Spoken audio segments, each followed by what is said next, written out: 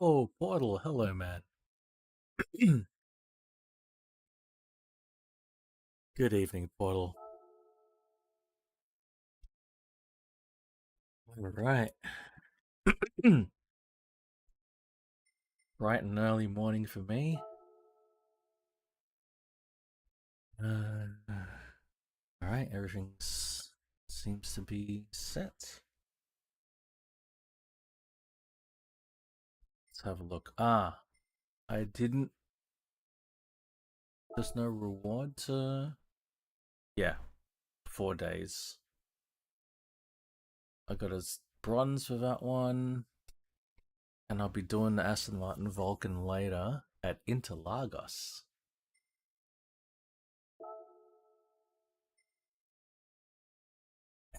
Let's just have a quick look at the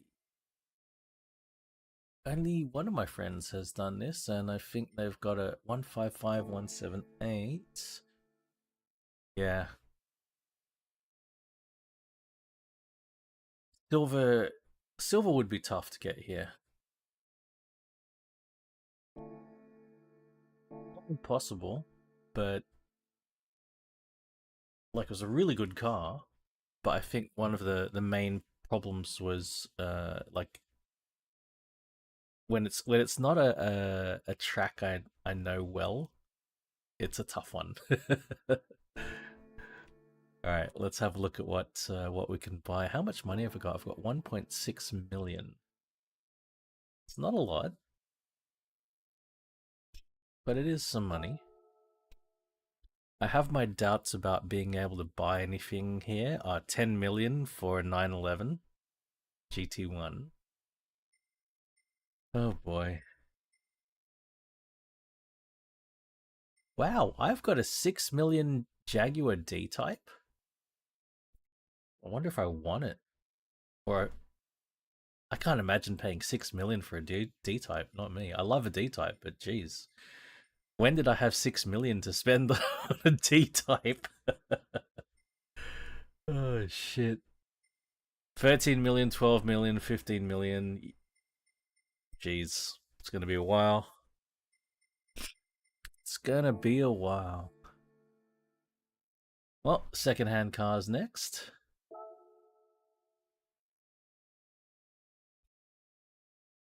I'm sure. I think I've even got two Volvo 240 SEs. M3 Sport Evolution. Sierra Cosworth RS500. Something tells me there's going to be a race that features these cars. Alright, let's have a look at my Sport Evo and RS500. Sport Evo RS500. Where's BMF? I've got. Yep, okay, that's fine. It's all the monies. All of the monies. I need to. I actually need to sell one of these. I'll sell this one.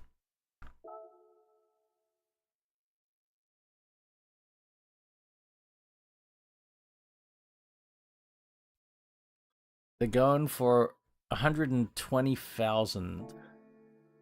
Just have a quick look. How much is it to buy one? 200,000. Damn. Hey, at least I'm getting 120k back. But still, I would have lost money. Because I was silly and I didn't check if I already had it before before I bought it. That's how I ended up in this situation. Or should I sell? Nah, I'll sell this one.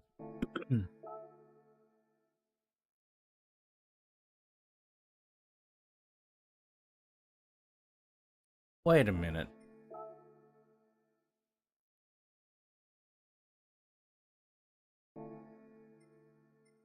Why is there a difference in their PPs?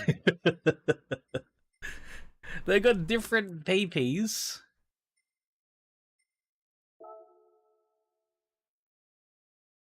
But the tuning valuation is 0?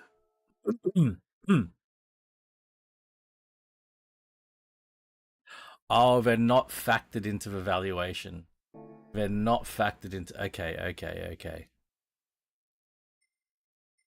Then what does a tuning valuation do? I don't understand. I do not understand. Oh well. I'm not going to try to understand it.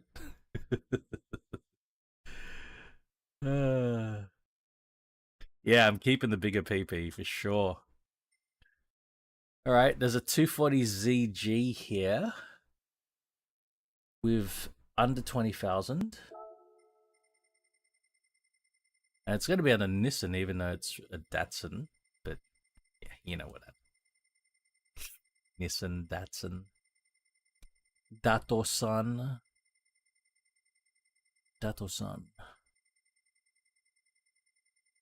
240. Did I go past it? I've already got 2. And I've got a white one. With the same kilometer. I've got the same car.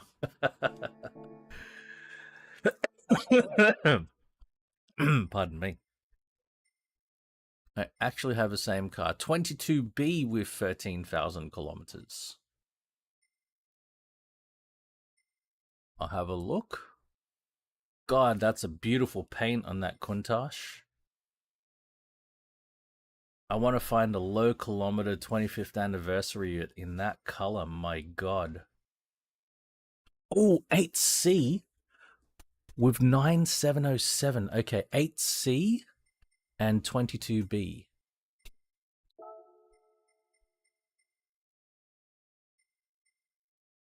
Wait a minute. I've got a red one. Very low kilometers. I should buy that 8C. So I've got 2 of them. And the other one was a Subaru.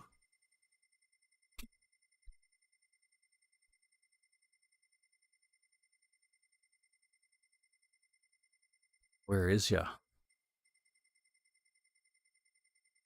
Subaru. Sunday and Subaru. We've got Hyundais and Subarus. I've already got 2. Okay.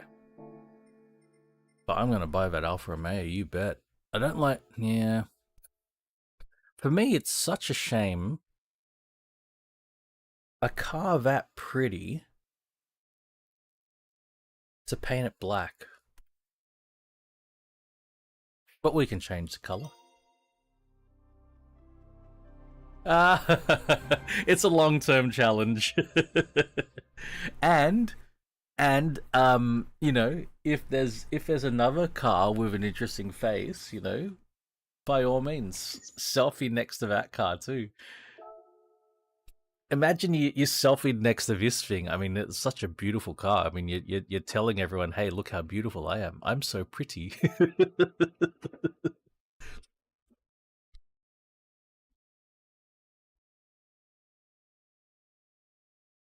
All right, those are all the low kilometer cars. Let's oge. Let's see what actual driving we may be doing today. Oh, I've got to do this. Hey, boop. Boppity boopity boop. Oh, it's already... Oh. What? Ooh. Ah, okay. European Clubman Cup 600. It's all money, so there's no loot boxes. Ah, yes, look at the special event. DTM. That's going to be interesting. Ferrari Circuit Challenge. This all looks like fun. Let's get onto it.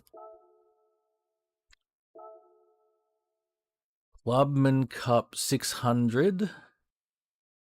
Suggested PP 600. There's a lot of money actually for first place already. 4 laps.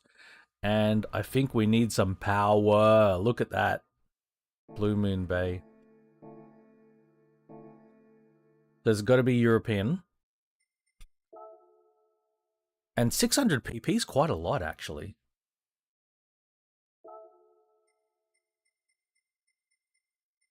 It's a lot of PP. Big PP.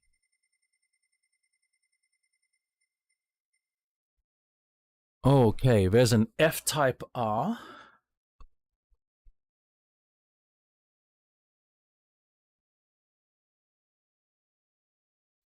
My precious Diablo GT. I could drive that Tuscan. DB11. I think we've driven the F430.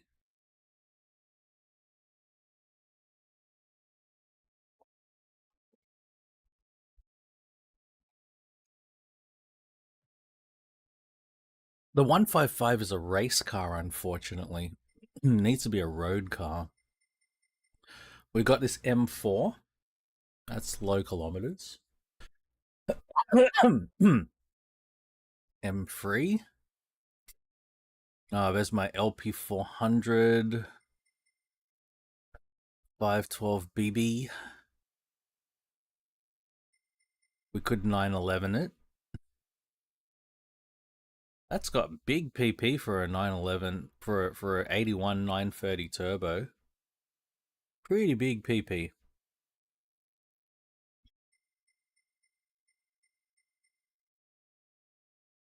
Is a Cayman GT4.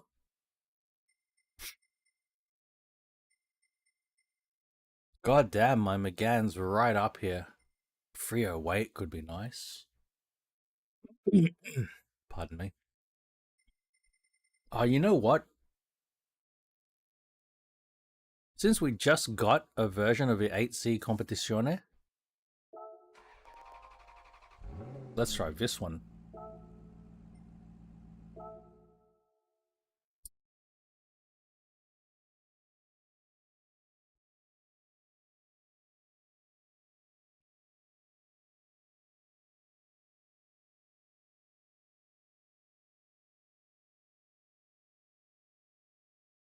It's got sports hard tires on. Maybe we buy sports soft tires.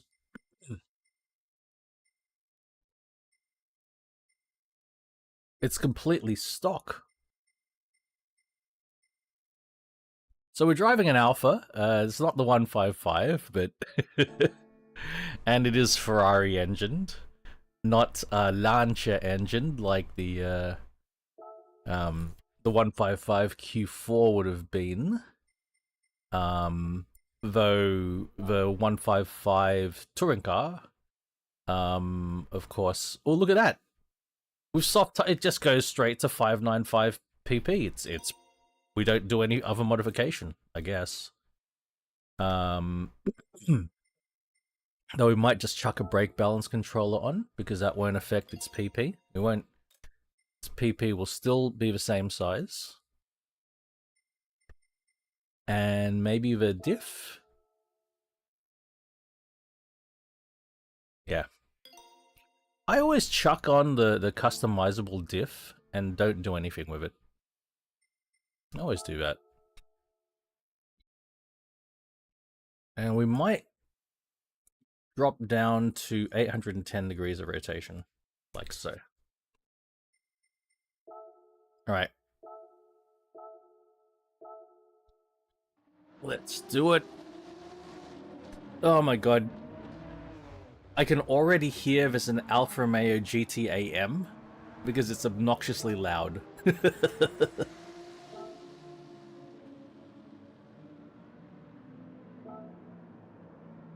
Assist settings. This should have some traction control. Weak ABS is fine. Actually, I want to have a quick look at my... Force feedback is on 5. Okay. Oops.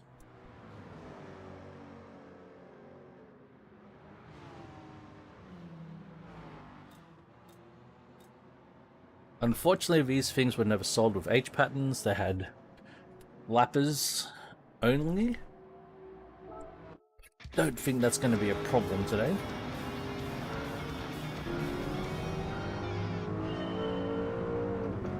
As always, let me know how the volume levels are. If it's too loud. Or not loud enough. Oh boy.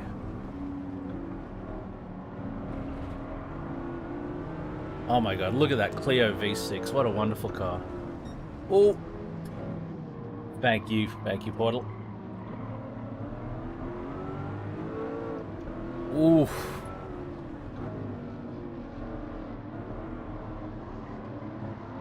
That's beautiful, that 964 in that color. And an E46 here.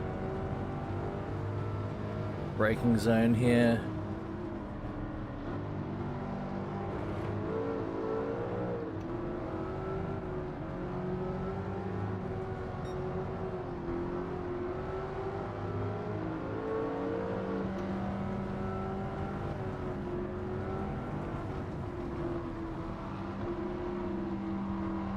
I'm gonna drive the 4C more. I think I've neglected the 4C in this game quite a lot. Yeah, that's right. It is fictional, 100%.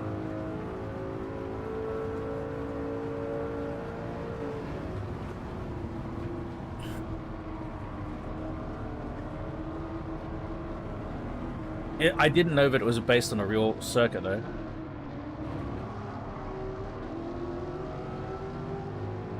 Here we go. I see the GTAM here, but this red Alfa Romeo Giulia GTAM. So noisy. I think it's the noisiest car in the field. There it is. I love it, but they made it obnoxiously loud, and maybe it is obnoxiously loud in real life.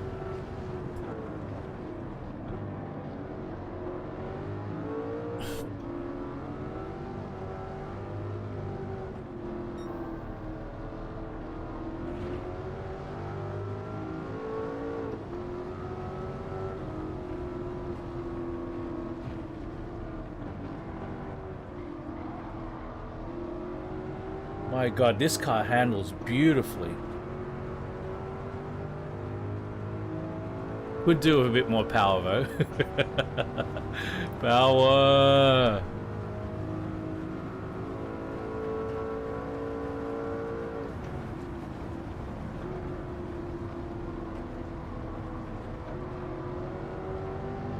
What's that? V8 Vantage S and a C63S.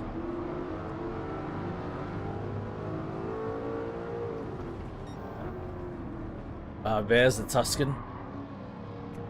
Tuscan LP5000 25th anniversary Countach.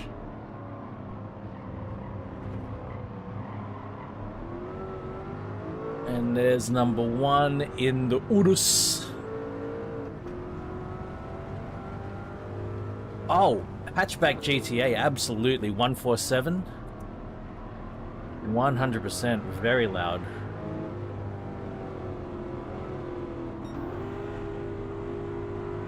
Some point in my life, I will own a Busso V6 engine car. I don't know which one it'll be. But like 147 GTA, 156 GTA certainly are possibilities, but yeah, I might go for a 164 or a 75. Alpha Spider, Alpha GT.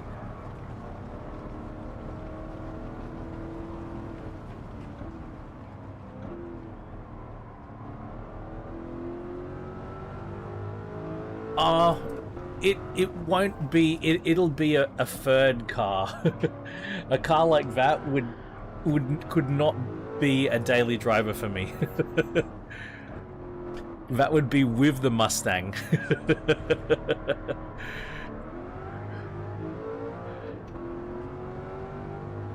I'd have to be at a point in my life where I could have a third car.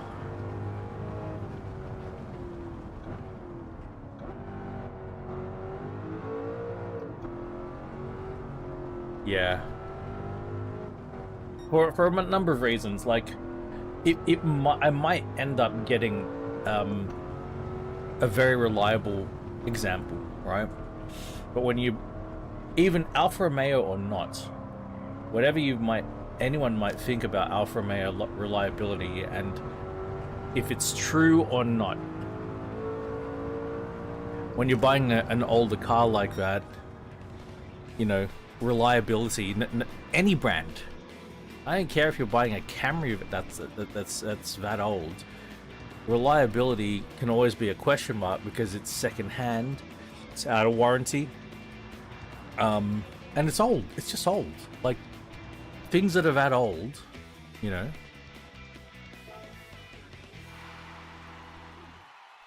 You don't know where it's been. You don't know what it's done. Not your car. You didn't raise it as your only child. Alright, let's have a listen to this V8 for a bit.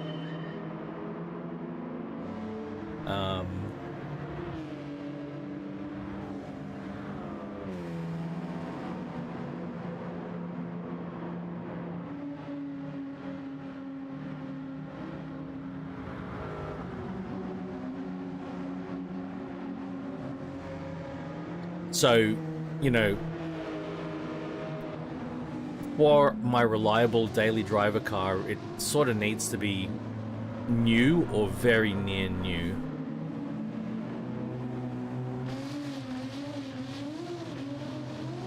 Can you hear it? Can you? That's the GT7. That blah, blah, blah. There it is. So loud. There, you can see it, a dark red. It's louder than everything else in the field. There it goes. You can still hear it. I can't even hear the Ferrari V8 over the Alfa V6.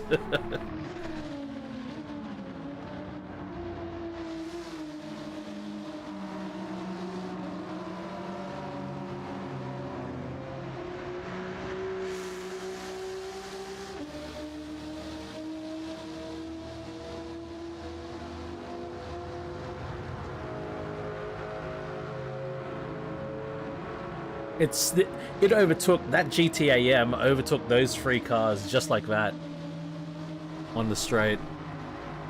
They are monstrously powerful too.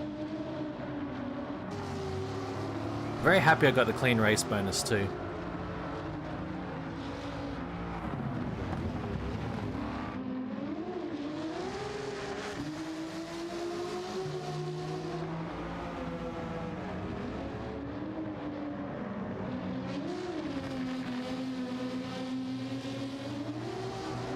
That's it. That's it. And it's not even just surprises. Like, you might know that in 20,000 kilometers, or in a year or 2 years or however long, that a certain service is due, right?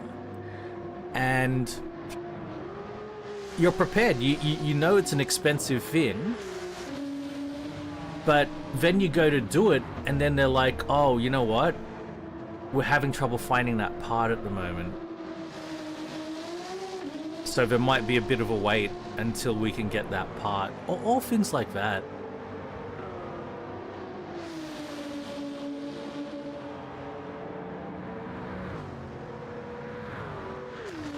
Yeah, you know, so it's always a risk. It might be fine. Like, I mean, and that's why people feel safer buying older common cars like Camrys and Corollas, because there's so many of them.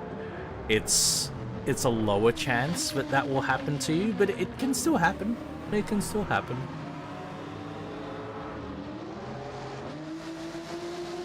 All right. Next.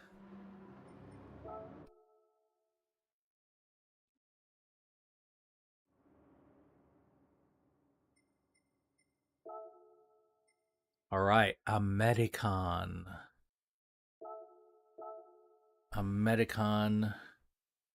700 pp. Let's go.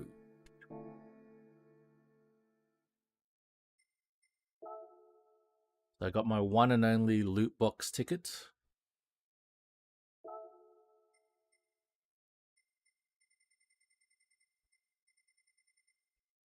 All right, and then there's the 700 pp's. There's that horrific. I think I'm gonna sell this one day. The wide body ZL1LE that I made, and I had to do a wide body as part of a rank up challenge or something like that. I really didn't want to wide body it, but I had to. I had no choice. Jeez, okay, United States. The Sierra Cosworth is United States because of course Ford. Oh, Viper? Should I take a Viper?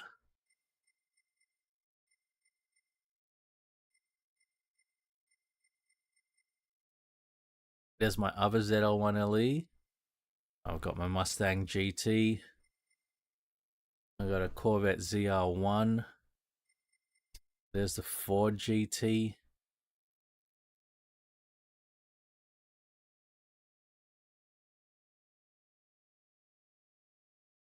Yeah, great choice. Great choice, Portal. What do you reckon, Portal? Between a Ford GT and an 06 Ford GT and an 09 Corvette ZR1. What do you reckon? I'm leaning towards a Ford. But either way, we've got a supercharged American car. Done. And this is an H pattern too. Excellent.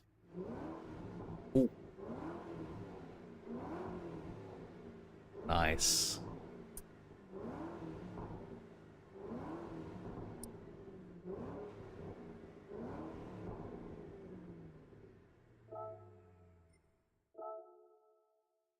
Alright, it's got sports hard tires on. We can upgrade those to sports soft. It's completely standard. So yes, it is completely standard. Alright, let's go play. Let's begin the PP. We're gonna stick with sports tires. Straight away, we almost get to 700 pp. Almost immediately.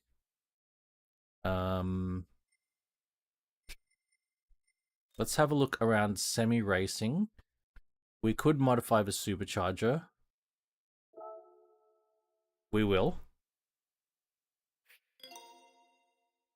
And to go with that limited slip differential and that brake balance controller just in case.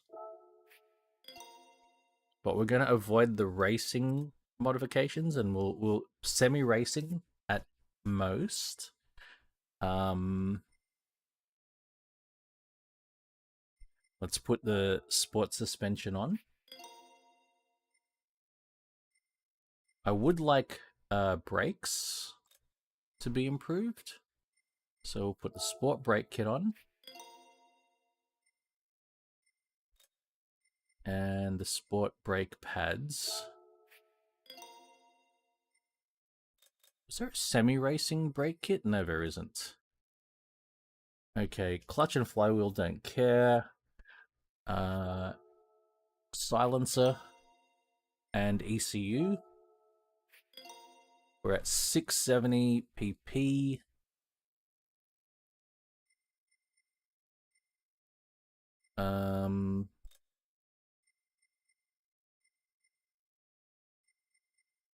I think that's it. We might leave it there. Oh, we could put the sports air filter on. We don't have an aftermarket air filter on. Gives us a teeny tickle to the PP.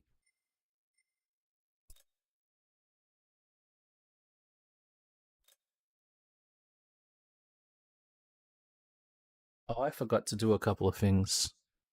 I'm sorry. Just a couple of launch that. Oh, geez. I'm sorry if that was loud. Hope that wasn't loud. Loud for me.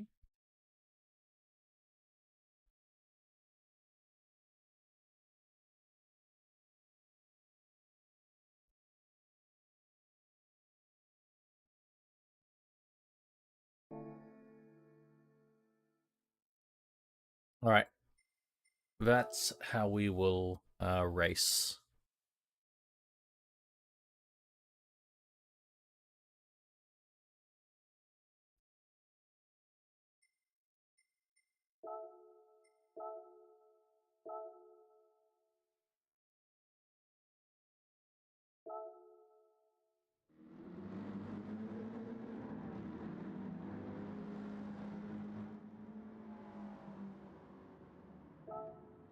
I do believe, even though these are an 06 model, I do believe they launched with traction control and ABS.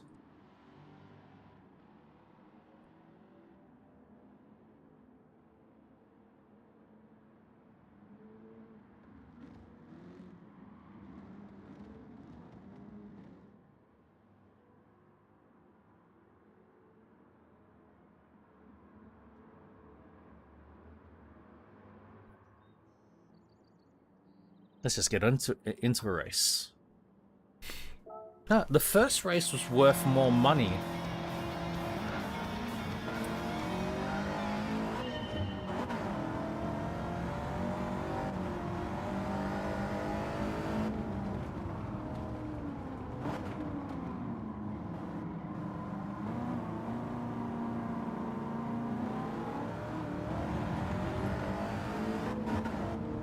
Okay, so I can hear the supercharger. It is very faint at the top end.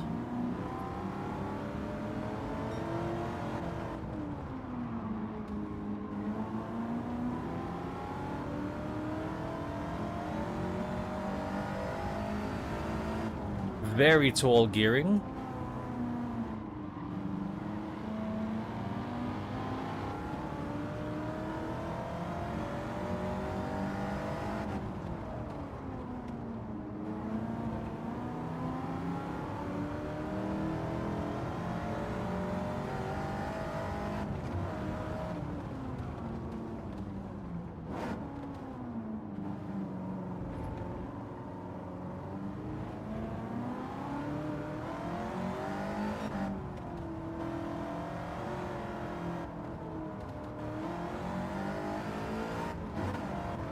Oh, yeah, absolutely. I love the ZR1. That model, the C7 ZR1, is possibly, you know... And actually the C5 ZR1. Oh, sorry, C6. C6 ZR1...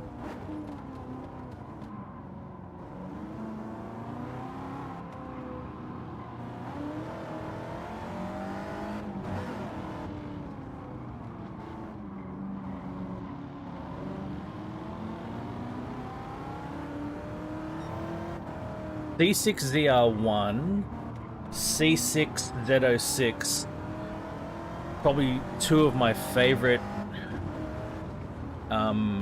Corvettes.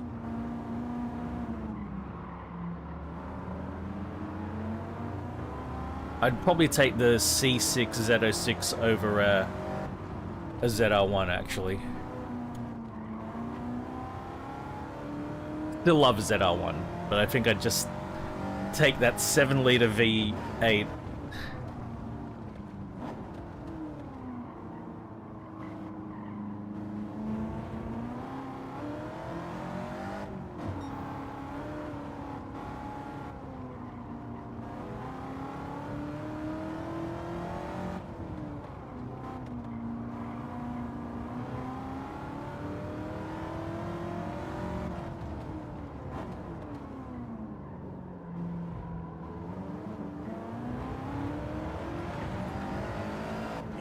Epic engine. At the time, you know, when it released, You know, the power figures were almost too much to believe.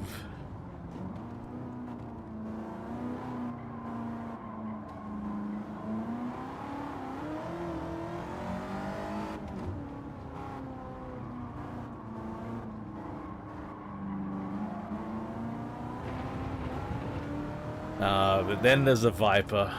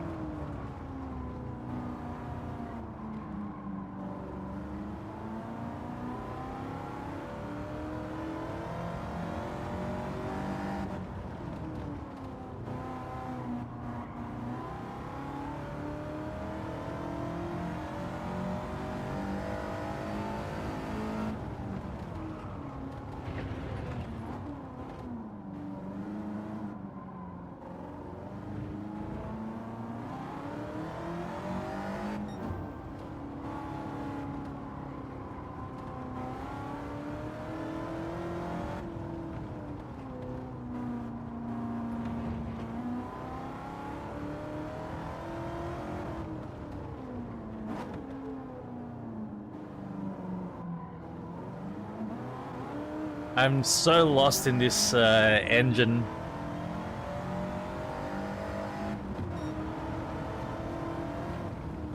Funnily enough, this engine, not in this state of build and tune, but this engine is somewhat common in Australia because this was available in the Ford Falcon variants, the performance variants of an Australian Ford Falcon. They used this engine.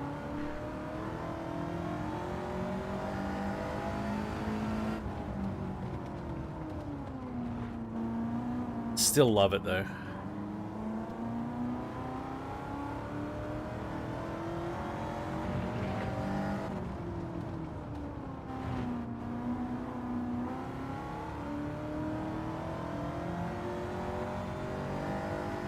Yes, it is audible.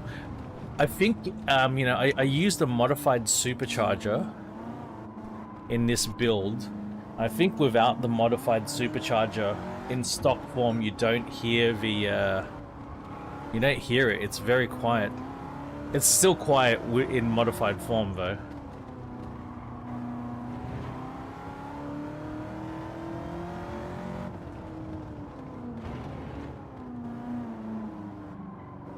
I love this car.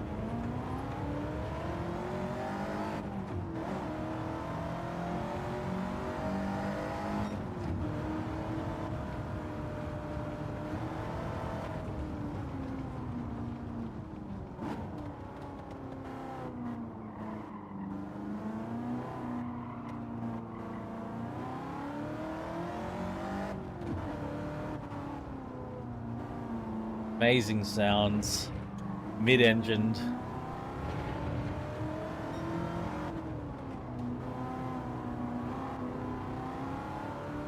For me, this is sort of like what the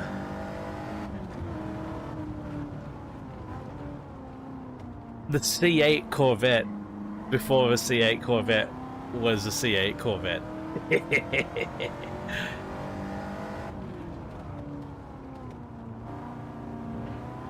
Same concept. Oh yes.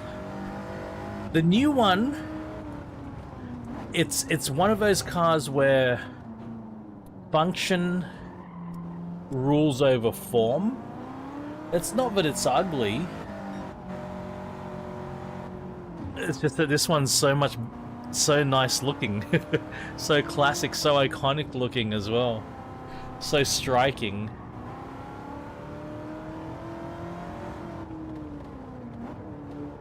The new one's very striking, but this is better looking.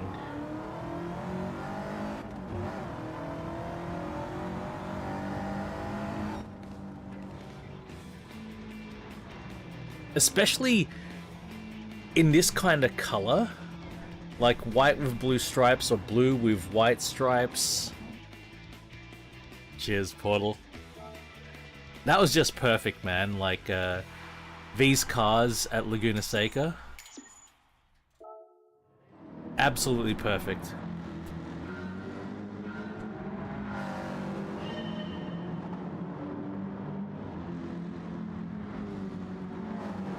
I think this car was at a time when they were, you know, like sort of spearheading this modern retro sort of look. Car lover, hello man. I'm doing great, thank you, sir. How are you? Happy weekend.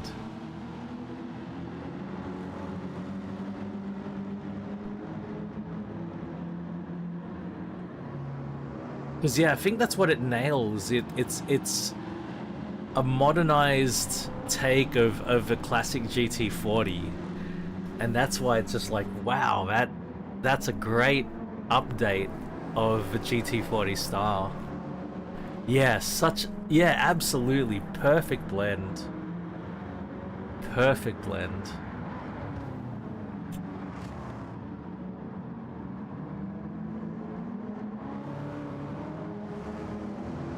And I really feel this was like a good template for other cars to follow. Like later on, we then had like, you know, the Fiat 500,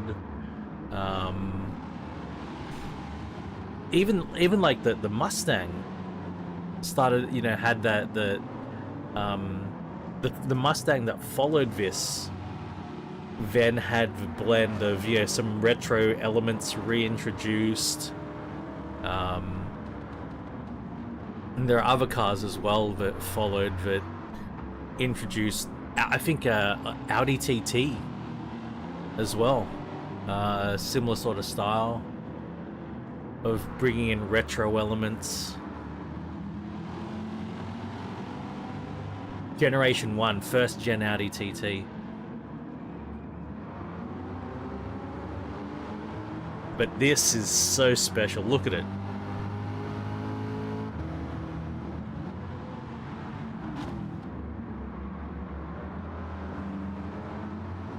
Yeah, those two colors. Either blue with white stripes or white with blue stripes. Fucking love it.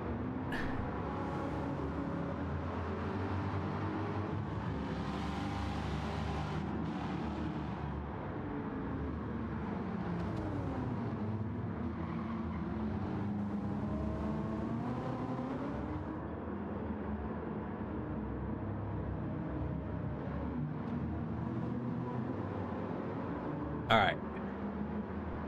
Next on the list.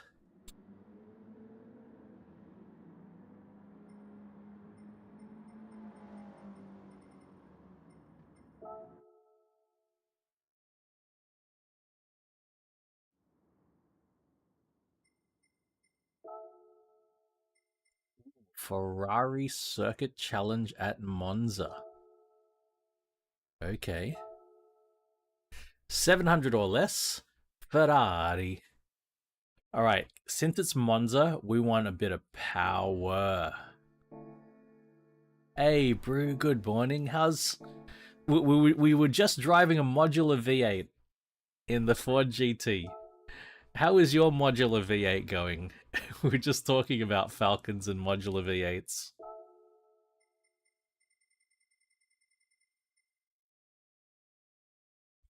Well, I've got my F12 Berlinetta here, and it's already got 730... That's it, Brew. You drove 500 kilometers, car lover. I'd love to do similar. All right, so we've got an F12 here. We've got an F40. I should sort by manufacturer, actually, because it's only Ferrari. Brew, that is so good, man. So happy to hear that. I have an Enzo Ferrari with 660 horsepower. I have an F50. The Tributo has 710 horsepowers. And that's it. What Ferrari are we driving, guys? I need power. I'm thinking it's going to be the F12. But I'll take alternate opinions on what Ferrari to drive. 430? I need power, though. I need power. It doesn't. It's not even over 500 horsepower. Oh well, the Scuderia has 502. I'm at Monza, so I need power. The 430 is a little bit low on power.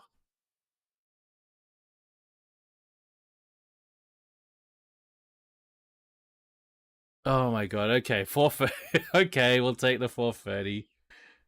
We'll take the Scuderia for the extra power and the little bit less weight.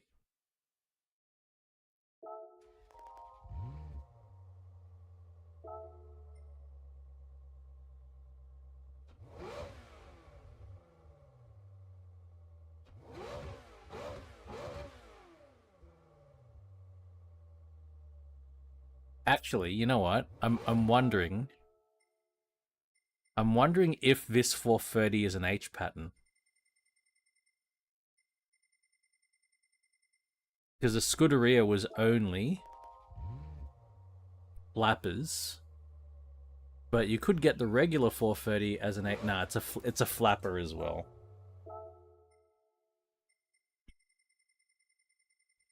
All right then. Let's take a Scuderia.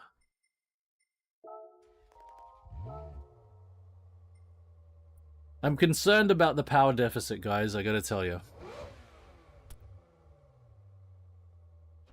I have my concerns.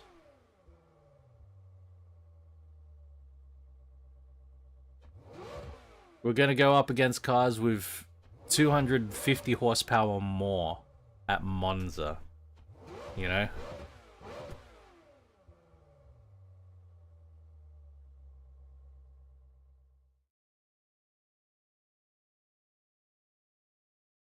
Hey, that's part of driving. You dealing with weather conditions is part of driving, Carlover.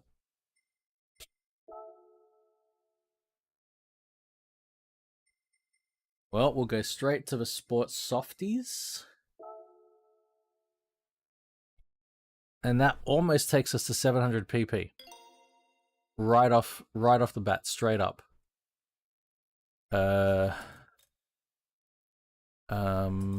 Now it's a mid-engine car, so I am going to automatically put on the brake balance controller.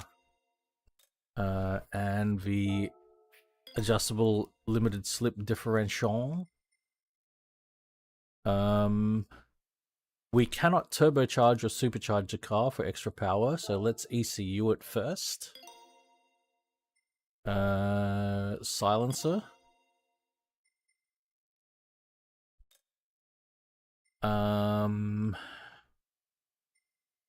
No brake kit available because it already has a good brake kit. Air filter. That's about all we can do. 674 pp. And we've ended up with an extra just under 40 horsepower. 39 horsepower. With our modifications. We're not doing racing modifications, we're keeping it streetable. Maybe a bit more aggro. Nope, that actually makes its PP tinier.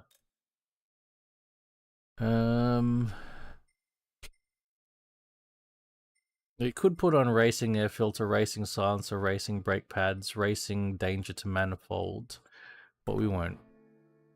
Let's see how she does as a streeter.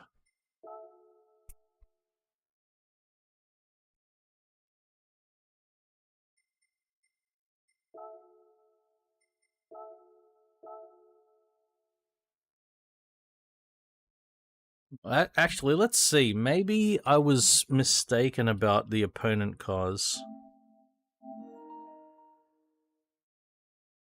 Actually, they seem to be historic cars. Interesting. So maybe we're going to be okay. Maybe...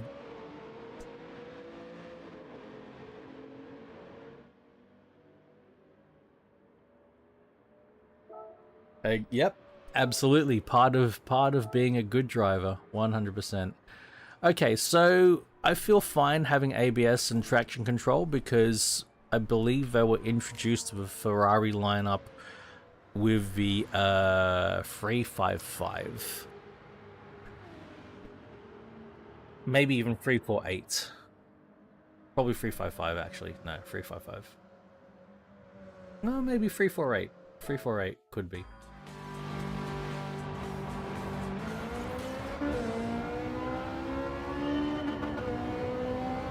Does sound pretty good though, doesn't it?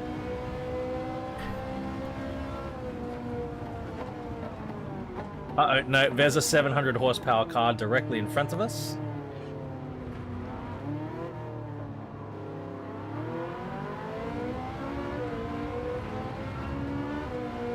Gotta dispatch it quick.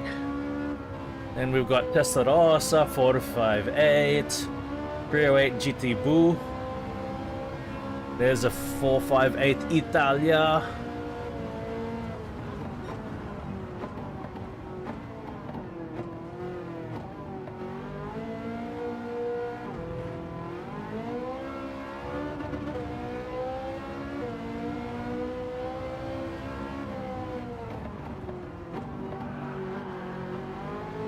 Whoa, very sideways.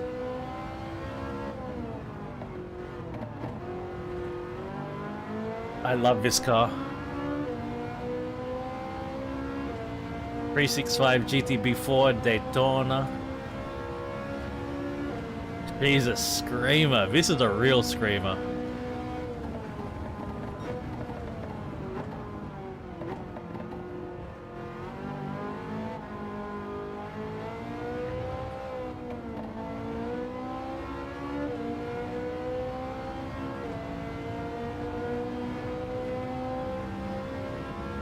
Bye-bye, Dino. There's a regular 430.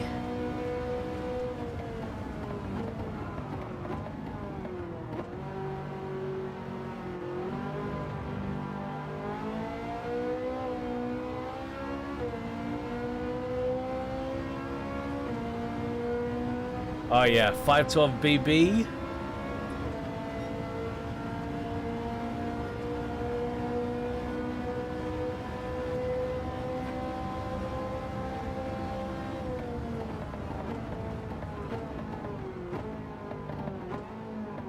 Oh, I see an F12.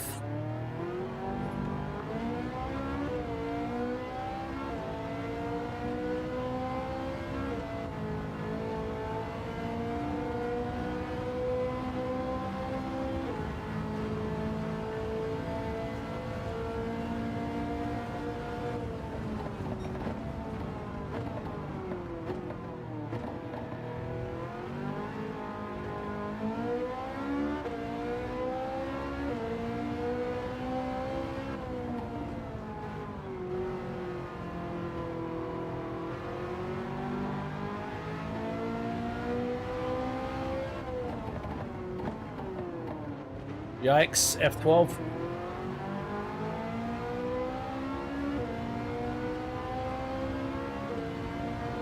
I can still hear that F12. Oof. That is scary.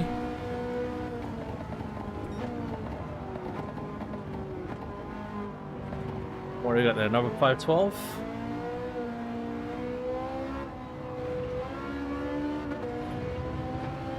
That's a 512.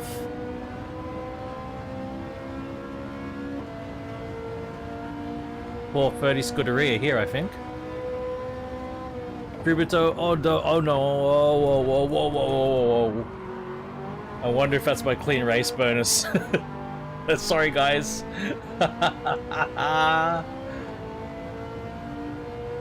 A 420 plow. Hey, champ.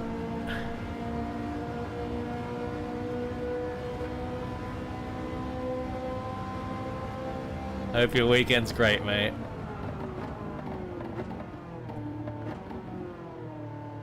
There's a 458 in the lead, hey? Hell yeah, mate.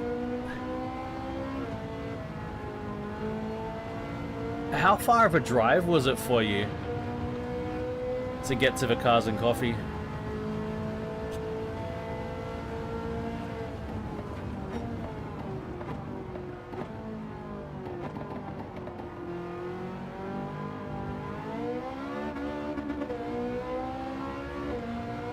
$35 nice. That's pretty convenient. That's pretty convenient, actually.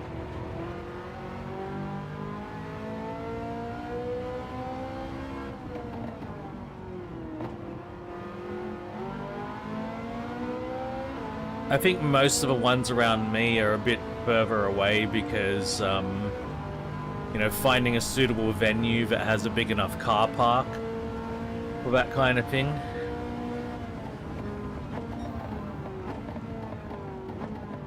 You got to go out to more suburban Sydney than my suburban Sydney where I live.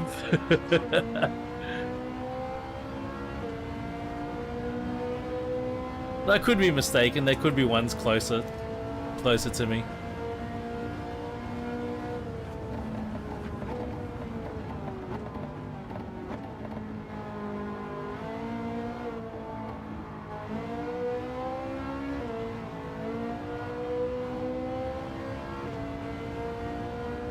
That's quite a turnout.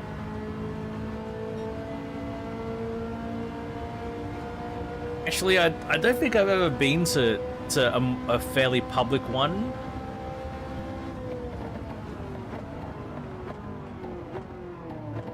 Most of the car meets I've gone to have been specifically part of a club, you know what I mean?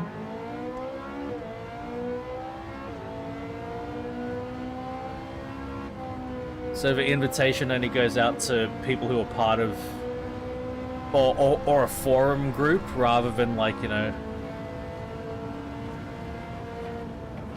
Facebook group or something like that.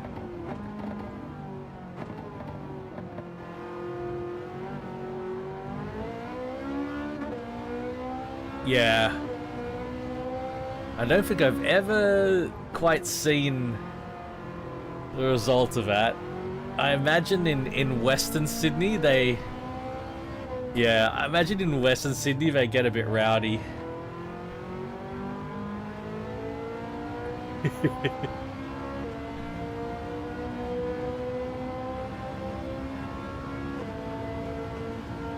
Yeah. Yeah, I hear that.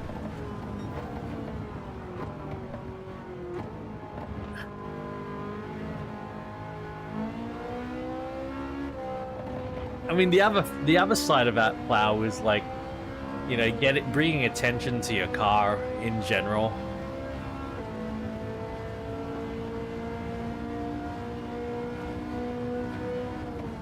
I hear you, man. Yeah, no, I hear you.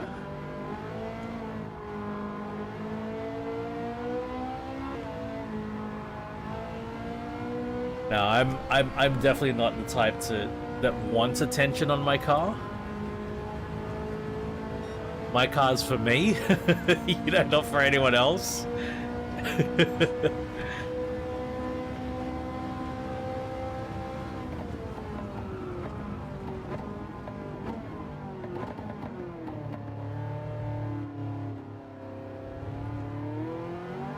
Even though I think, you know, even my Megane, like, I think it's gorgeous and I love it.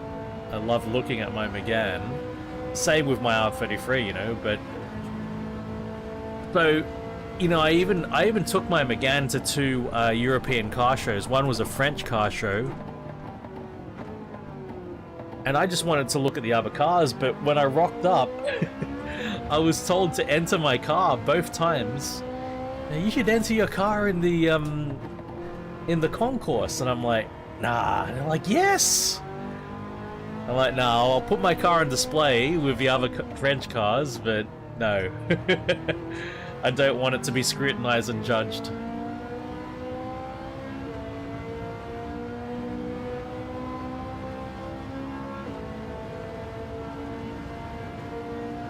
Now my car was like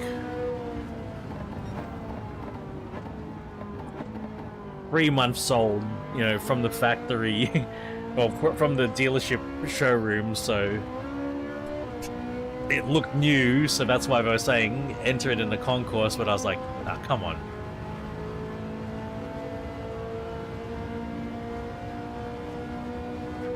Oh yeah, there's no prizes. Oh well, actually, well, there was like a trophy. These weren't cars and coffees though. These were like car shows sort of thing. People go and display their cars. But what was funny was there were people who were displaying their cars, right? Entered into the concourse, and they still had like their daily flotsam and jetsam and junk in the car.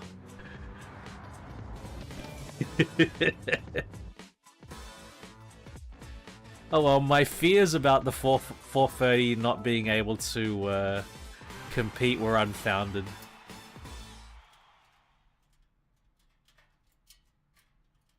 Yeah. See, it's awesome, man. That's awesome, Plow.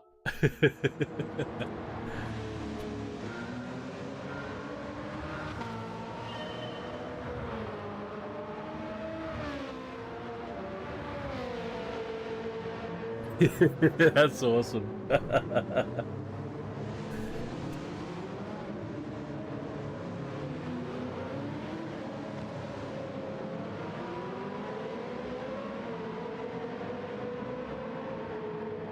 We'll just have a little listen to the 430 Scuderia.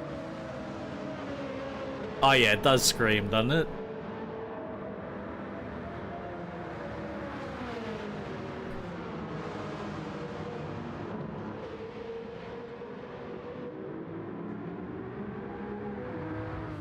I totally missed if I got a clean race bonus or not. I don't know if I got a clean race bonus. I might not have.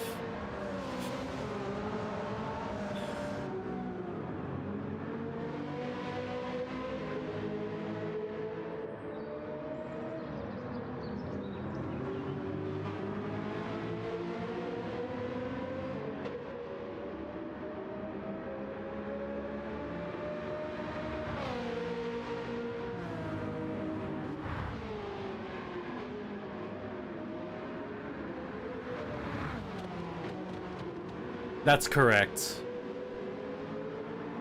Because it's a 16:9 output, the PS5 doesn't support 21:9. And personally, I don't like putting my camera or stuff over the gameplay. I want all of the gameplay, every single thing to be visible.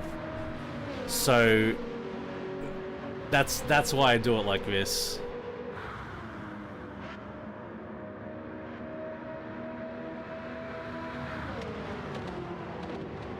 Yeah. So anytime I do this kind of stuff, Plow, all I do is I just like I sort of pick a size for, you know, my cameras.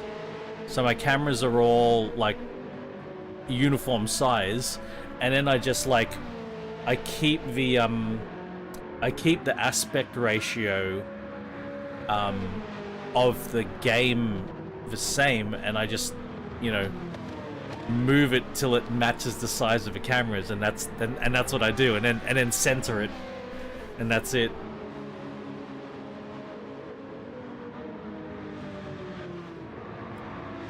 I'm guessing SimHub should be fairly simple to get once you... What I'd advise, Plow, is just try to map maybe like throttle, either throttle or your handbrake, and just make sure it's doing that. I reckon once you learn one of the controls, the others will make sense, because you know, they're on an axis. Just learn one thing, and then you'll be able to, like, oh right, well the rest should be fine. It shouldn't be too difficult. Like, dash panel was pretty easy once I got it. Once I learned, you know, which ones to select, how to resize it, how to position it. That's all I did. I learned that in dash panel, and I'm like, oh, okay, boom, boom, boom, boom, boom. That the rest is done.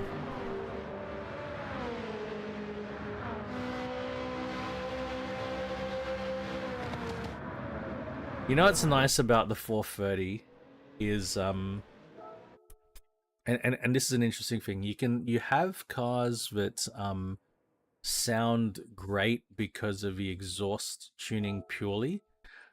But you also have cars that sound great because oh, we've got to do Group B racing, and it's got to be on racing top. Actually, let's have another look at that. Oh my god, we've already got fuel consumption and tire wear, and it's 10 laps.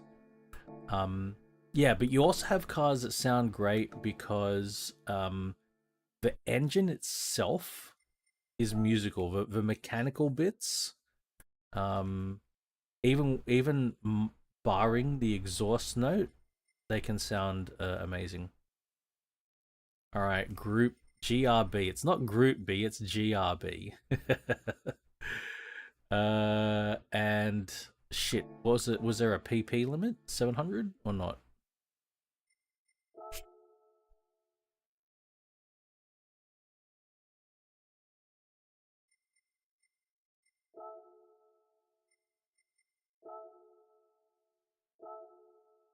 There is no PP limit.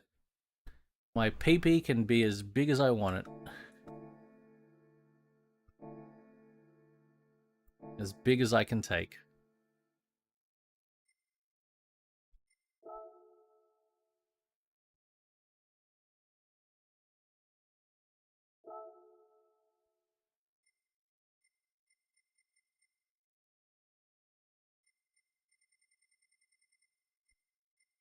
I think there is a way to do clips. I don't know how to do it though.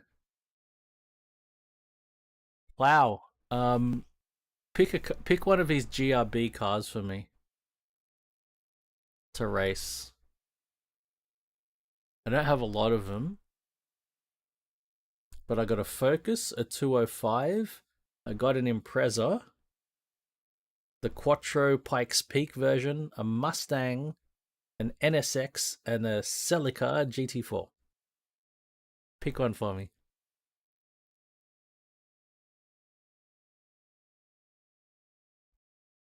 I think YouTube does have clips. I don't know how to do it though. I think you can do clips on YouTube. 205? Yeah, okay, cool. Sweet.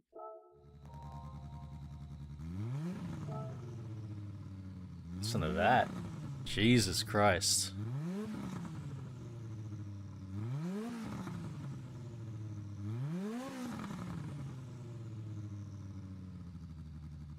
Oh, me too, Plow. Me too, man. Alright, it's got racing hard tires. We're probably going to keep the hard tires on.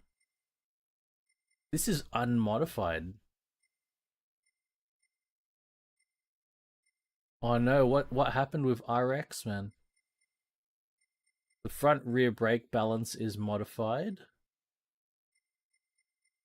It's mainly rear wheel drive. Oh man, that sucks. Mate, I tell you what. Racing is expensive. It is expensive. It's an expensive thing to run.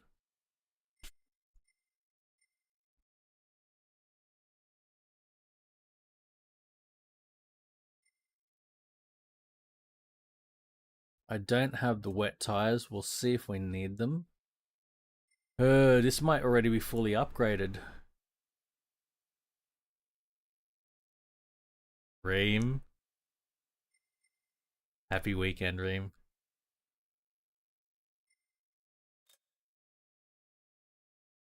Oh, wait. I can chuck a turbo on. Let's chuck the medium RPM turbo. There we go.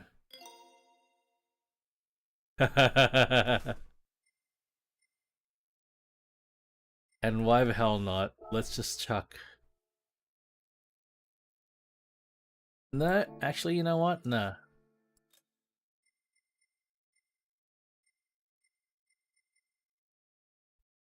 But yeah, Plow. It's rough, man. It is rough. Trying to make it a profitable business. When your costs are high, that's it. The costs are high. For running motorsport events, like, and you need a good amount of competitors. It's not easy. Oof.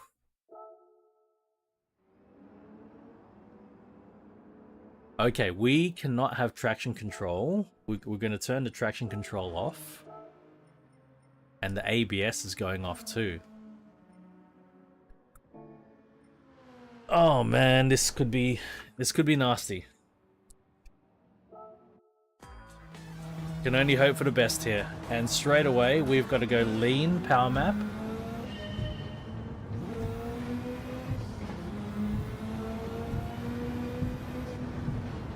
We might even need to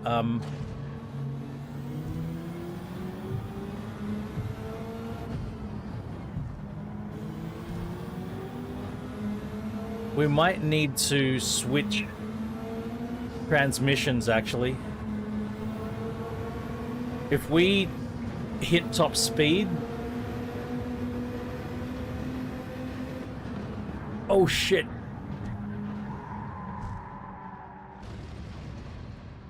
All right.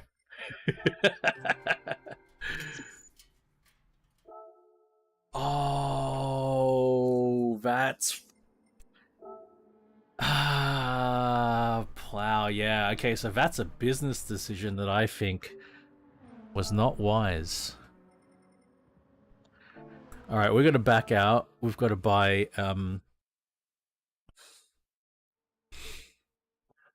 that's a tough one, Plow. I think, in general, I prefer Forza.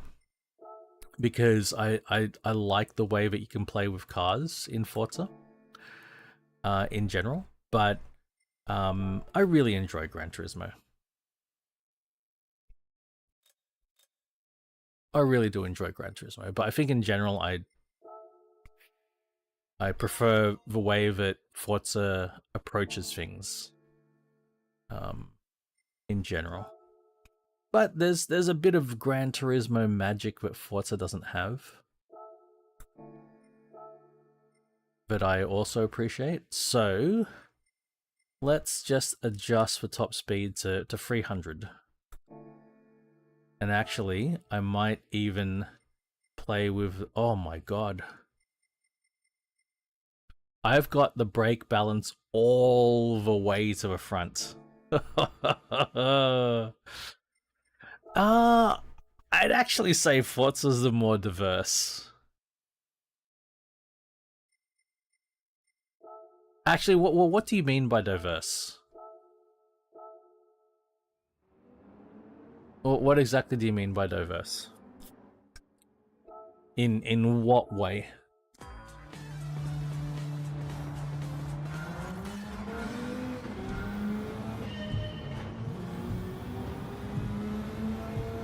Okay, race disciplines? Yeah, okay, I'd agree with you there. In race disciplines, yeah. But Forza... Oh my god. This is going to be rough. Forza, you can do more with the cars.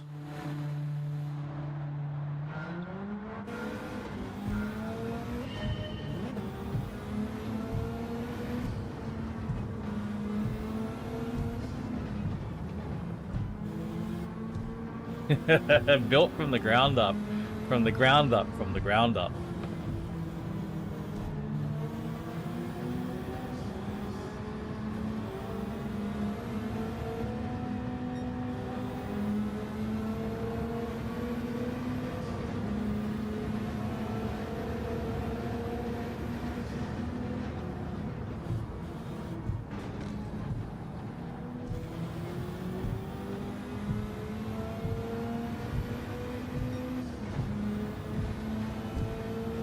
Like, there is, you know, rally in this, but I don't think the rally surfaces are great. I don't think it's done very well. Oh god.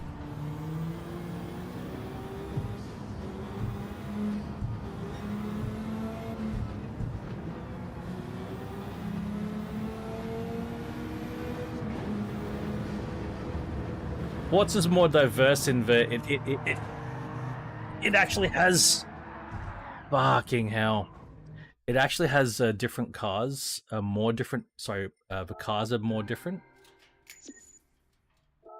Yeah, actually you're right about that, Reem. Okay, I might need to play with the diff settings.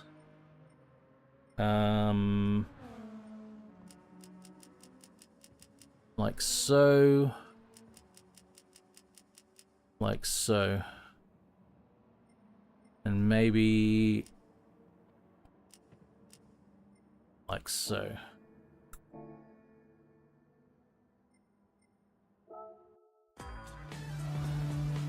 Ah, yeah, plow, nice.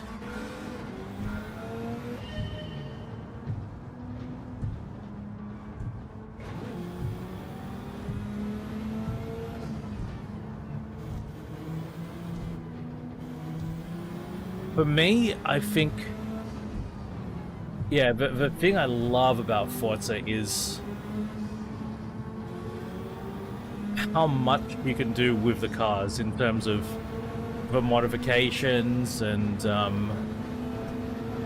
changing things up. Even though I'm mostly inclined to drive cars with their standard engine, I'm not super inclined to do engine swaps. I love that it's a big thing, or if I want to do it. I much prefer Forza's approach to engine swaps than Gran Turismo's. Though I do think there are some things that Forza could learn from Gran Turismo with engine swaps. I mostly prefer the way they do it.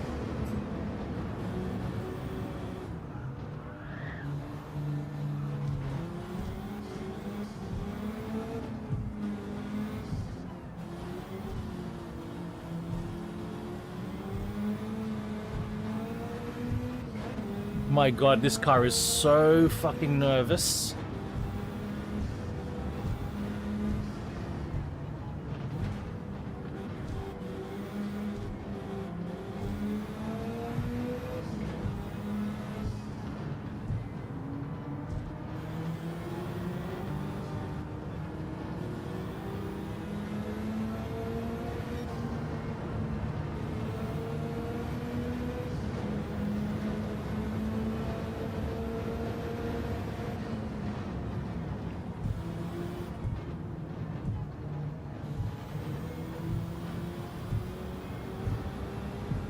And I'm not... Oh, fuck, I forgot to check the weather. It looks like it's gonna fucking rain, doesn't it?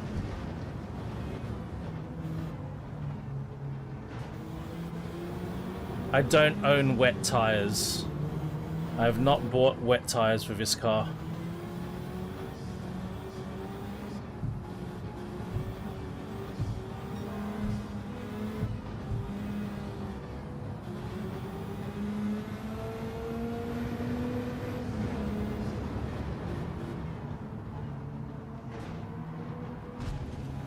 I think I can kiss my my clean race bonus goodbye already.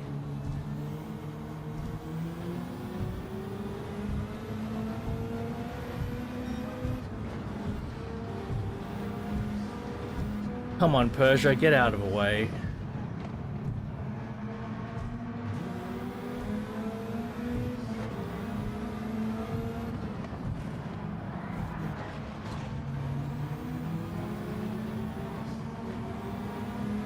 That was a hell of a slide.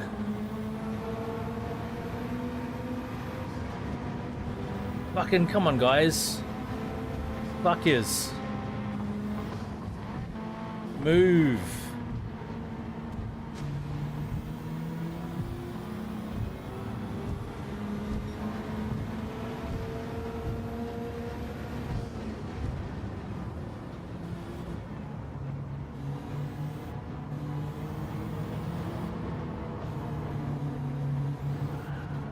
Oh, they attempted a pit maneuver there.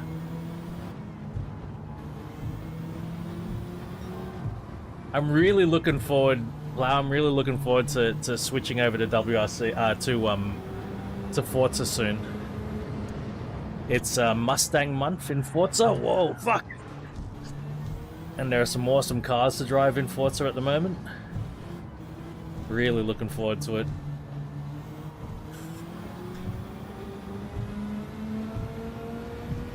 Yeah, it sucks not having that same free roam that we did with Dirtfish in Dirt Rally 2. Fucking hell.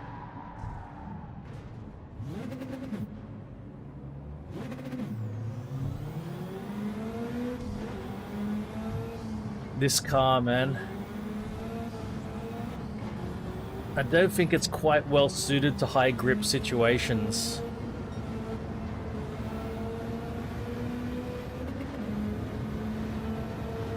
Or maybe I need to stiffen up the springs.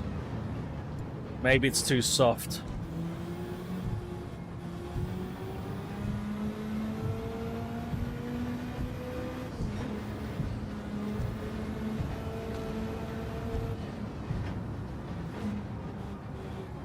I think the only chance I have at winning here, or just getting a podium, all I need is a podium, I don't need a win. I think my only chance here is if I don't pit and the AI pits.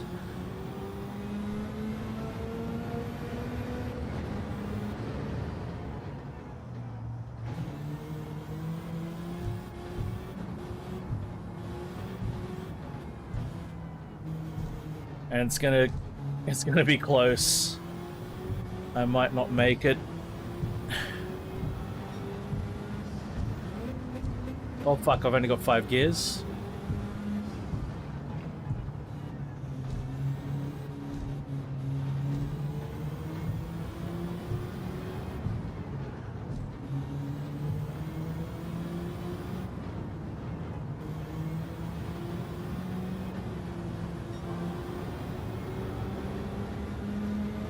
I never played Generations.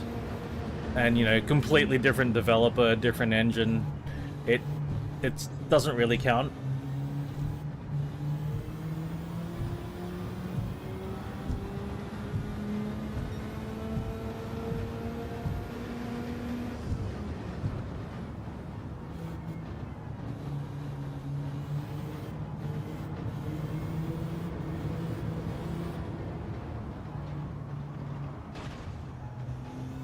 I think the only thing in common between WRC Generations and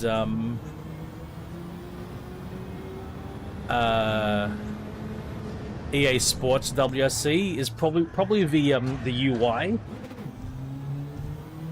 No, not saying it's better. I'm just saying you can't, like, different engine, different developer. So,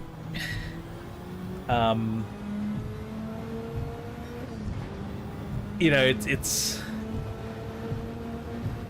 what they've implemented, the 3D models and the levels and all of that, very different. They work very differently.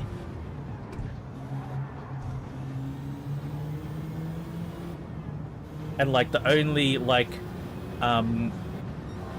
common assets that would have been shared between the two, because Kiloton was forced to share assets with Codemasters, but the only assets that would have been shared would have been the UI elements, because Thea definitely would have wanted the UI to be the way they specified. And there are definitely carryovers in terms of a UI between Generations and EA Sports WRC.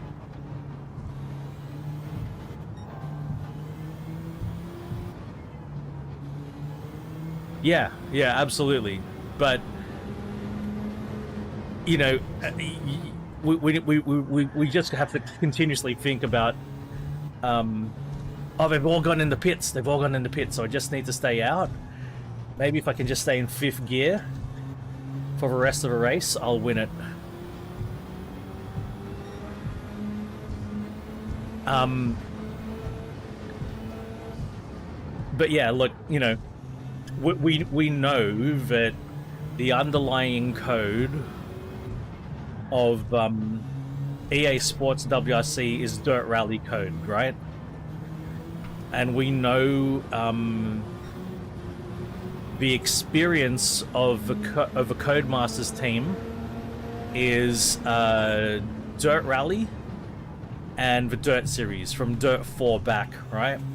So that's what we need to look at in terms of what they could have carried forth from those series into EA Sports WRC. And they did have a free roam in Dirtfish.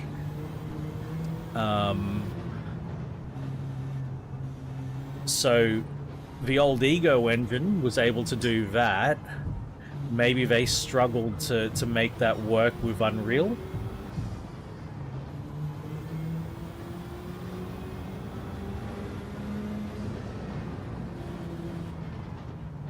Maybe they ran out of time. The other thing is that they had to pivot. You know, they're already building Dirt Rally 3.0.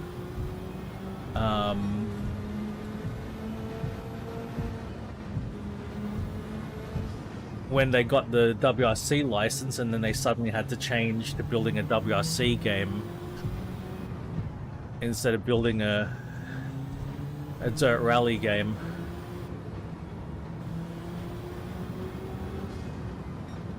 So they had to shift their priorities. One day I hope we'll find out what actually happened.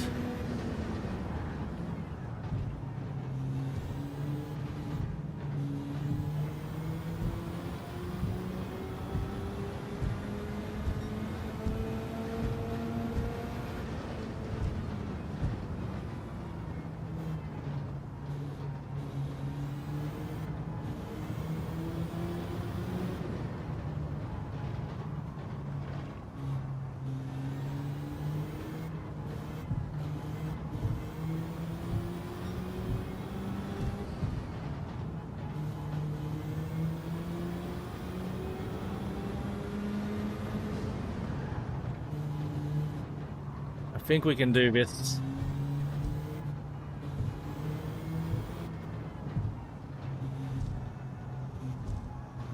There's 5th gear for everything.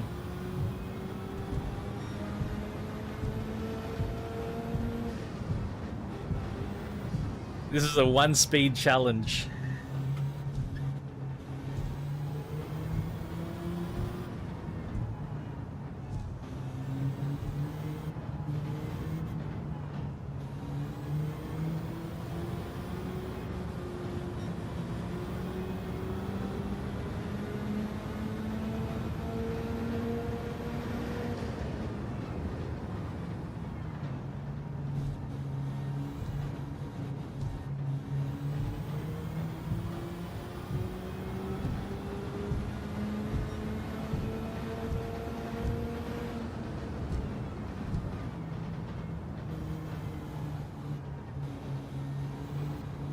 Oh boy, it's going to be close. Where is that start and finish line? It's going to be real close. It says 1.6 laps of fuel remaining.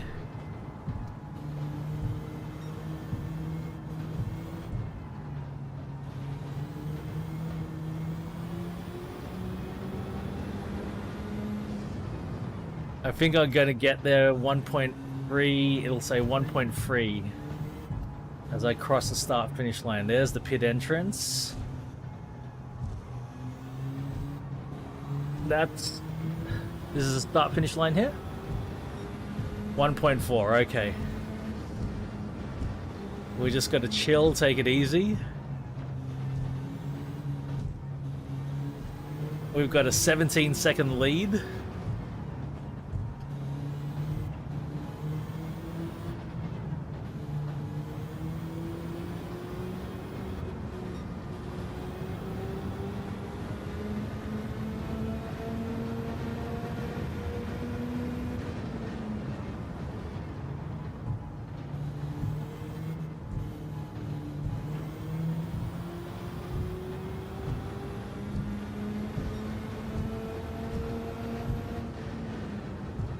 Just don't crash.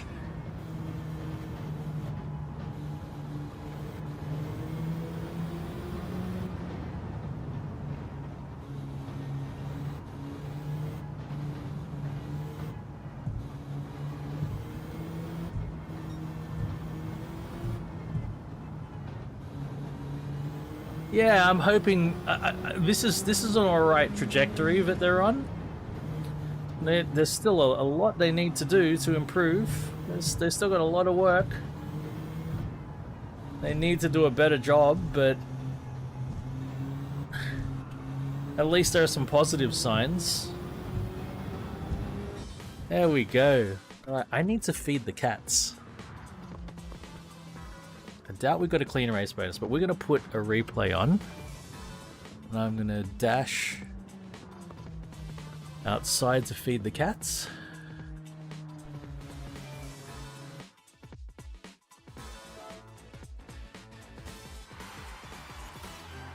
No clean race bonus, but still 65 grand is good. Pardon me. Alright, I'll be right back.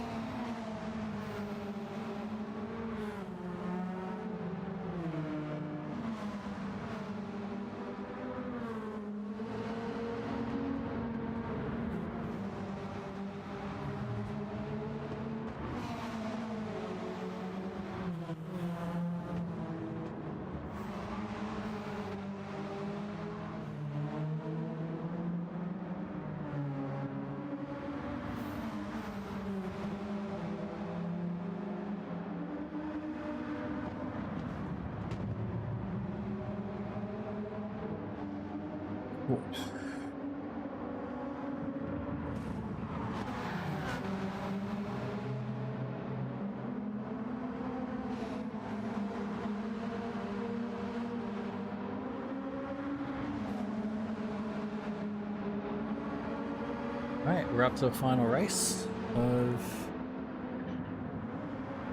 the weeklies.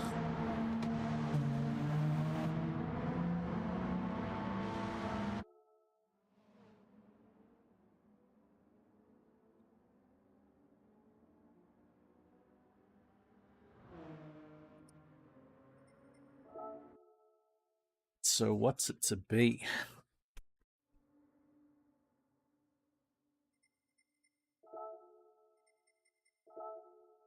DTM. And there's no fuel consumption. We're at Catalonia. We're allowed to race whatever we want.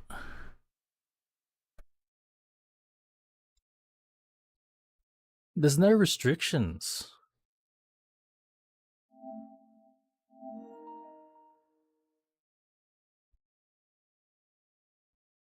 But we should race a DTM car, right? We should. But it's weird, there's no restriction at all.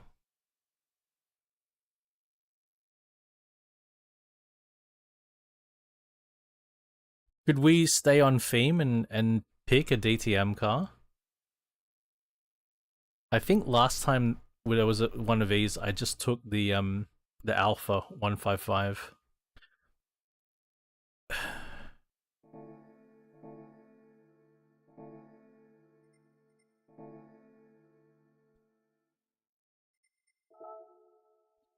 What we'll do is we'll have a look at the 155. We'll find out where in the PP range is that Alpha 155, and we'll pick something around about that range.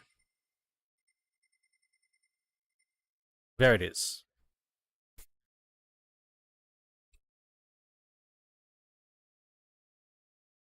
Wow, I've got a Cosworth with that amount of work on it. Shit, eh? Oh no, I built up a Cosworth.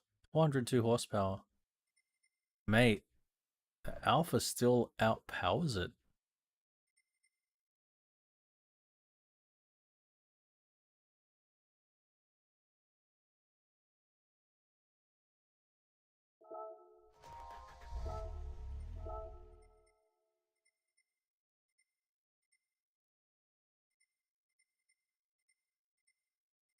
This is, yeah, this is fully built.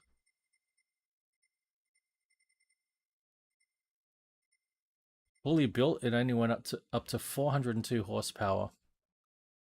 Something's not right about that.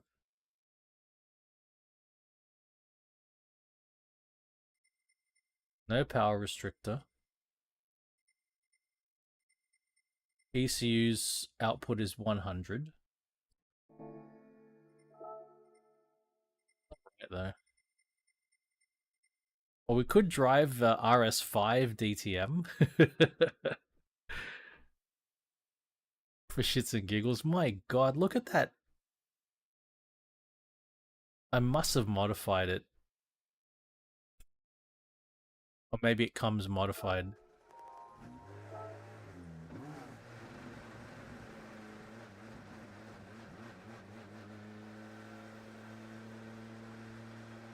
I mean, we want to save money.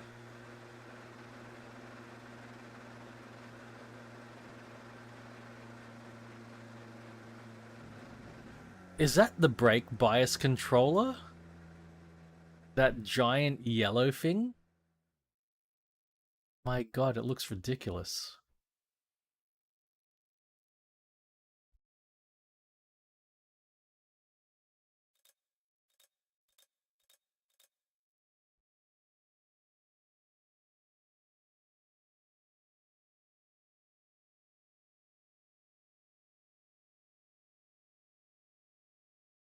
It's bigger than the steering wheel.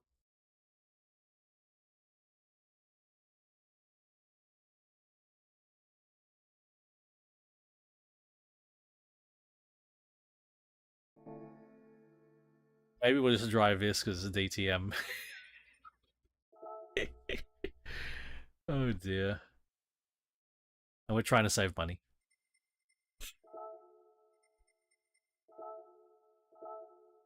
Yep, it's allowing me to enter it.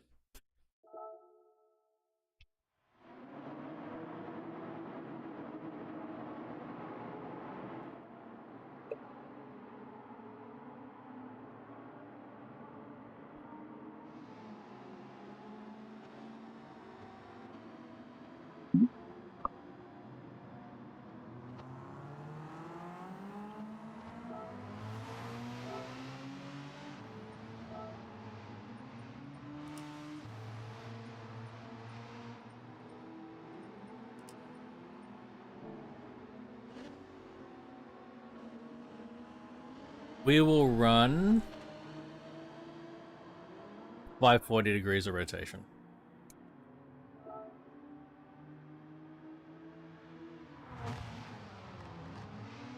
No weather.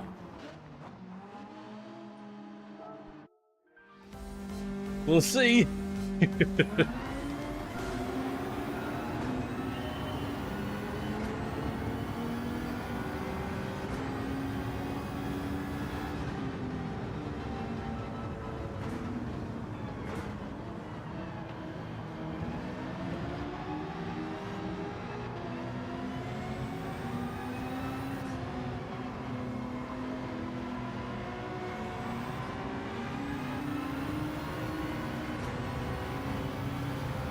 Good lord.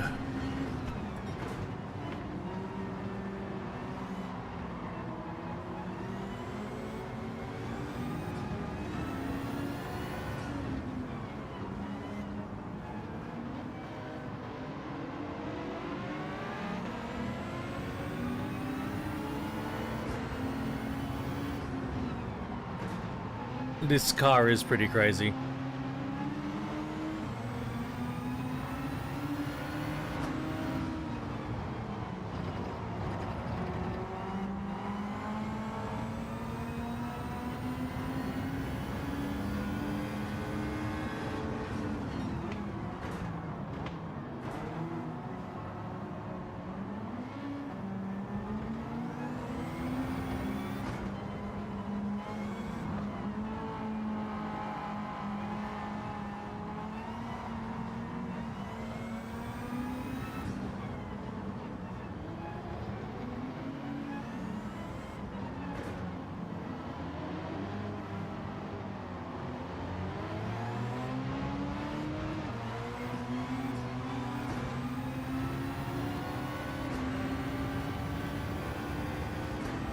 Super unfair.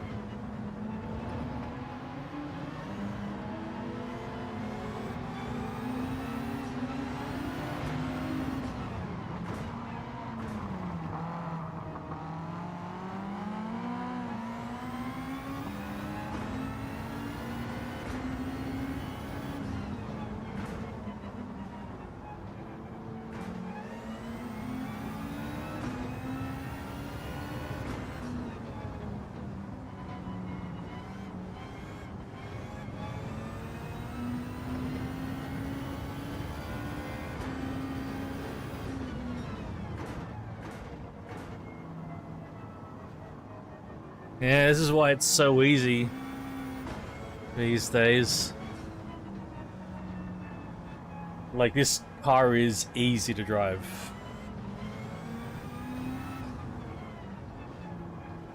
Compare it to, I see why people get unstuck. Hey, Squee! How you doing, man?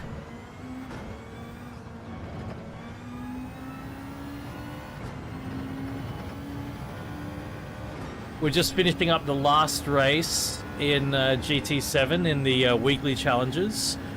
We have a time trial to do, and then we're switching over to Forza Motorsport. Time trial's a exciting one because it's the Aston Martin Vulcan, which I don't believe I've driven in this game.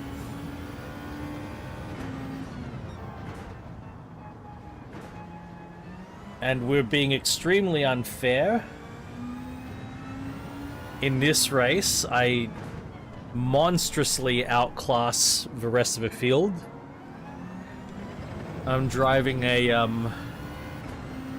2020s, I don't know if it's a 24, 22, what, but it's from the 2020s. It's a modern Audi RS5 DTM versus 90s DTM cars. It's tremendously unfair, but they let me do it.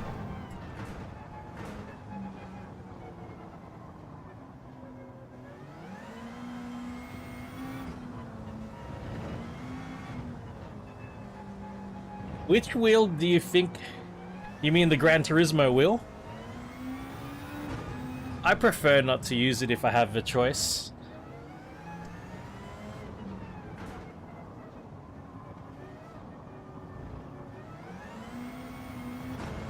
The larger wheel.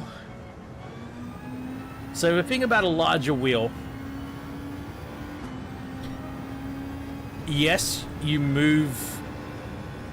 The movement, the angle of movement is greater, but it's more relaxing in the long term. It's less strain on your body because you have more leverage on the wheel. The other thing is, this is a real car wheel that you can legally use in a real car, and it's a lovely leather-bound Momo. It's a nicer wheel in general. So I always prefer to use this wheel whenever I can. I mean, it is a bit of a stretch to hit the paddles, but that's okay. I'd rather be stretching my fingers than straining my shoulders, and you know, wherever possible I try to use the H pattern shifter, right? Just in this case, no. But yeah, in general I prefer a 350mm wheel. For me, it's the ideal size. 320's okay, 300's okay. But 350 is perfection for me. Any smaller, right? Think about how wide your shoulders are. When you're on a small diameter rim, you're squeezed in like that.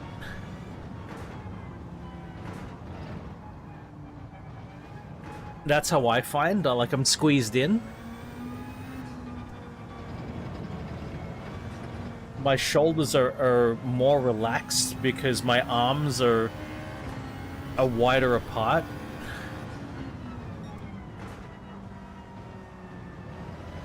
When I use a smaller diameter rims, I come away for a long period.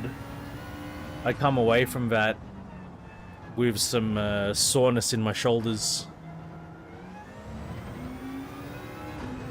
But Squee, I hope you're having a good weekend. Regardless. The only real reason I want to use the GT wheel is if I want to adjust certain controls on the fly, because it's got all the extra knobs on it, and it makes it a lot more convenient. But if I'm only adjusting fuel map, this wheel is just fine. And that's normally all I need to adjust. Normally I don't dynamically change my traction control or brake bias. I'm not really into that. Like, I like setting my brake bias and that's that. Likewise with traction control, I set it, that's that. Oh, this has got DRS. I just noticed that there's a... Oh, it's automatic DRS. It's automatic DRS, okay. So there's no problem.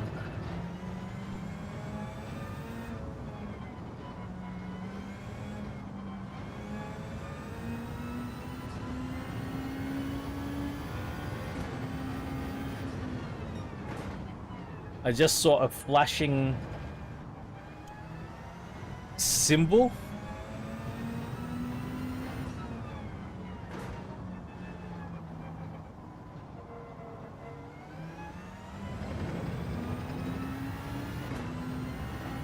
And I looked at the symbol and it says DRS.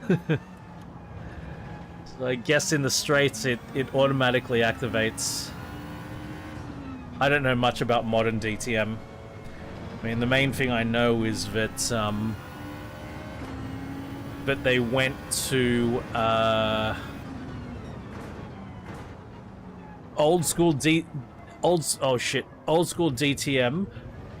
All the manufacturers had their different engines. There were V8s, there were 6s, there were 2-liter turbo 4-cylinders.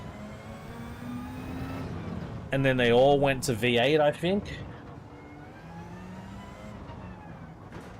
And then they all went to 2-liter turbo 4-cylinder, which is such a shame.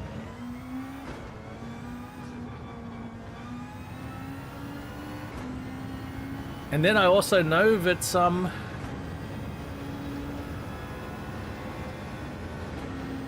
that they no longer have all 3 German manufacturers running DTM. I think one of the 3 bowed out.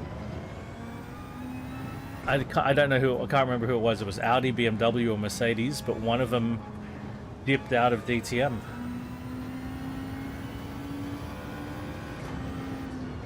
Other than that, I don't know anything else about DTM these days, because I think, just like Australian touring cars, I think the series took a turn for the worse. You know, variety disappeared. Everything became the same, homogenized.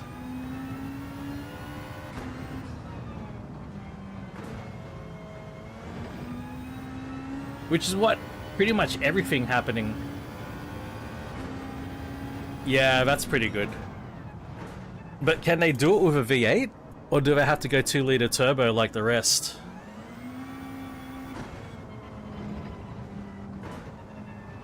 Has DTM changed rules again to allow V8s?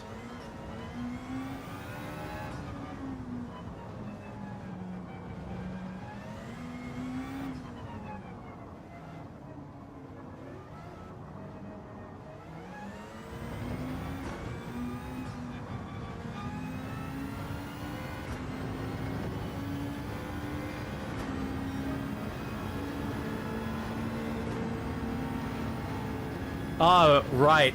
They abandoned it, so they... Okay, it's GT3. They abandoned having their own bespoke rules because nobody wanted to play.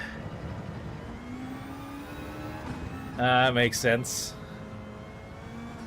Yeah, everyone stopped playing. They're like, these rules suck, I'm not playing anymore.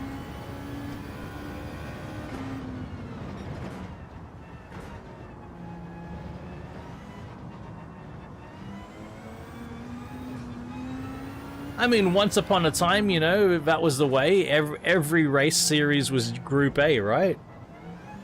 But all of these touring car series were Group A back in the day.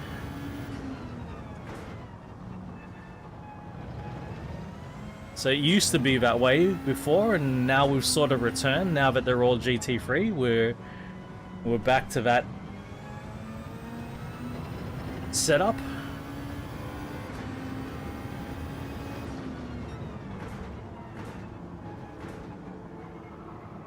Ah, shit.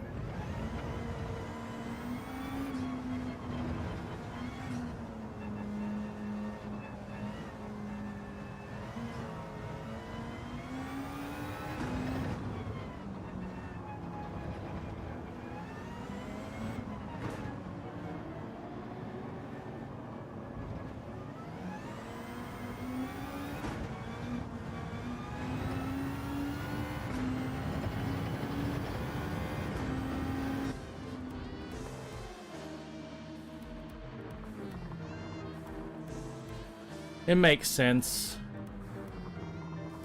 So 2021 was a fun year. So this would be a 2021 model. DTM then.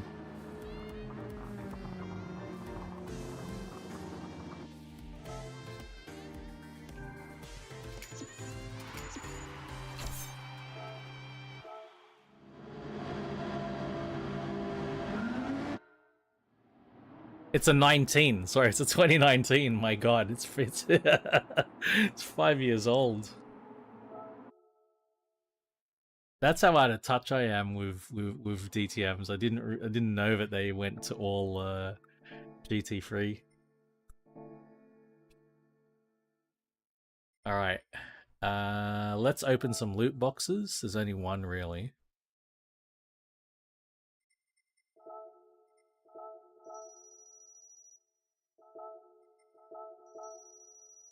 Good money. We need money. We're back over the 2 million mark. Excellent. Okay. Loot box time. 4-star roulette ticket. These normally don't result in a great prize, but let's go. Gonna try to predict it before I receive it. Prediction: I'm gonna pick the small money. Second small. Oh well, 10 grand. Yep, that's pretty common. Always so disappointing though.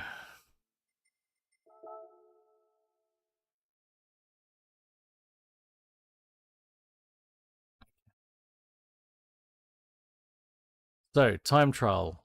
Interlagos in the Aston Martin Vulcan.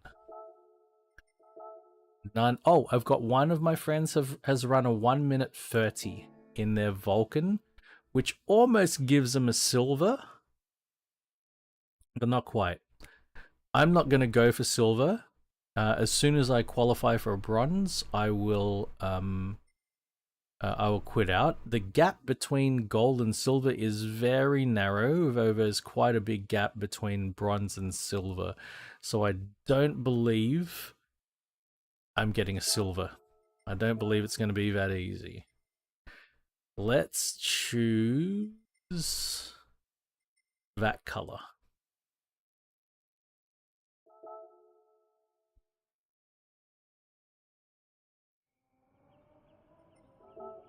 And let's check the assist settings, TC2, ABS weak, that sounds good. We're going to stick with 540 degrees of rotation.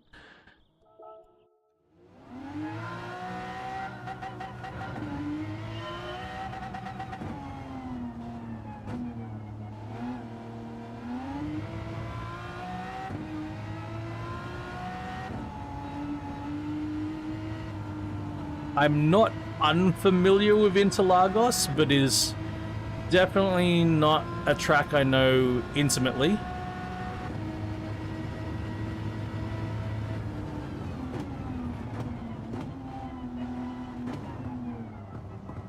As you can tell, I've already got a red. Wonderful.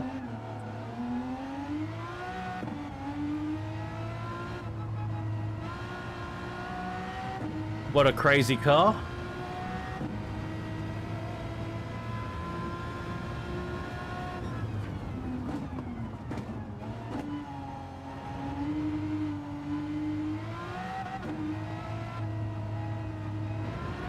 I like Interlagos, I just haven't spent a lot of time here. I do think it's one of the more interesting tracks. I love all the elevation change.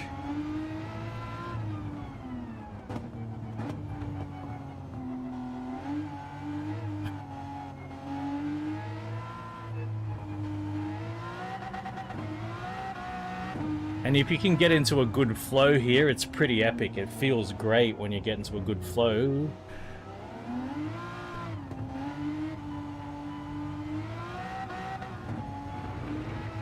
I think what I need to do... I need to do an endurance race here, so I really, you know, spend a long time lapping and lapping and lapping.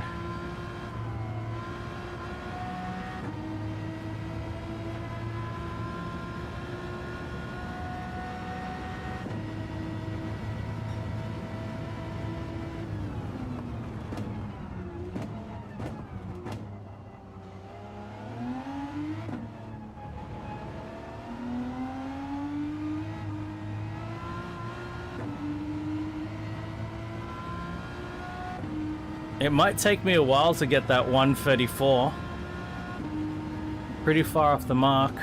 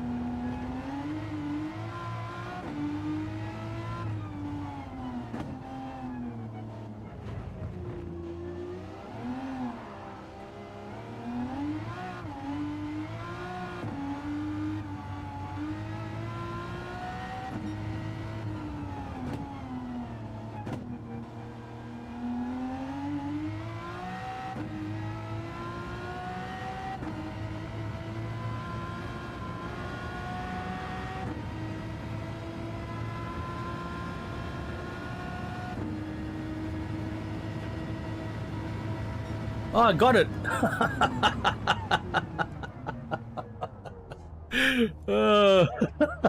That was not even an ideal run, but I got it. Cheers, Reem. I have Squee. I've got AMS too. I've definitely tried it, and it is fun. How far off was I from the silver? Ah, way far. That's 3 seconds off. Nah, it'll take me way too long. Let's watch a replay though. I want to hear this car.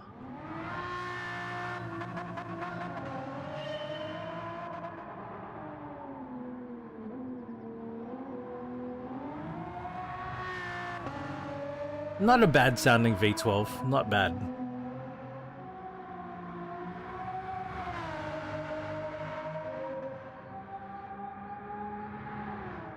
Pretty good.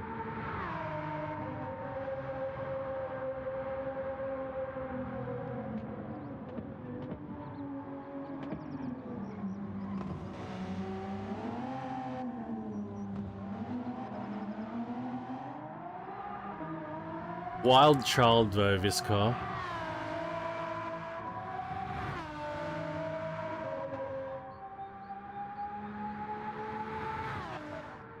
I think what I love about the Vulcan is it is in many ways the Aston Martin paradigm. You got a front engine V12, but road going Aston Martins are very luxurious, so they got a lot of luxury features on which make the car a bit heavier. You know, and it's meant for comfort. And they're like, well, look, even though our road-going cars are meant for comfort, if we focus purely on performance, this is what our paradigm does. I think it's awesome. Alright, I think it's now time to make the switch to Forza Motorsport. So the switch is mildly fraught with some danger in that the stream could come crashing down if things don't go well. if the stream does come down, I will attempt to... just turn it off, thank you. I will attempt to get the stream back up as quickly as possible.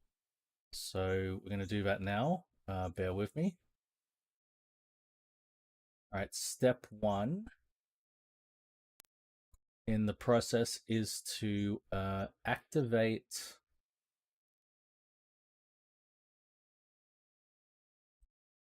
We've got to activate the main monitor for the PC.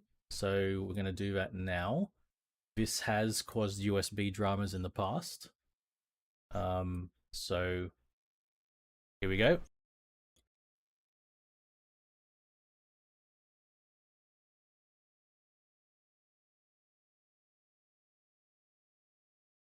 And is my microphone? My microphone still works, so I think we are safe.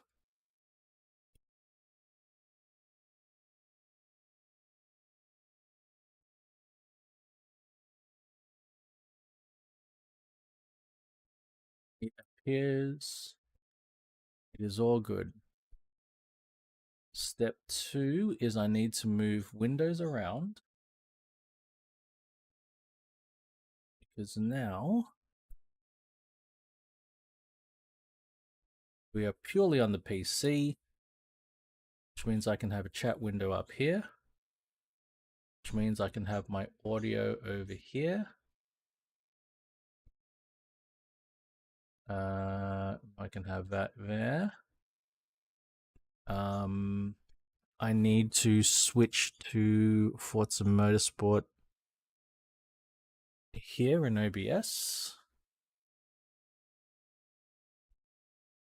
Means I need to fix the cropping so I'm centered. Oh, I'm sort of to the right.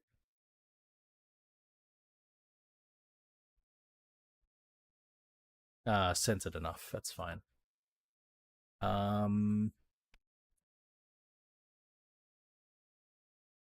need to launch dash panel, so we've got telemetry.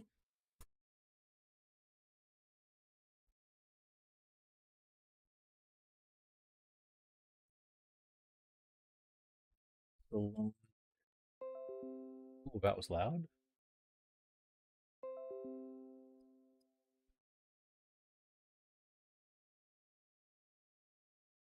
Oh,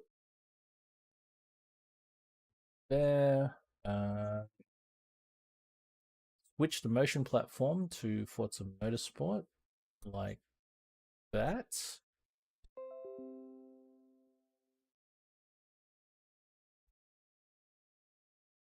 Good.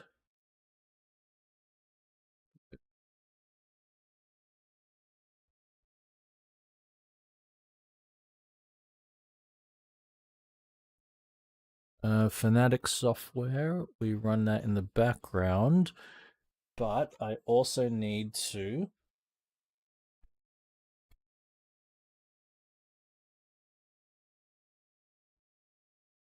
move the wheelbase from the PlayStation to the PC.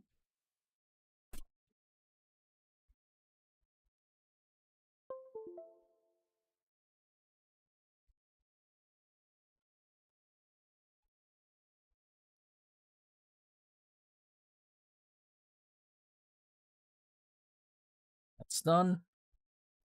And then we launch Forza Motorsport. Mute Forza Motorsport so that it doesn't blow everyone's ears off when it loads.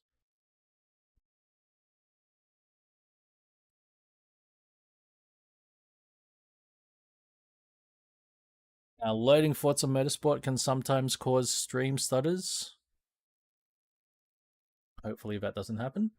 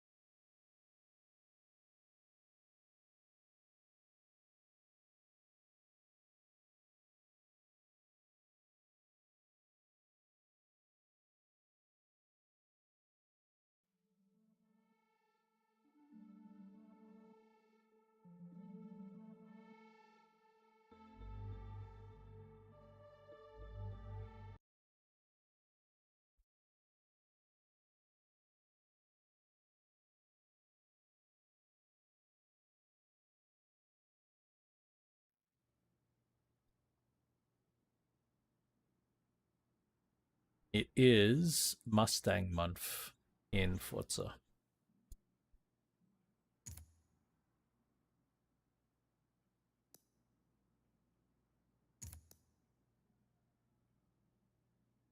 Ah, we've got Sunset Peninsula as well.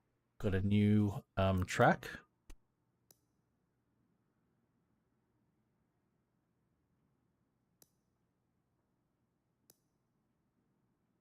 Drift mode is now available in Forza as well. First check, I've got no money, but let's have a look at what cars are available to buy. Damn, I should buy these two cars. And the price is actually reasonable. It's gonna make me pretty poor, but I'm gonna buy those cars. Because I don't own them.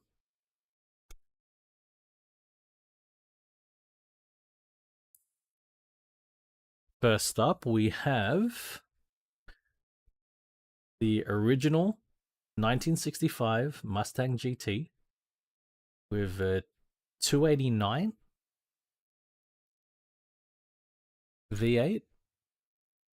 Very hard to go past the iconic white and blue stripes, but we may choose something a little bit different.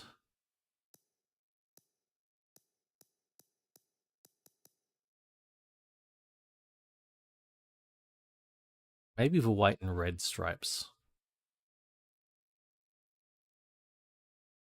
Maybe blue with white stripes. Yeah.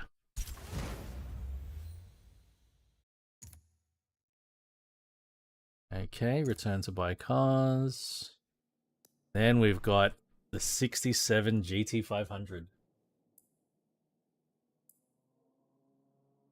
Now with a 429 V8.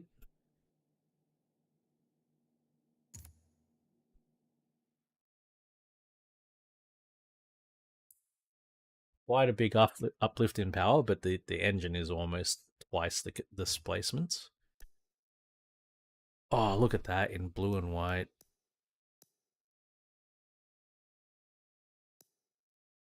I think we're going to have a gold one with white stripes.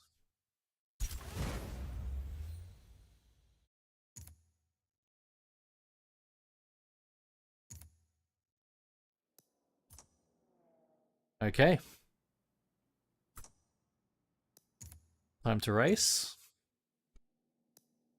So, we finished the mid-engined Marvels. And we might even end with the showcase. I thought this ended 4 days ago. I mean, I thought this ended yesterday. I feel like it said it's been ending in 4 days for 4 days. Alright. Mustang. Oh no. Oh what? Huh? Oh, there's 2 races available. Okay, I see. I see. We need to start with the open class. So let's start with D class.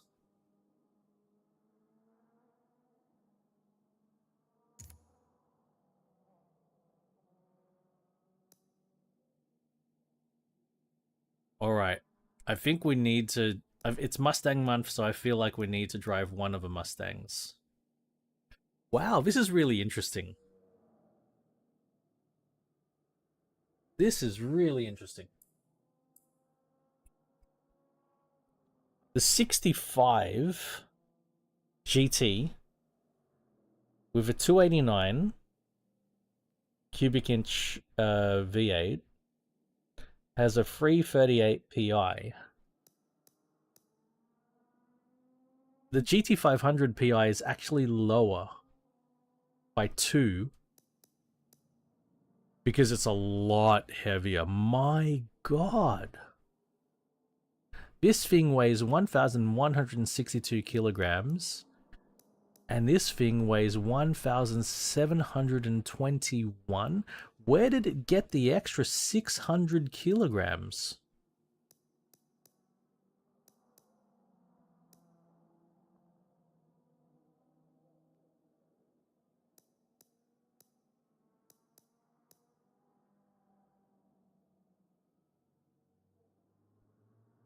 How could it be 600 kilograms heavier?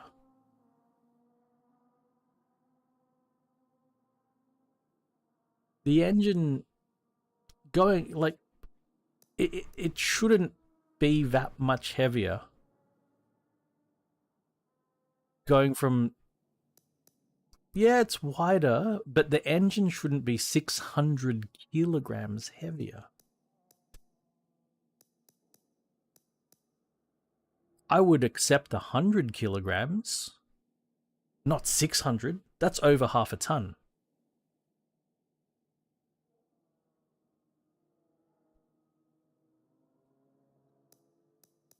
I suppose we'll start off with the original. It's Mustang month. I think it's a fitting that we start with the original.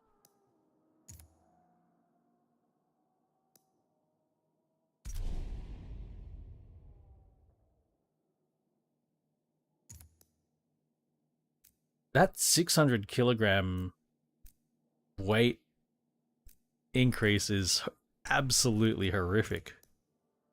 There's no other way to say it.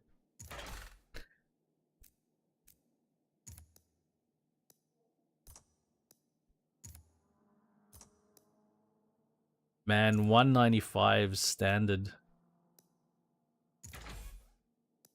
Immediately go to 255 up front and 245... Sorry, 245 up front, 255 at the rear. Alright, this is going to be interesting.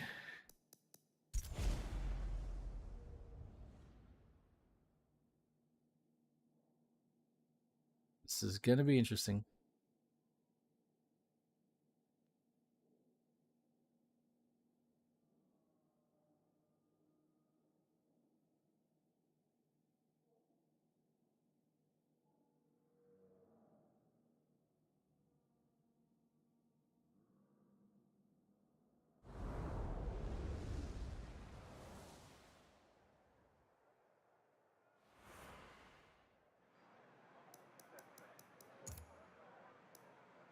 Alright, we're going to H pattern. No traction, no stability, good. We need to set the car.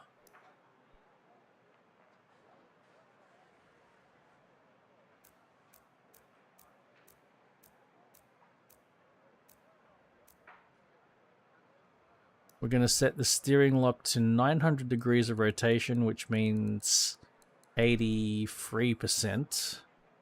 Thing's pretty quick, man. A low 14-second quarter mile. The 0 to 100 is a bit slow, but low 14-second quarter mile is respectable.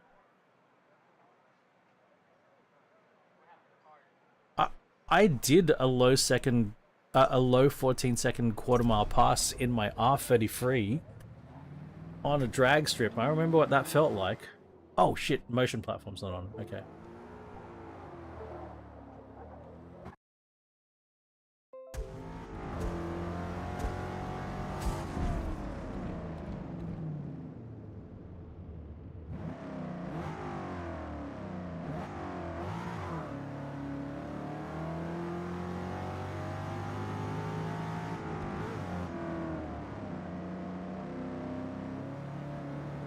Now, this is quite the contrast to go from a 2019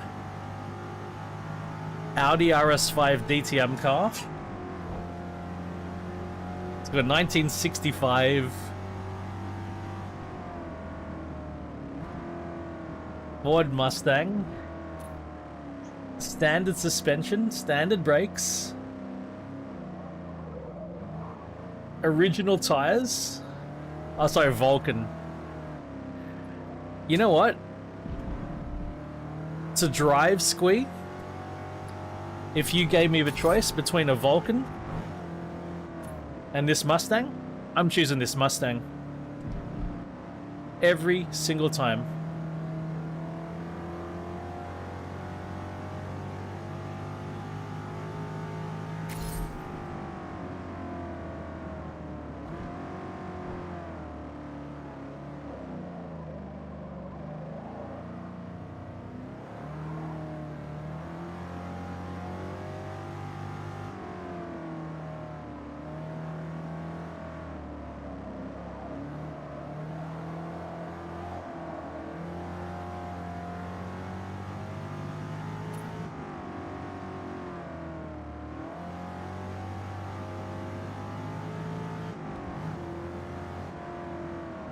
This thing's awesome.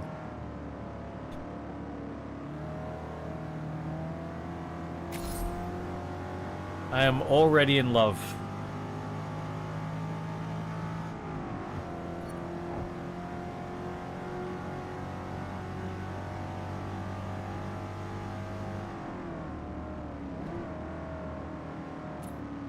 Now, my reasoning for that is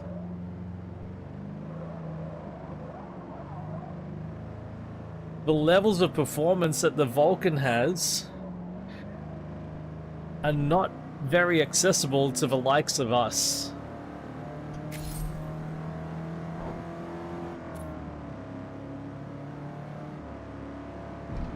Whereas this car has very accessible levels of performance.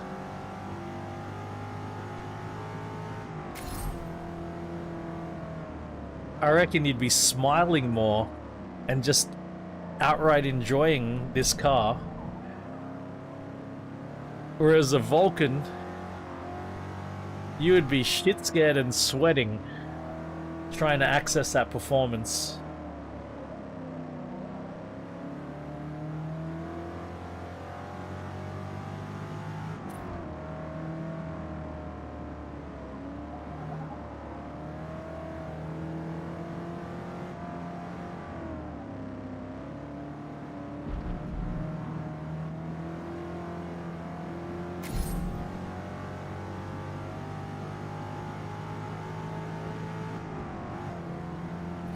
This car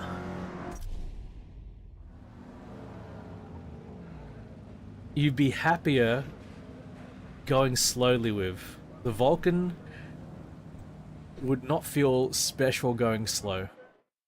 This car would.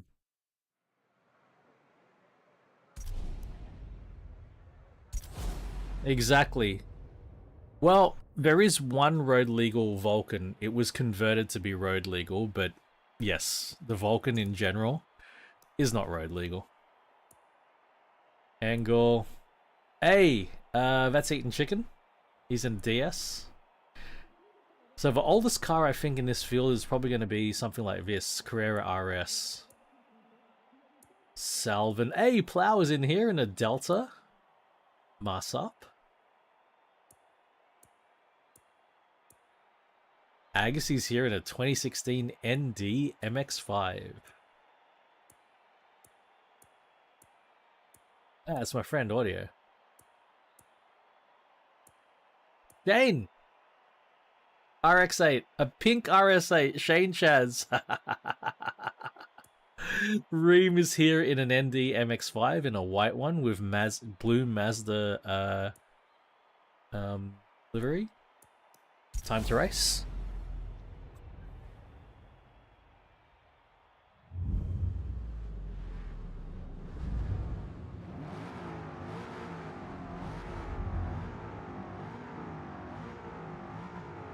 Is that you, Reem? Yeah, that's you. Phoenix Motorsports. Oh no, hang on. There's a 70s C2 Corvette here.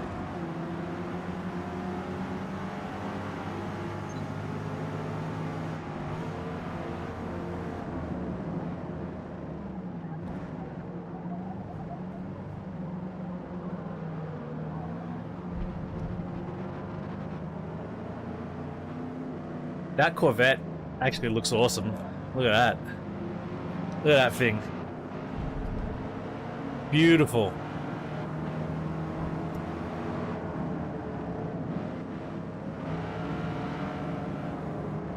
What a beautiful car. And I almost sideswiped it and killed it.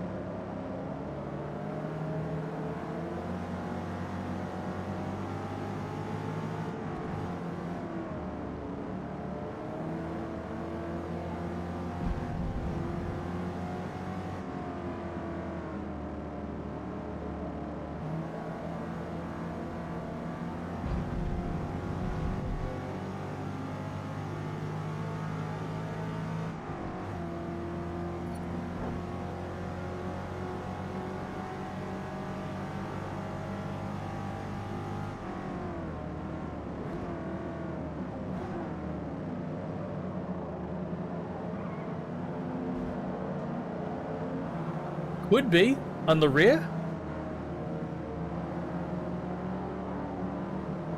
You tell me. You research it. You tell me what a standard 65 Mustang had for suspension on the rear, but considering leaf springs were somewhat commonplace,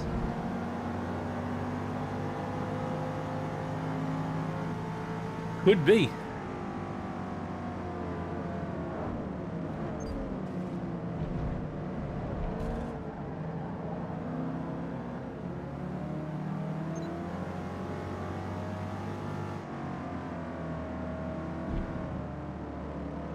But so far so good with a standard suspension.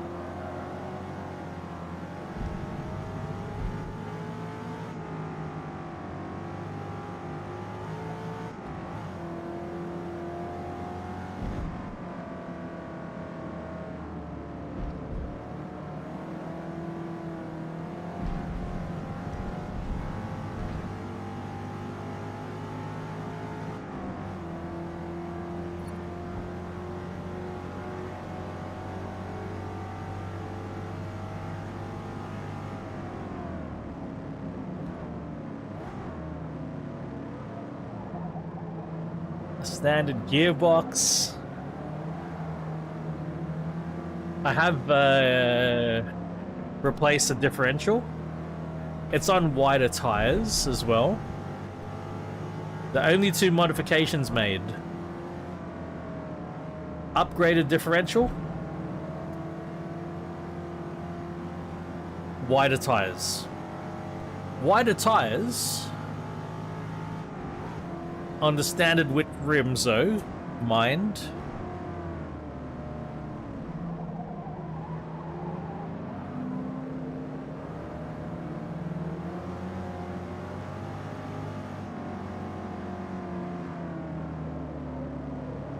But the standard tires were only 195s. My first car had 195 standard. My R33 only had 205 standard, actually. Yep, sounds right. Rear leaf springs, correct?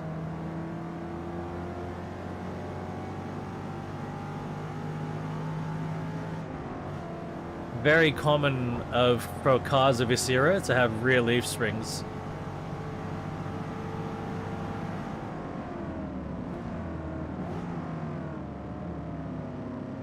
Leaf springs on the rear are actually good for carrying heavy loads in the rear. So on like a utility or a truck, they're actually pretty good. Just not ideal for performance.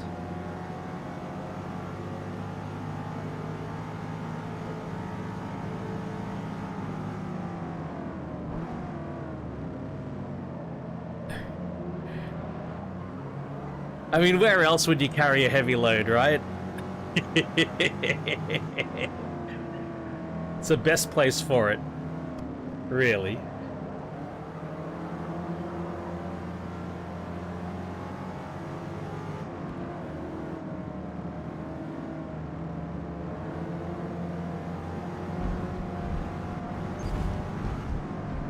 Oh no.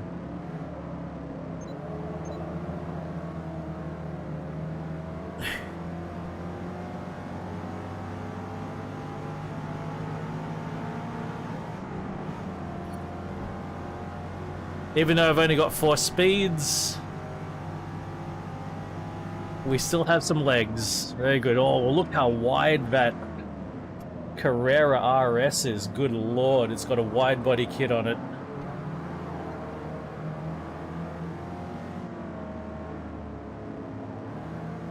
Look at how wide it is. Holy hell.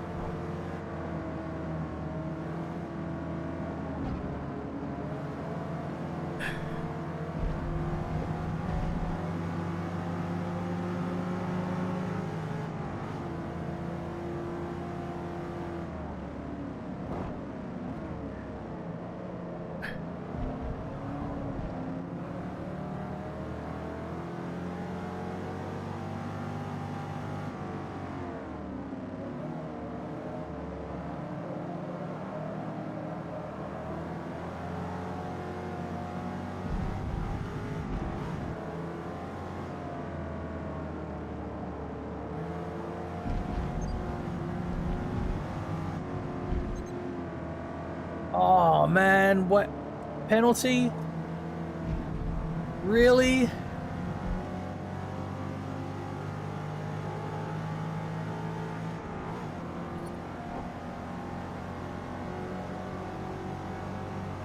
On the final lap?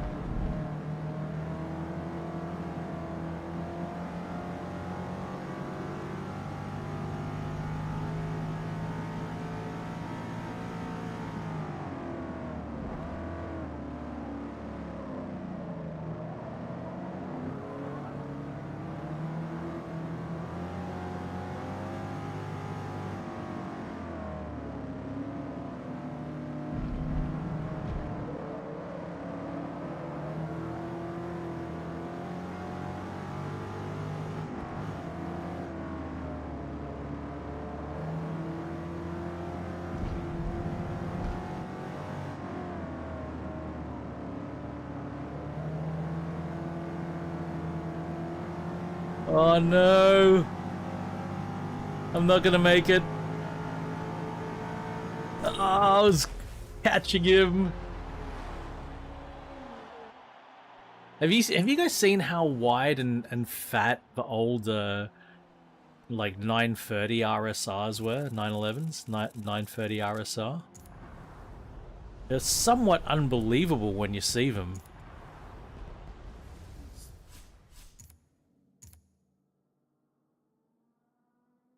They're epically big. Like I think I want to find a photo.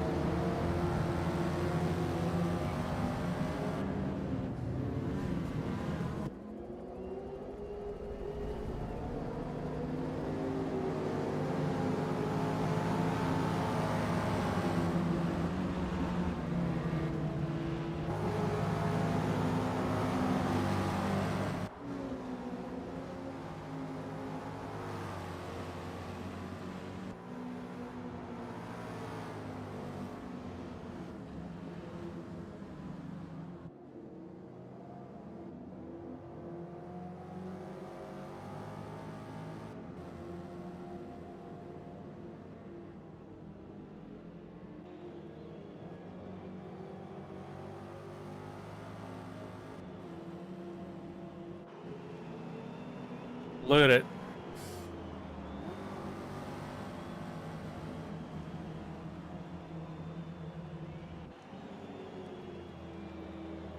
So fat.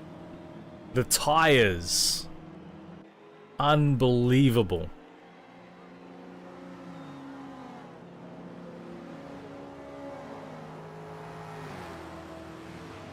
Like you can see, look at the front body line, and you can look how much the fenders go out, the rear fenders, because they needed that wide tires to tame the rear engine and the turbo.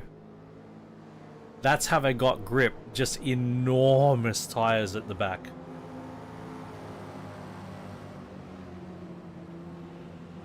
It does look like a Photoshop. Here from the front.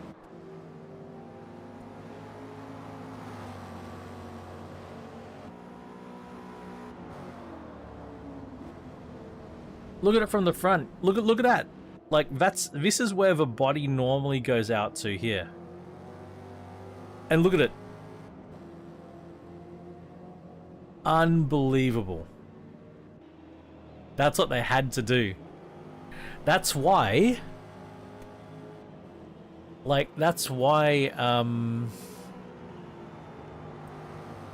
when you see the wide body kit on this, it's actually based on reality. It's not it's not a Forza exaggeration.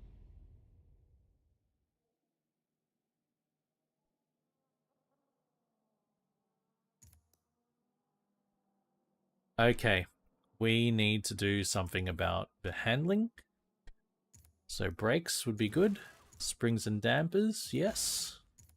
Anti-roll bars, perfect. Okay.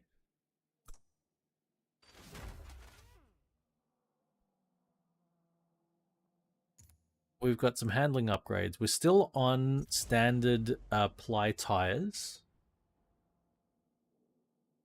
but we've got a little bit of handling consideration now.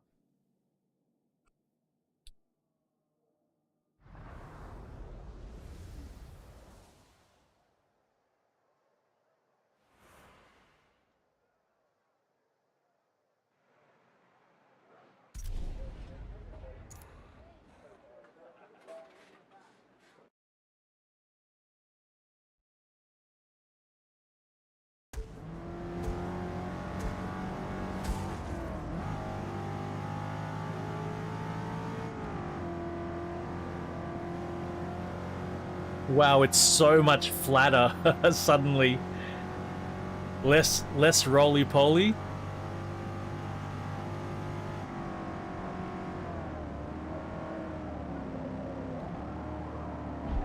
Oh my god.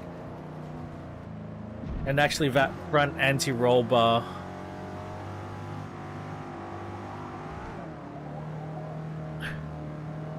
Anti-roll bar on the front means I should start transferring weight with the brakes a bit more aggressively.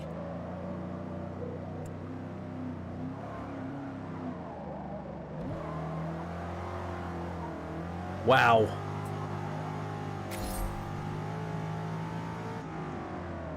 So we made these suspension changes, but we didn't do anything about body rigidity. So the body still flexes a bit. So the handling is interesting. But better. Definitely can be more aggressive.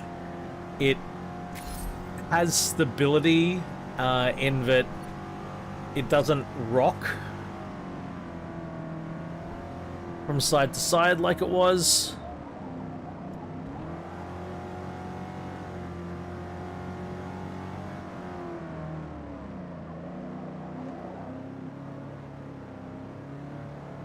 Have to be a lot more deliberate to get turn-in happening, which is good.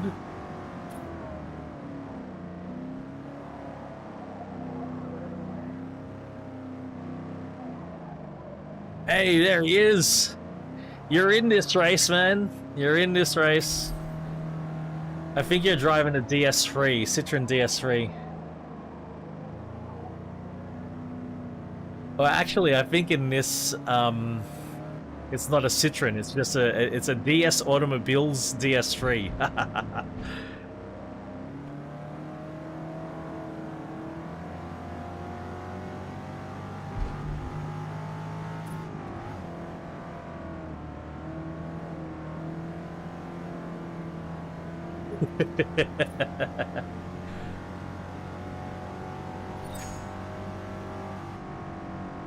I'm 2 seconds off the pace according to that. We'll see. Let's see. Hope your weekend's going well, sir.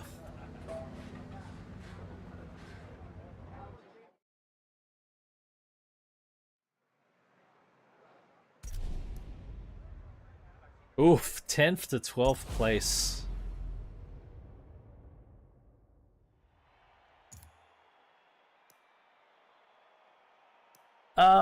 No, I did great in the second lap. Wow. First lap, turn 1, I went off. Second lap, I got well underneath bronze, so I'm happy. There he is. Yeah. Oh, it actually says Citroen. It's actually Citroen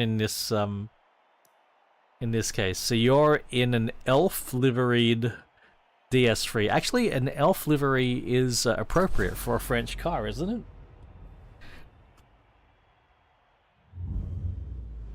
Oh, you're right there. You're on my left. Reem is in here too, in a white and red Mazda. Oh, that's him. Reem's in front of you. You're all here. Reem, eating chicken. Whoa, what happened there?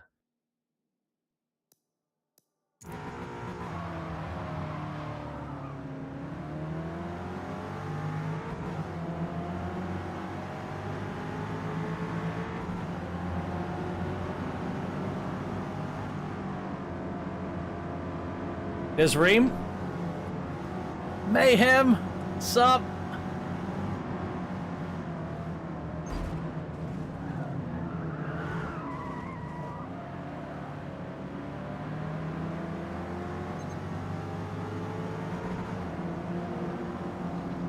Yes, RJ.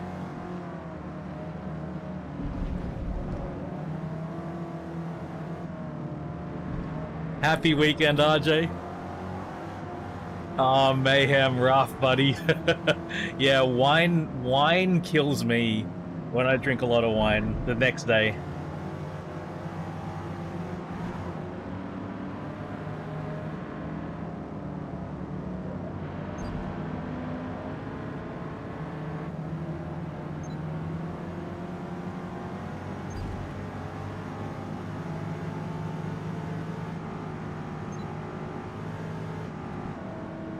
That sucks, Mayhem.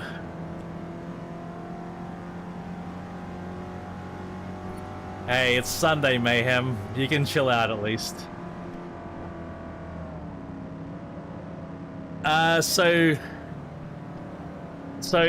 Daniel Mitra, eat chicken. You have no context as to why I just pit maneuvered that Citroen DS3 out of the race.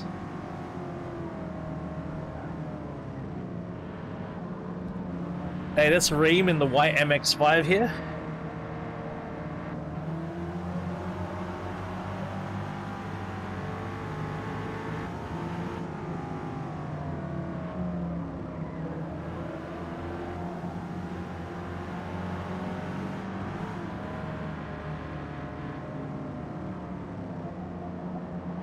Oh, you did. No, you did hear me. You're driving the French car. That was you, man.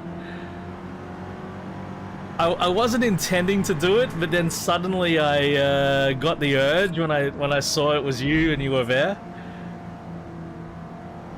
I got a 1 second penalty for my trouble. Spirits, yeah, wine can be nasty, Mayhem. This is Reem here in the white NDMX5.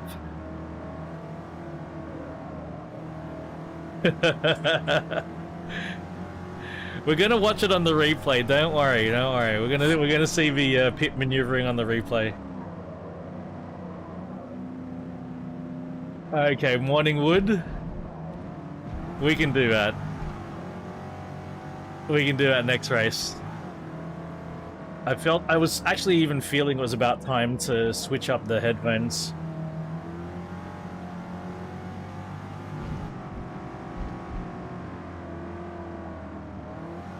We going wide? Or the Sundaras? I might not be able to get out of 10th place here. I'm using my focal clears because I made a stunning discovery that these low impedance dynamic focal clears work just fine on my OTL tube amp, and so I've been playing around with them. Cable? What do you mean cable, sorry? Hey, yeah, that was awesome, man. That was a wonderful surprise, RJ. I was stoked, man.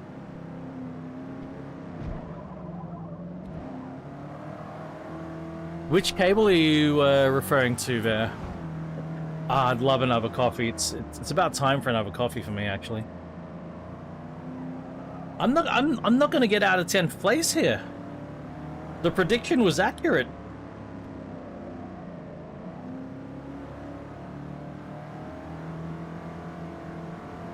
No worries. Yes. And RJ, I think that was actually a quiet stream. It is a me problem, Mayhem. Not having coffee right now. It is quite a problem. I'd love a coffee. I'm not gonna get out of 10th place here, am I? The Mustang can't do it.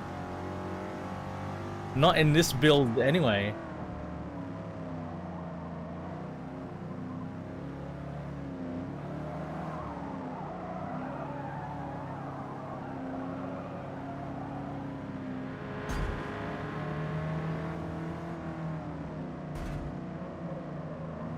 It's just not. I think I need. Oh, and I got a penalty for my trouble. I think there's a couple things I need. Better tires. No, rims in front. Better tires and a gearbox. The gearbox is too tall for this kind of It's too tall, and I don't have enough ratios. I'm getting ratioed, guys, because of my standard gearbox.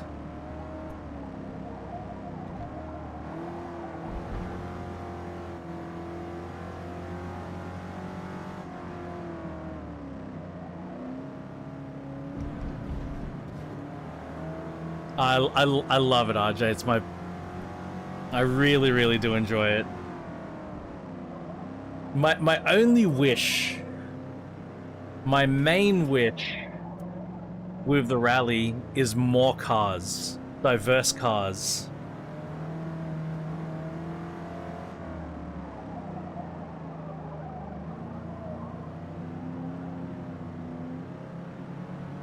I want to drive all sorts of cars on those rally courses. That would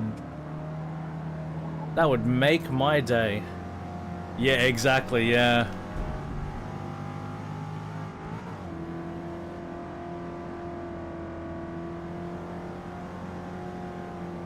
Nice one, Mayhem. That's the spirit.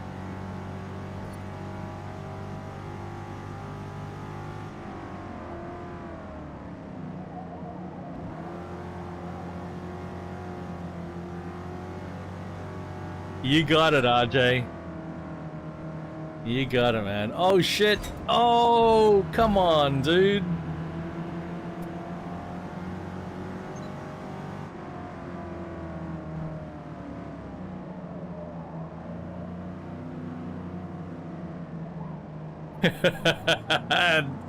Eating chicken.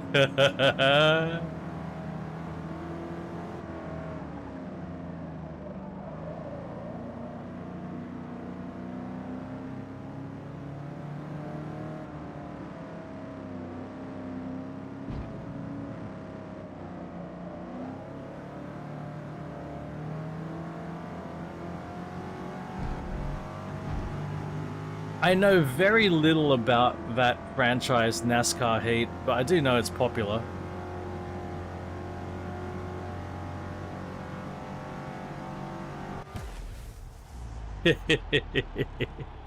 I really came in 10th. It was accurate.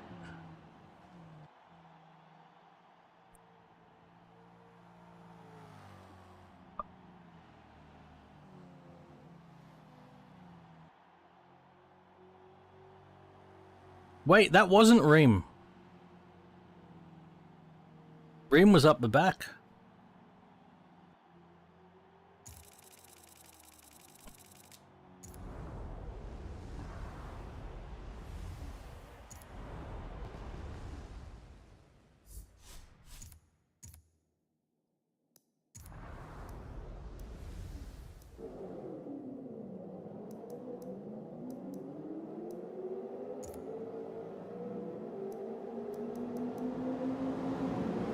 So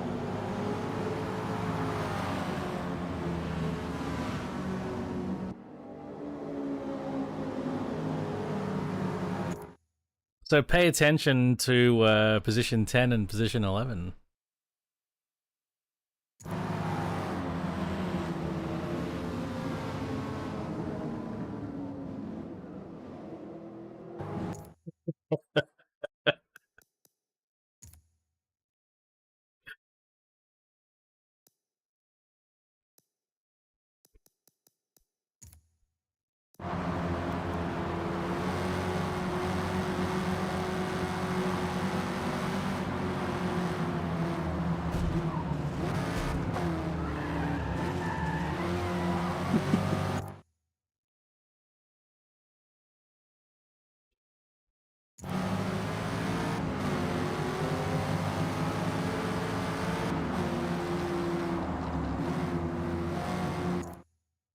No, Squee! I'm a driver-tar. It's okay.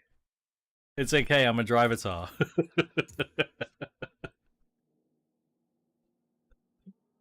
Ah, shit. Alright. Let's see. Transmission. I can't quite get the race transmission, but I get a sport transmission.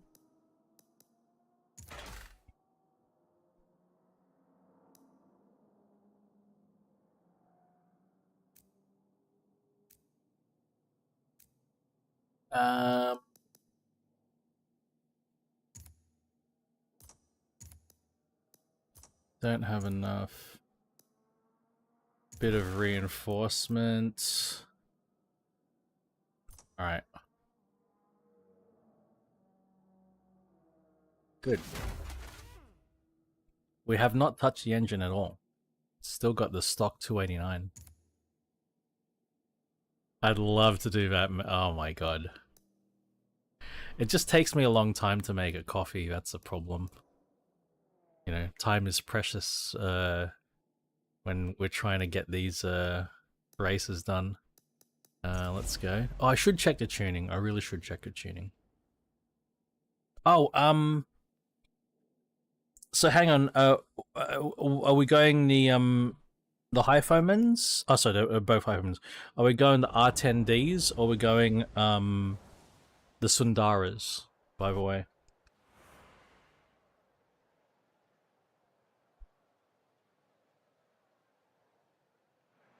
Oh, Sundaras. Yeah, easy. Just gotta reach around. Let's put these up here. Left and right.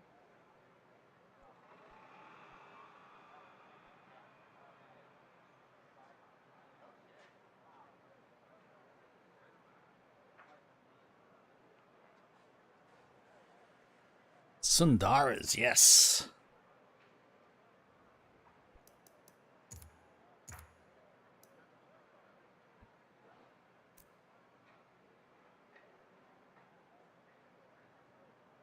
Okay, we've got 5 gears now.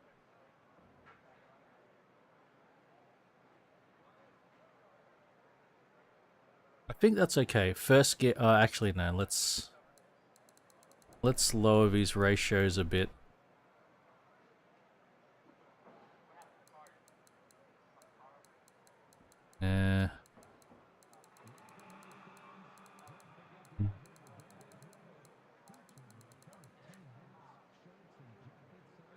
That's probably about right.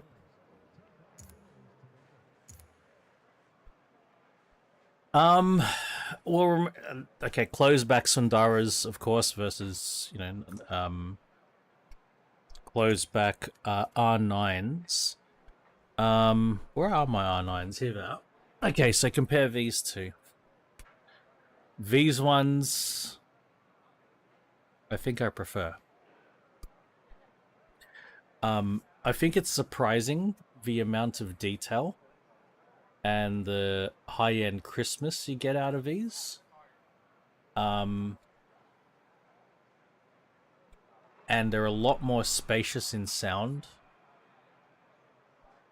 Like soundstage and depth, I think, is better on these. Comfort-wise, the Sundaras have a really nice frame. You know, this is the cheaper version of Hi-Fi-Man's headband. This is one step higher in their tier of a headband. You know, it's got a suspension strap, so and it's metal up top. So comfort, these have a nicer frame, but I think I like the ear pads of these better. So it's mixed, and these are also light. They're a lot lighter. They both do about the same job of isolating the sound, both keeping the sound in and letting the sound out. It's about the same on both, and it's not ideal. You still hear wait. If you want to isolate all sound, neither of these are great for that. I did feed the cats. Cheers, man. This has got it on the bass side by far over these. The bass on this is so wonderful. In general, I enjoy listening to these more. In general. These might be a little bit more detailed.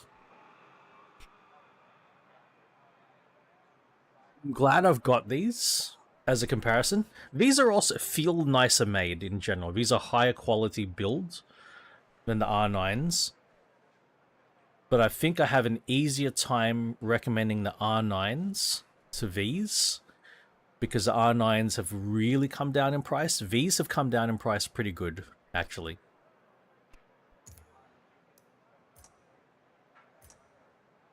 Anything else specific I can talk about with in terms of these headphones?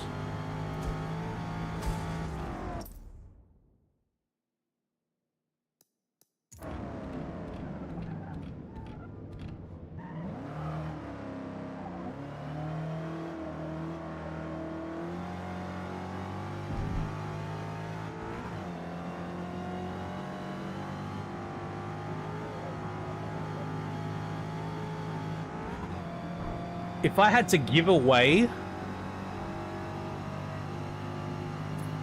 just say I didn't have the R10D already. Say I only had the R9 and my Sundaras. I think I'd give away the Sundaras, maybe.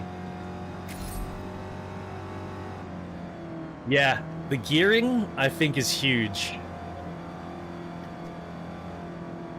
The gearing is letting us make the most of the engine.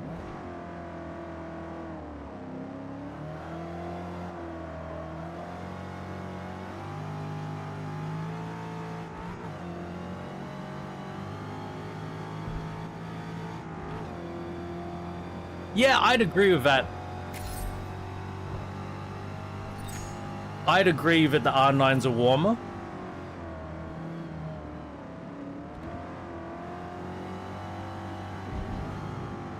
But I think in general, almost all of my headphones are warm. So I might go with a more analytical set next, I don't know. Then again, I am thinking about DTA 80 600 as my next set.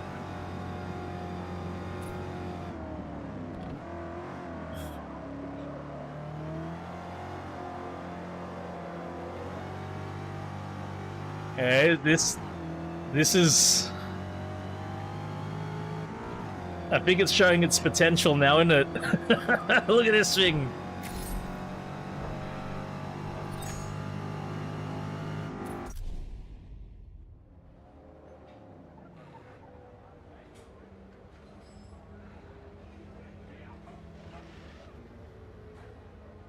Stock engine. Completely stock 289. It's like all the stuff behind it has changed. The stuff that supports it has changed. But it's a final race, so we've only got 3 races each series. So we're going to do this, and then we're going to jump over to the Mustang-specific one, and we're going to drive a GT500. Then we'll see what we'll do next after that.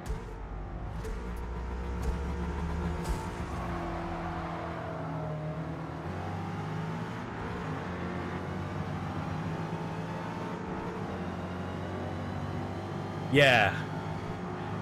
Try to, like, you know, gradually amp up the Mustangedness. It's heavy, man. It's 600 kilograms heavier than this.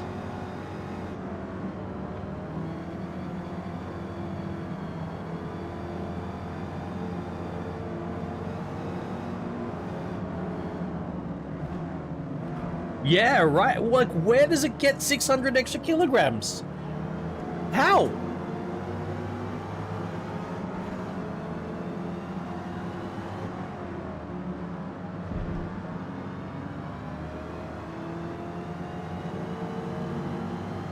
Like, the engine could get maybe an extra 100 kilograms. It is a lot. It's over half a ton.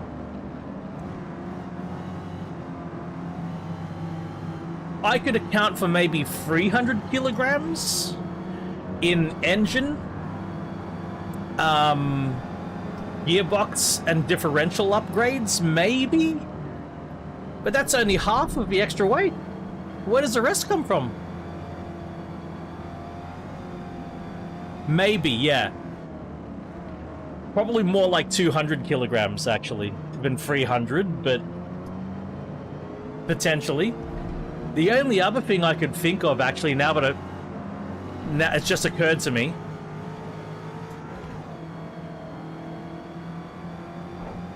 A bigger fuel tank. If the fuel tank was double the size and was full, that'd be fucking heavy.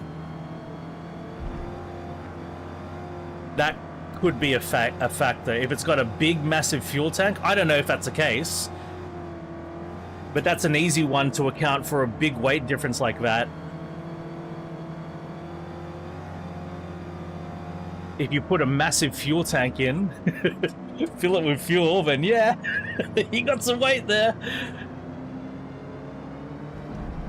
But I don't know, and check out how fat this 911 is. I love it. We were looking at it earlier, the our 930 RSR.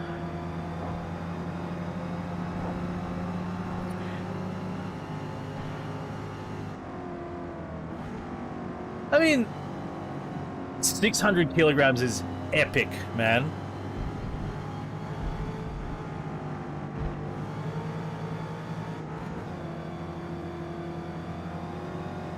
I mean, melons are typically full of some form of liquid, right? That's how they get heavy.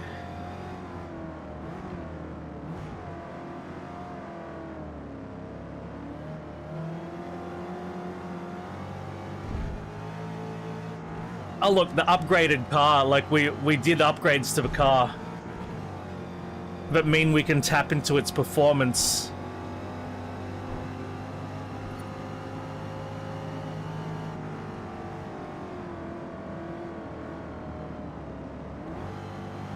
The stock gearbox was just too lazy. The gears were spaced out too much.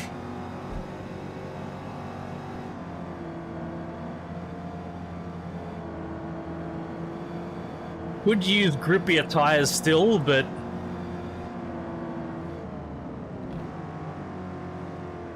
oh, is that a white Citroen DS3 I see?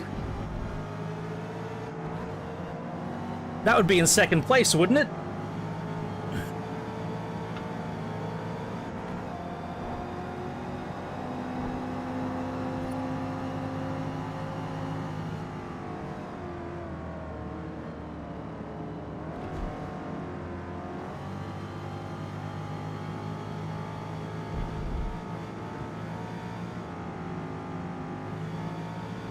Oh, that's happening.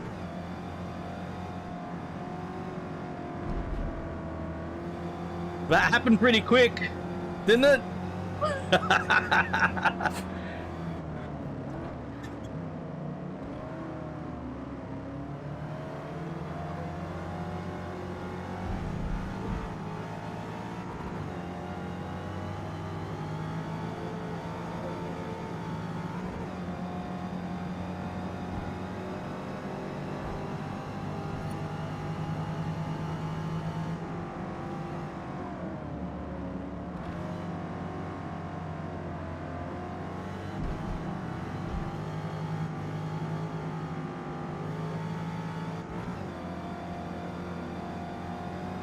He's still there.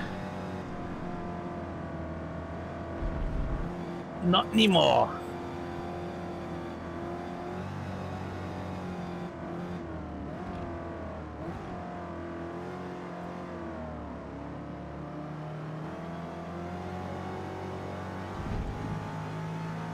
So, in this whole circuit, that one particular kink and through there, I think, is where I've got a fair bit of advantage over drivatars, because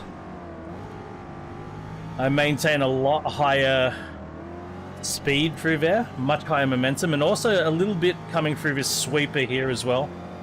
I'm a little bit more aggressive in the drivatars. But yeah, this bit here, this left-hander, drivatars slowed out. Yeah, they hit the brakes and I'm off the track and allowing them to catch up.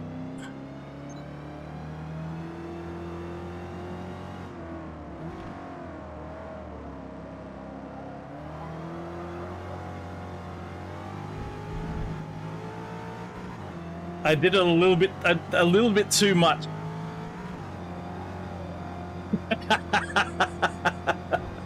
No, you're not wrong. I did carry the momentum.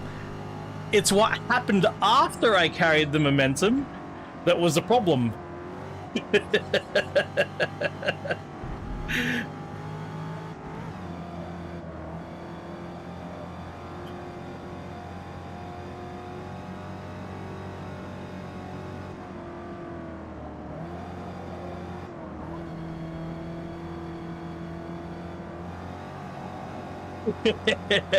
You were right, technically.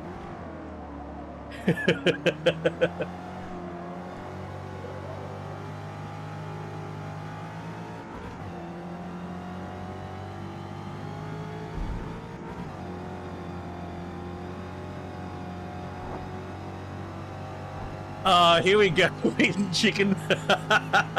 Go for it.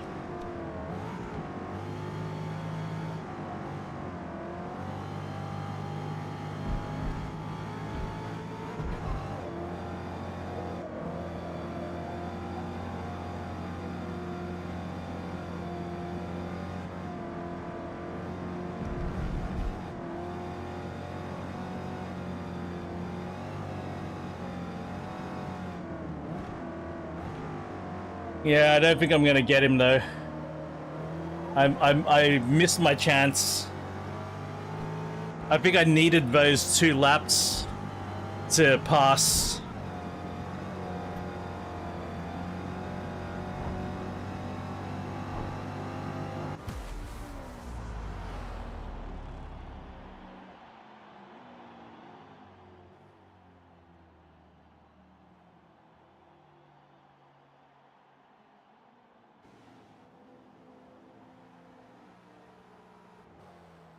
So I've got an issue, guys, that I need help with.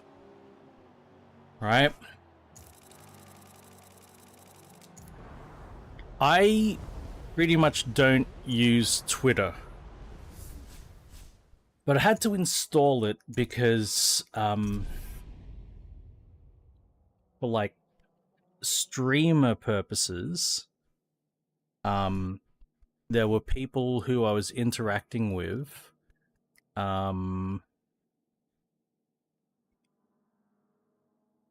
there are people who I was interacting with online, in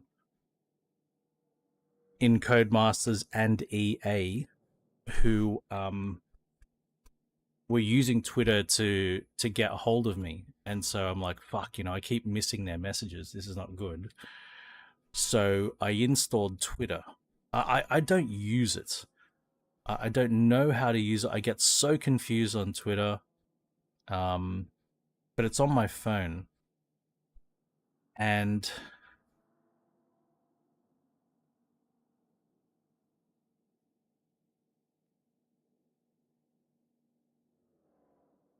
I really don't like it.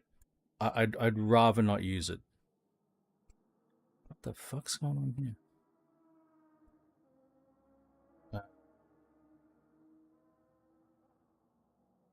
But I don't want to uninstall it just in case I get, those DMs from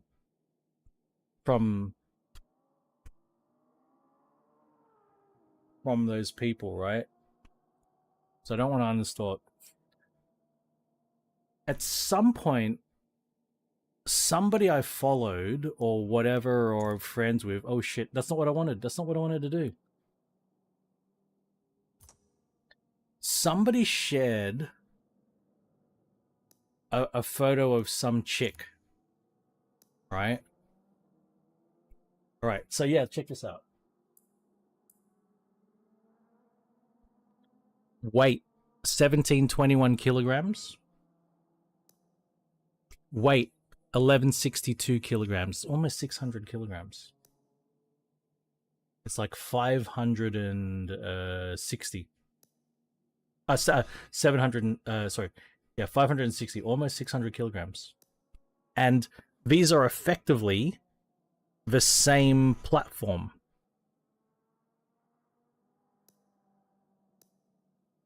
This is the facelifted Mustang. Yeah, power to weight is comparable. It's actually in the favor of the of the old one, and the old one's got a bigger PP. Oh, it's a PI, and I can't say PP. Anyway, that can't be 600 kilograms, surely. 600 kilograms. Okay, so my problem with Twitter, I opened up Twitter once, and like I got a notification on my mobile phone. I've got notifications on because I want to be notified of DMs, but I get notified of all this bullshit, right? I don't even know what it is. I get so much crap, right, on my phone, and I pressed on one notification when I saw somebody's posted something. I pressed on it, and somebody shared some titty pics, right? And because I pressed on it, I'm getting random titty pics fucking all the time. And it's bad. Like, I'd like, I don't want suddenly there to be a notification. It's a titty pic. I'm even stunned that can be shared on Twitter. I don't know what to do about it. Like, it's not even accounts I fucking follow or friends with. They're just random fucking suggestions being spammed at me. I feel like it's fucking advertising. I don't know what to do about it. I don't know how to fix it. I don't even interact with it. I just fucking get rid of a notification, but they still keep coming. I don't know how.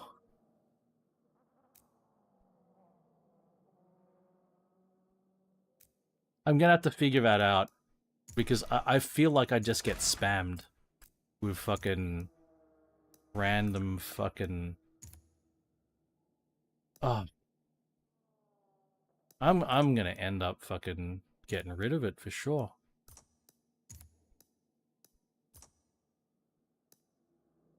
I don't know how to do. I don't know. I just don't use fucking Twitter. That's a problem. But I'll check it out because it's getting too much. Look at this stock 210 millimeter. I'll try that because that's all I want. That's the only reason I've got Twitter, for DMs. That's it. So people can reach me. I'd prefer if they DM me on Discord or fucking YouTube or Twitch even. I'd prefer that, but I don't know. People use Twitter.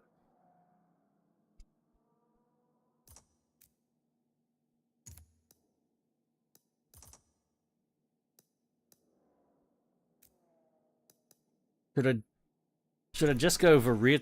Man, going to rear tires to 255 is pretty big. Fucking, I'll do it now, man, because it's getting too much. Like I could be at work, open my phone, swipe down, and there's titties. Like that's not good. I could be with my family. I could be with my missus.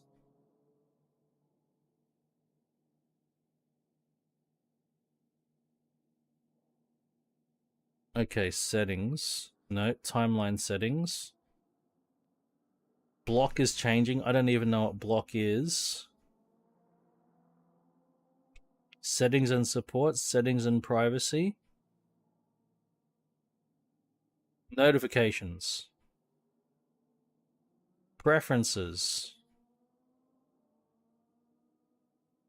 What the fuck?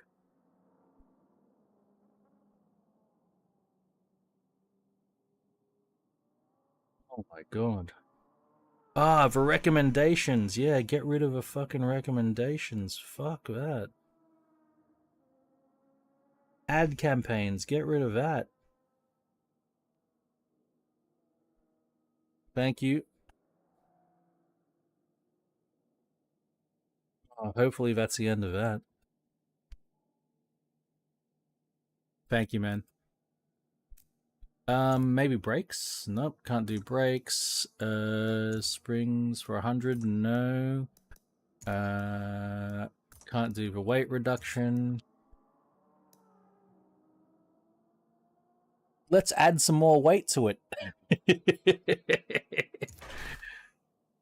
Awesome. TTs before bedtime's okay. TTs all the fucking time. There is too much of a good thing.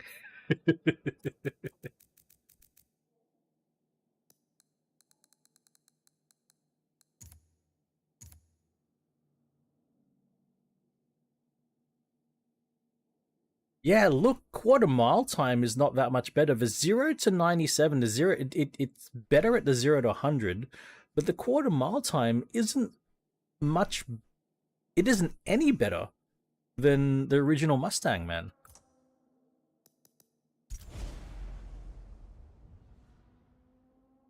But I mean, I am old and ancient, you know, like, you know, dealing with this shit.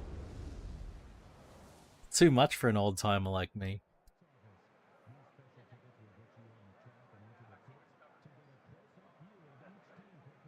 It's probably, I know, the gearing. One of the first things we might need to do, there's a lot of stuff we need to address with this car. But we definitely need to do the gearing just like we did with the, just like we did with the 65 original.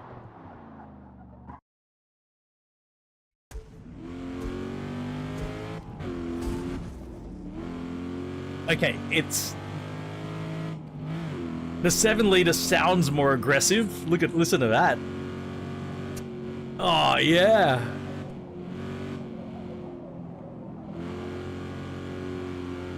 There's some Carroll Shelby magic right there.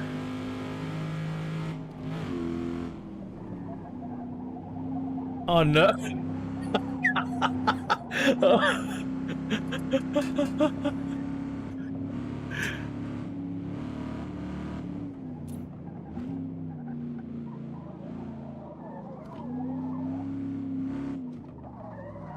Oh my god. Oh my god.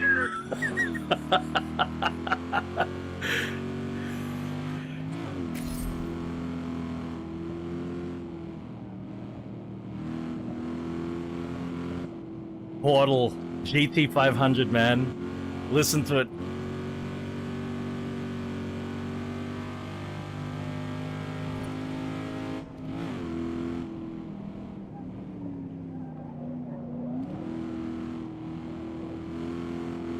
I got what you were saying. Eleanor was a GT500, that's right.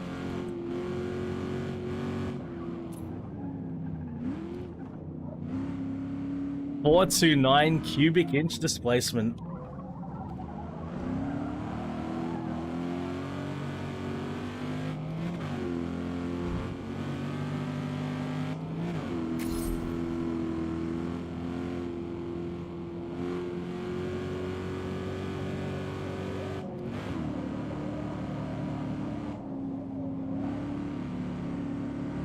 That's a Charger in front, though. I think you're correct.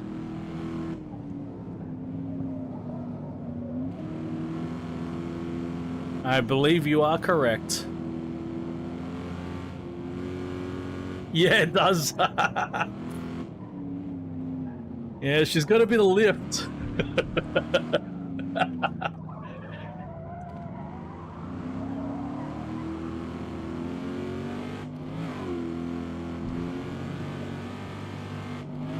Hey, we achieved the target time though.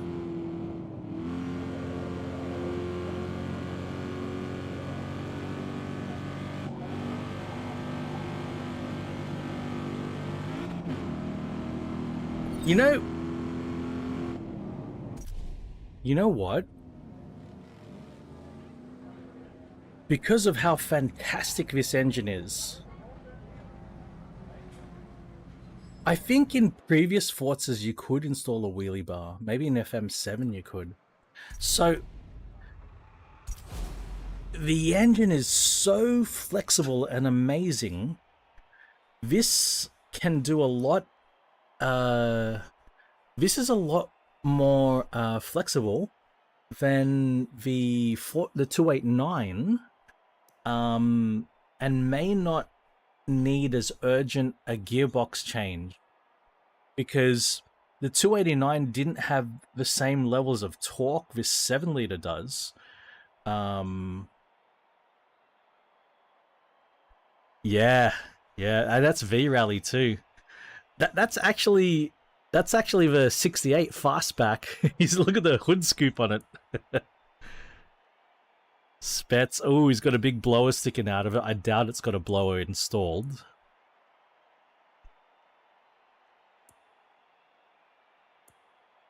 Agassiz here in the 455 73 Trans Am. I fucking love this Trans Am. This is my favorite Trans Am. The 455 with the shaker sticking out the bonnet that fucking... I don't think the Boss 302's in this one, actually, but Boss 302 would be a 68. You're right in the era, but I don't think we have a specific Boss 302. You could recreate it. You could recreate it by, you know, tuning it. But unfortunately, I don't think we quite have the... Oh, did it actually say Boss 302? Oh, we do. It's a 69. Yes. That's awesome. We actually have the... That is so cool. I'm going to have to get one. There's so much I love about the Boss 302. So much. Like, it's another example of Ford at the time going, we are going to win at we're going to win on the track. Car lovers here. Dane Chaz. Just amazing lineage and history. Uh-oh, Ream is... Oh, look at that Challenger that Ream is in. That's beautiful. Okay, so we've only got Ream. No Wars Hunter. Rolling start.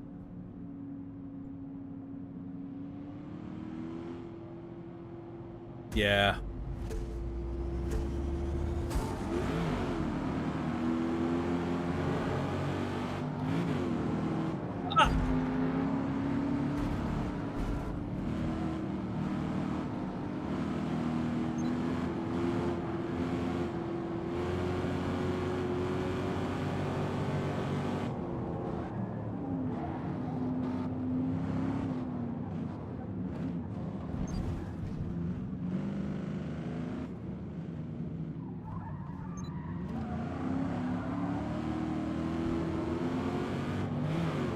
I don't mind the Fox body. There's the Mustang too, though. The Mustang 2 is probably the least loved. of a Mustangs.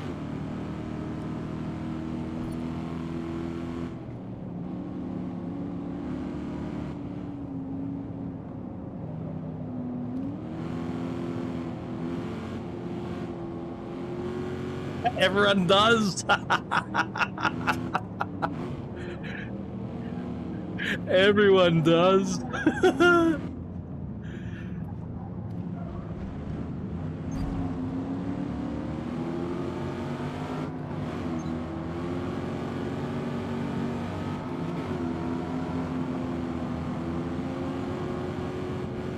Hey, that's got a pearlescent paint on it, doesn't it?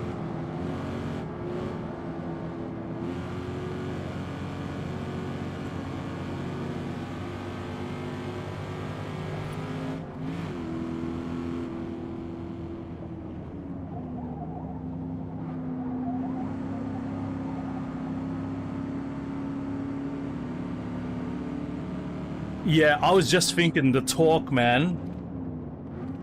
I just stayed in 4th gear, and it was able to just it was able to just keep going.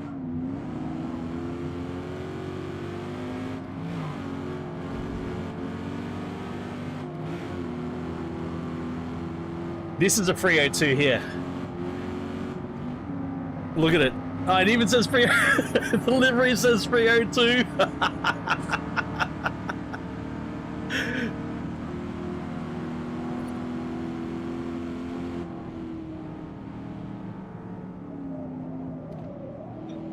This time I'm going to 3rd gear because I've got some competition.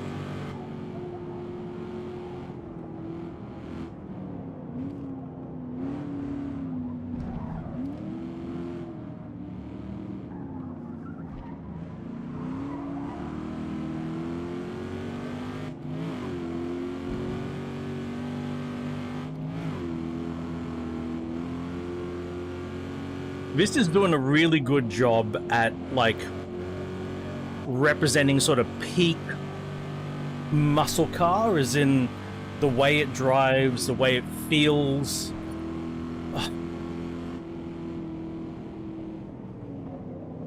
Oh, it is scary. So much performance. 4th gear, it's just torque. Torque, but it's heavy and it's floaty.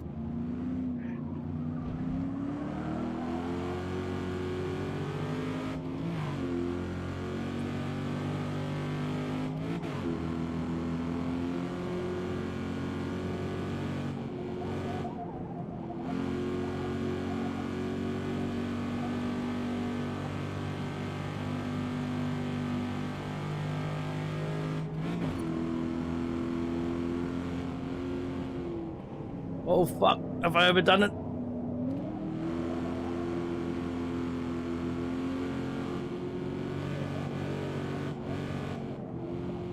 Yeah, I think it's because the 4 gear ratios are quite tall.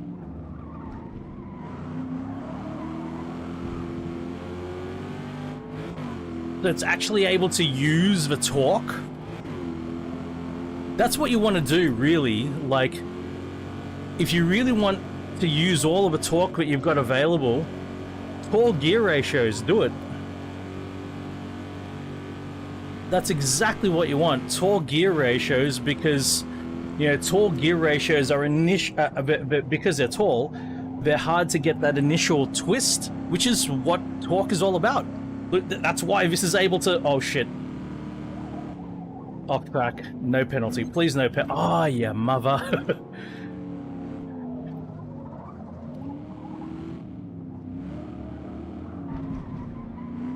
Oh, shit.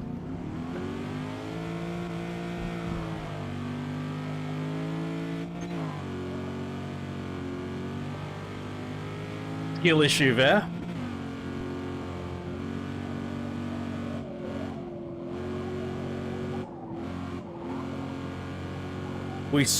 We need tires, we need suspension badly.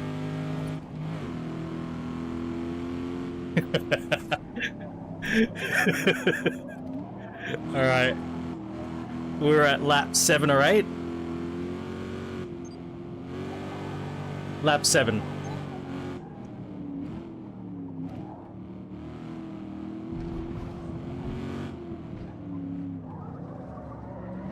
Oh man, that initial...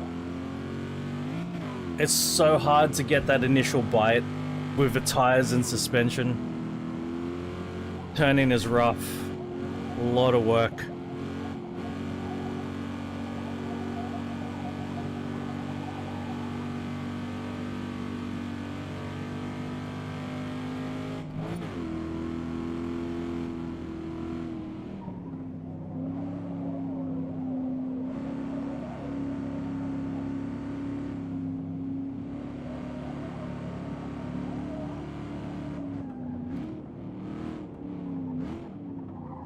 Yeah. I think that's something I've started to, over the last couple of years, it's actually something that's made me come around a lot more to muscle cars than in previous years. Is that, yes, they are compromised. They are difficult to drive. But that just means they ask more of you as a driver to get the most out of them. And I think to myself, well, you know what? It's a challenge. It's demanding. It's demanding that I use every bit of my knowledge and skill to really get the most out of it, because it's so easy for things to go wrong. And that's cool. That's awesome.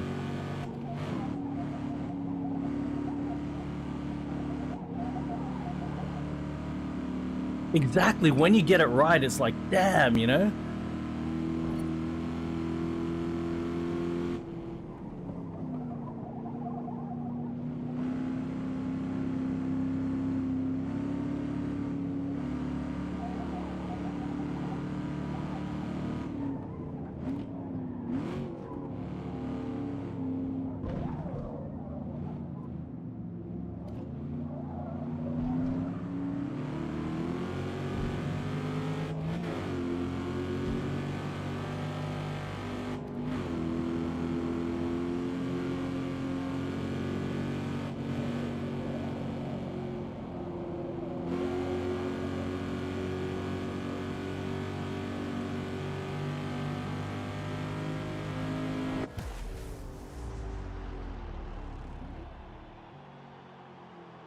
Great introduction to the car.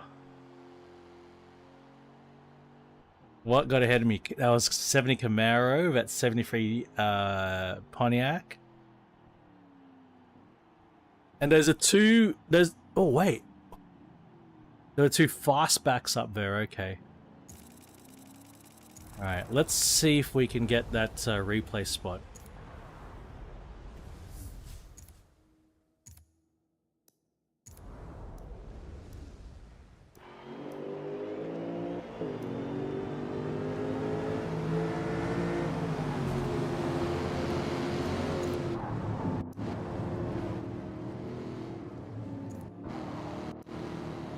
Try to find the spot. Where's the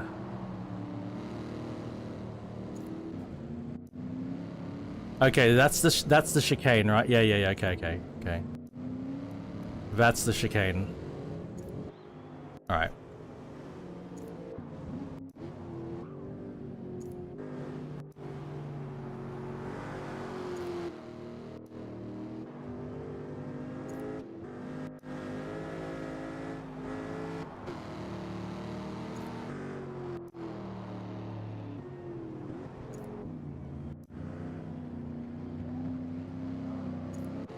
Oh, let me see that again.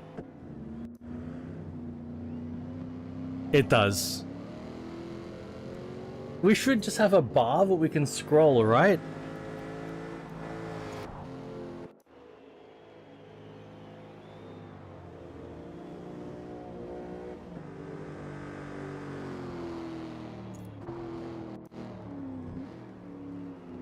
Nikki, hey, how did the iRacing go, Nikki?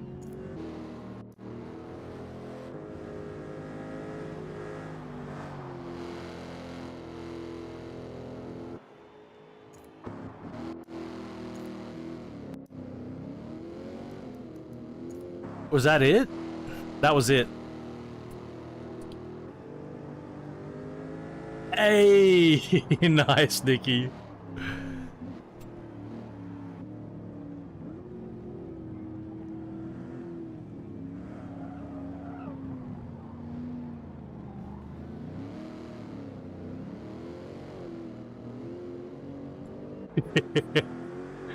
You see how I got into the understeer though? Like that was the terminal thing, the understeer. Ugh. Oh, Lime Rock. Okay, what can we do? What can we do?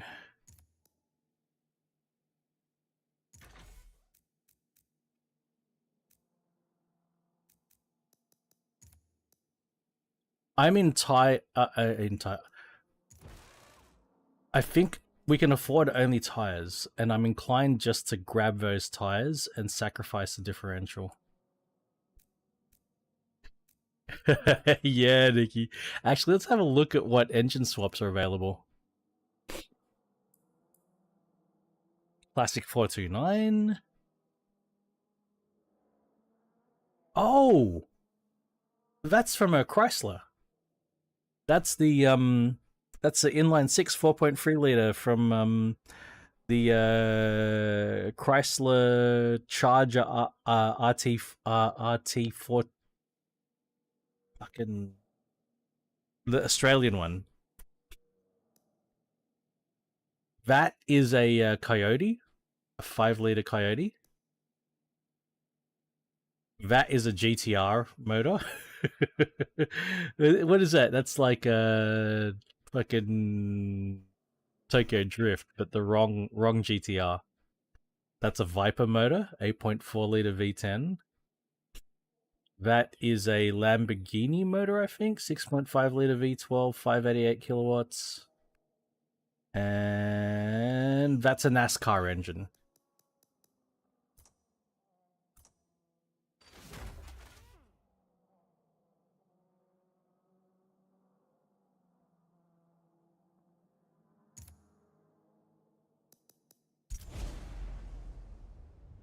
It's all about being sacrilegious. Sacrilegious.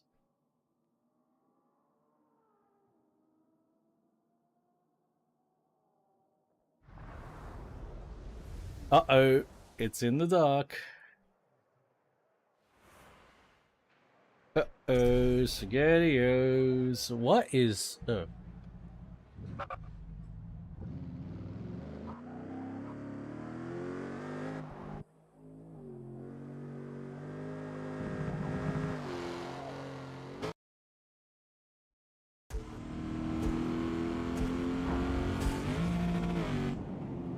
Did that sign say never stop driving?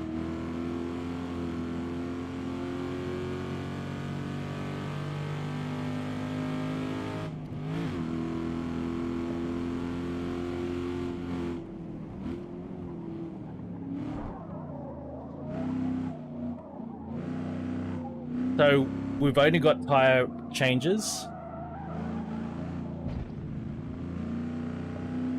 That's the way, Mayhem.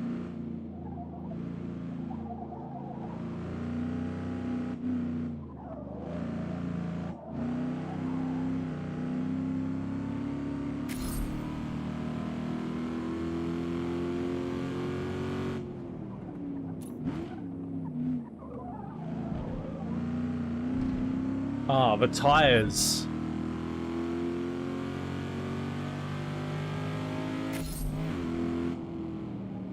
Here we are, we're coming around. Never stop driving. Haggerty.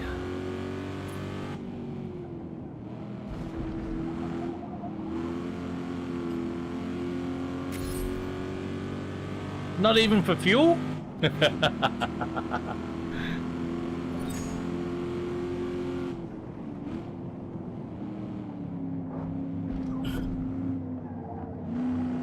What was he driving?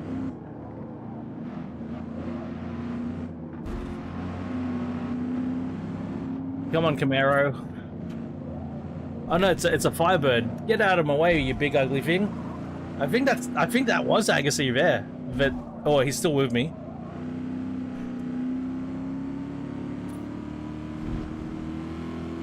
(911). Oh well. I think it's very easy to make a 911 handle poorly. It's easy to mess that up. Because being rear engine and all.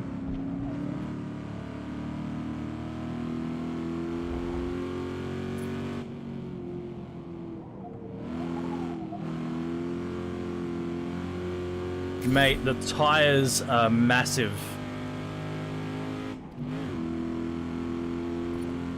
They've made a huge difference. Even with standard brakes, standard suspension. Yeah, these tires are wonderful.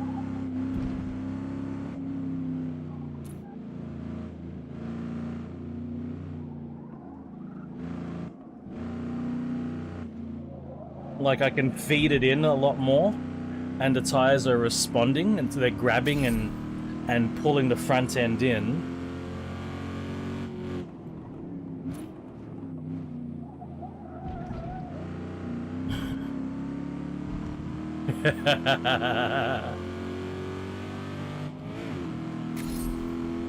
I think that would be. It's become more of a precision tool for pitting.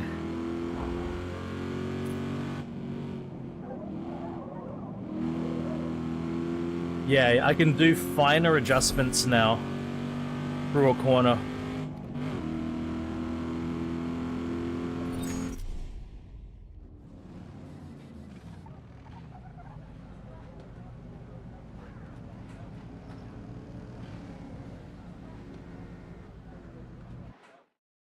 Yeah, it's looking promising.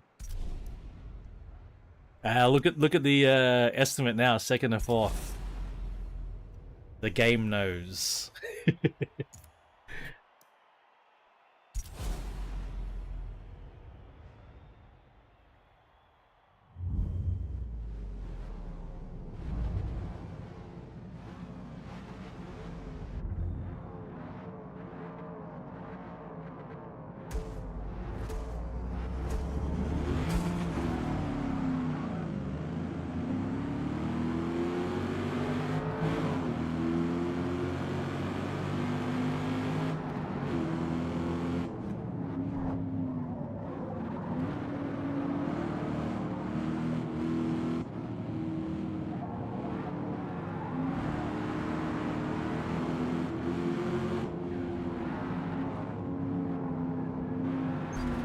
Yikes. Excuse it. Hey. Hey. Pretty wide there. Whoa!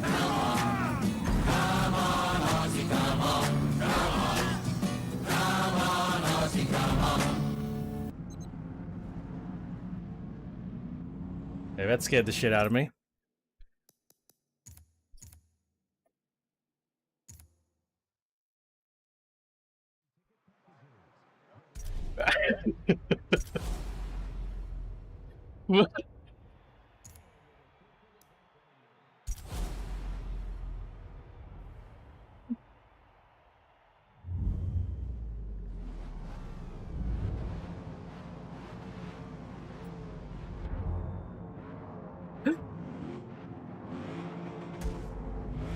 It's that was fucking hilarious.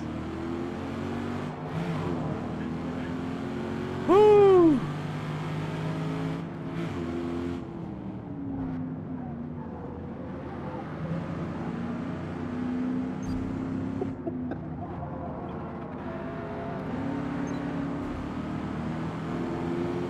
That was fucking epic. The timing, everything about that. Ugh. That's so loud too. Brother, ugh. What's that? What's that, brother?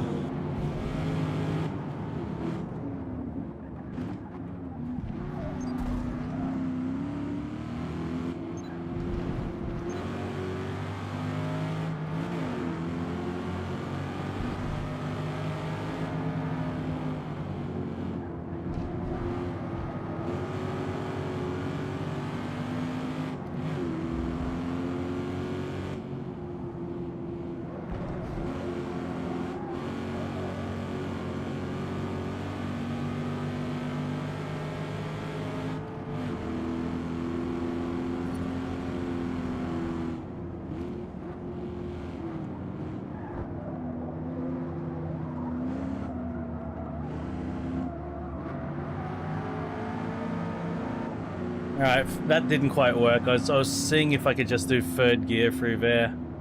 Not quite. That still needs a second gear drop down.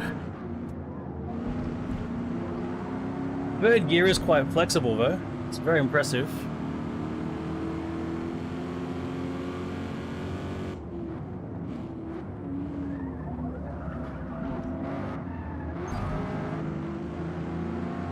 Damn it.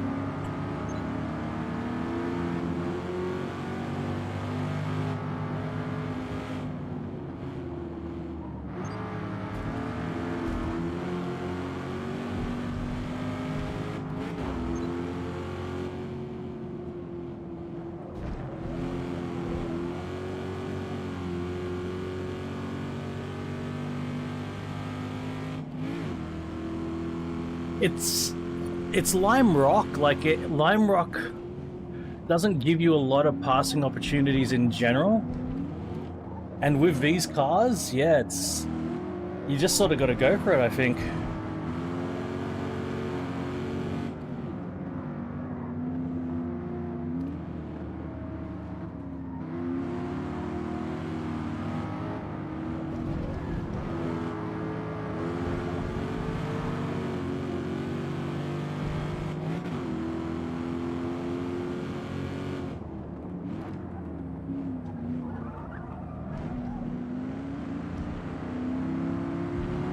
Yes, the motor's completely stock still, and it's just epic. Oh, it's a 429, of course.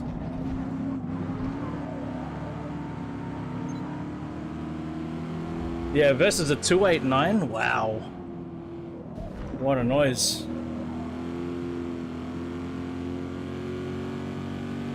But 600 kilograms for a privilege, yes, pretty crazy.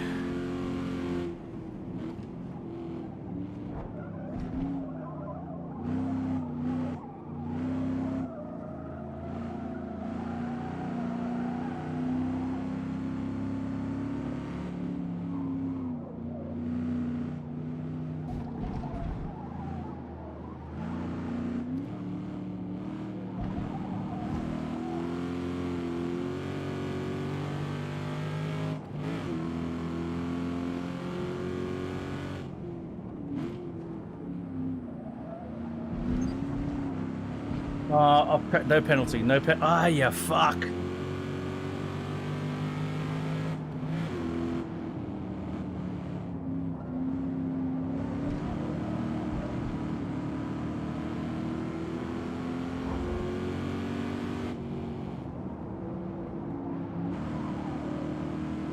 Mate, the white paint with the metallic blue stripes is fucking perfection. I like that contrast between the glossy body and the metallic paint. I love it. Oi, hey, buddy.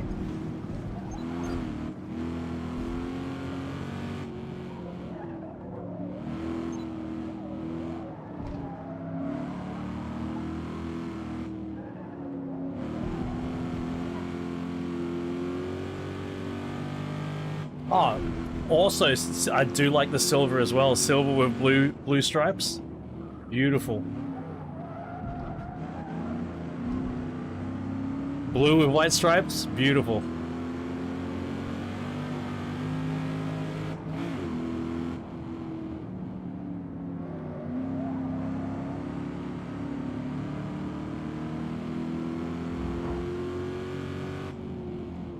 I've had a couple of in the games. I've had a couple of Vipers with the silver and the blue paint, blue stripes. Love it.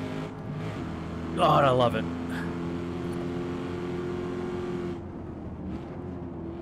It's that 302 again to haunt me.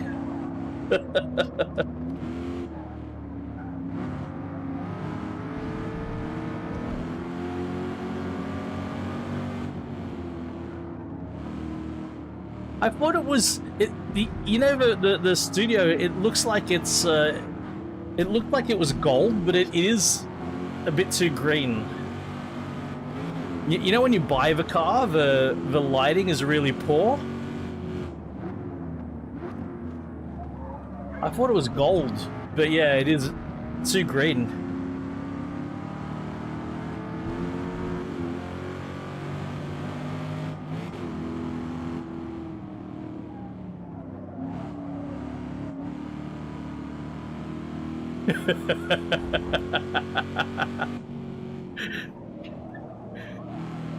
When you get gold right, it's beautiful, but it's fucking easy to get gold wrong. It is really easy to get gold wrong.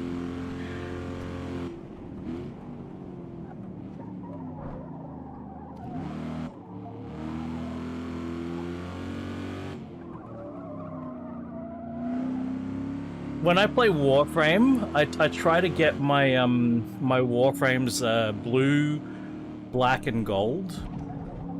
And the biggest issue I have is getting the gold. And I get everything from like too green, too orange, too yellow, not metallic enough. It's a constant source of issue.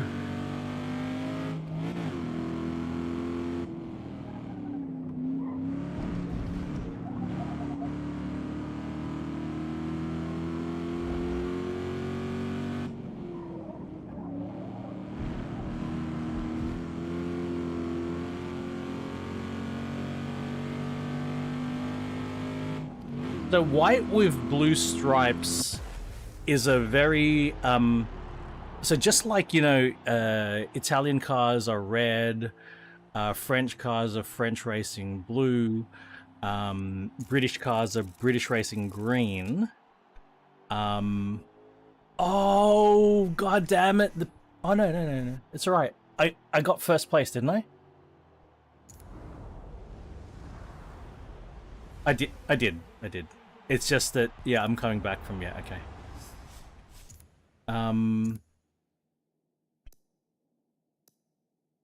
Loading, please wait.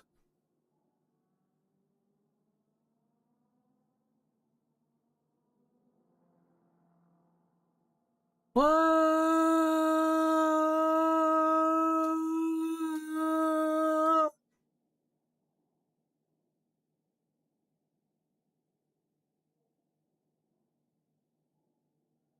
What are we waiting for?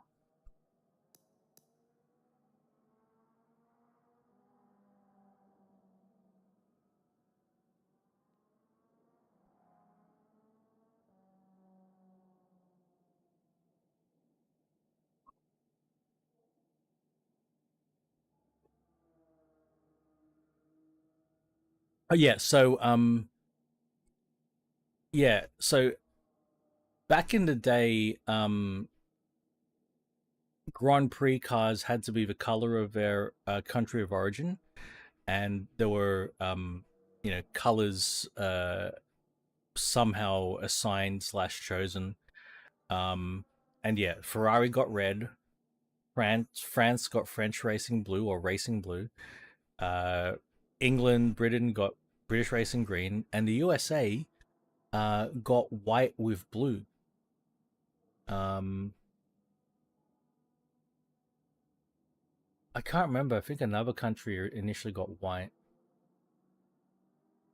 I think Germany got silver.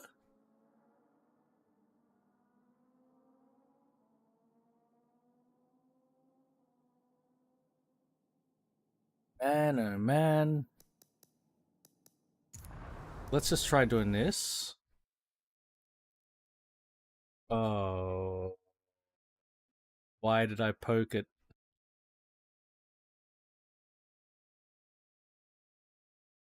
Now it's not responding. And now it's crashed the desktop.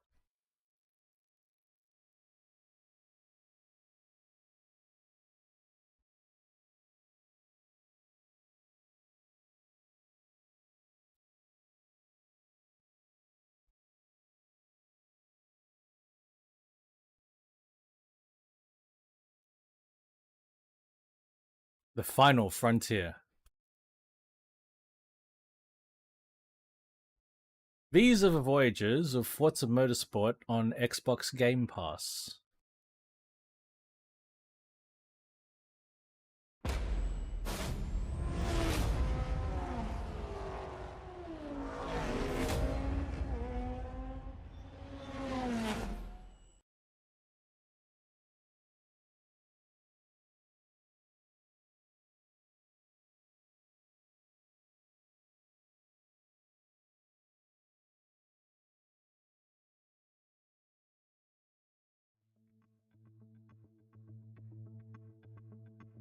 At least Forza loaded up.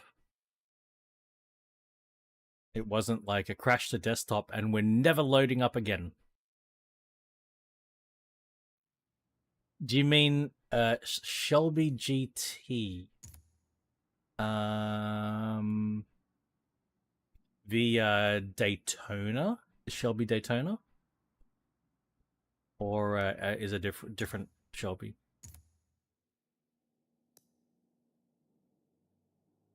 Cobra. I'd love to drive a Cobra. Hey, we're at Laguna Seca. Okay.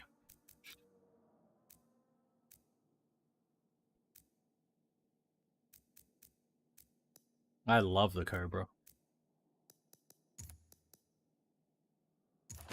Race diff. Keep those tires as they are. We can put street brakes on. Oh, wait. If we remove that and remove that, can we? Yes, we can. All right. Just the springs and dampers. Just the springs and dampers. Okay. Laguna Seca. Stock brakes. The brakes actually are pretty good. You know, something that I think Forza maybe doesn't do so well is differentiate between disc brakes and drum brakes.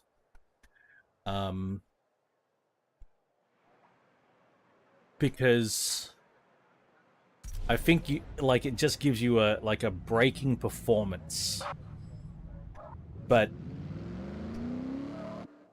drum brakes, the main issue, drum brakes actually are really good at stopping a vehicle.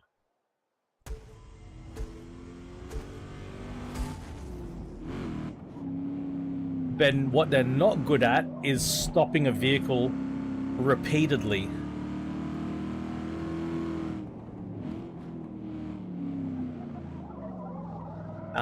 Whereas disc brakes, it's actually more difficult. Well, I don't know if any game really does it well. To be fair. But it's just that, Forza and Gran Turismo have lots of cars in them that would have drum brakes. And I don't think the drum brakes are being simulated well. So yeah, effectively, without going into the detail, disc brakes are good at cooling down. They're much better at being able to cool themselves down so they can be more consistent. But drum brakes are really good at generating a huge amount of friction and stopping the vehicle. Hey, have a good sleep, mate, and take care. There you go. So trucks, pretty much every truck, every big rig only uses drum brakes. Still to this day. Yeah, exactly. You have slotted, cross-drilled, vented rotors. So there are plenty of things you can do to cool down a disc brake. But drum brakes are harder to cool. But drum brakes have more surface area of contact, so they can generate a higher amount of friction. So they're actually more effective at stopping. They generate a lot of friction, so they can stop a vehicle very well. But once you've done it once, the drum brakes heat up, and it takes a while to cool them down.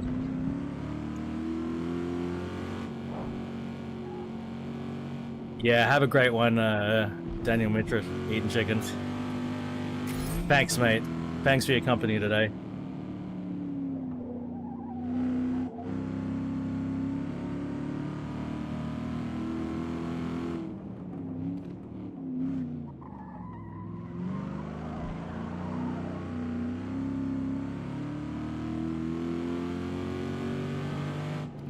Stock gearbox, stock motor. Tires, diff, and suspend, and just the springs and dampers. Even the we don't have anti-roll bars. Yeah. Yep, you would brake later, brake harder, but then you'd probably be able to do it 2 or 3 times. And then the next corner, the pedal would sink to the floor. Nothing would happen, and you'd be in shit.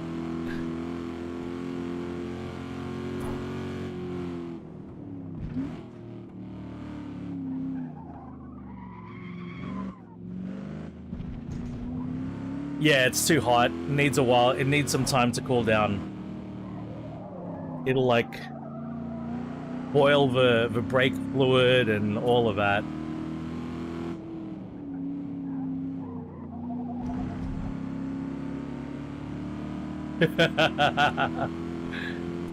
Oh, they've definitely you know, before they developed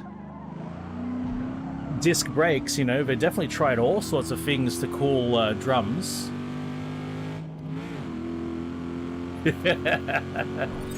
Nitrous makes everything go faster.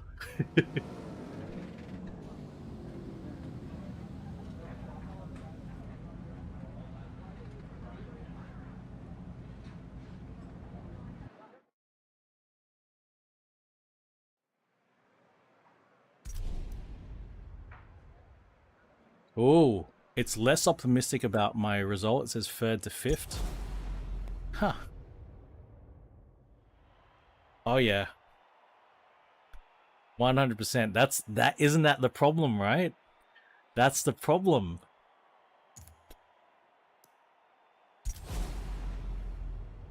That is the exact problem. And especially with movement, right? With movement, when you want to start moving, you don't want any friction, but when you want to stop moving, you want all the friction. But you don't want the friction to become too much heat, because that causes problems.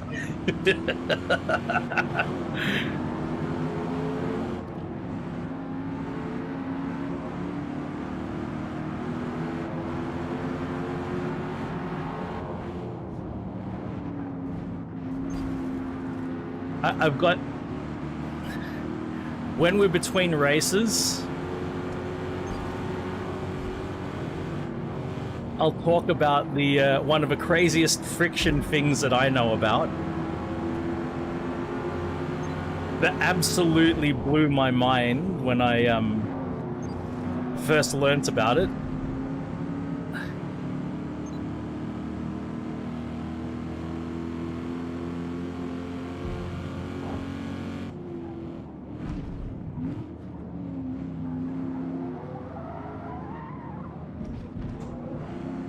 it's to do with my other big passion in and hobby sort of thing.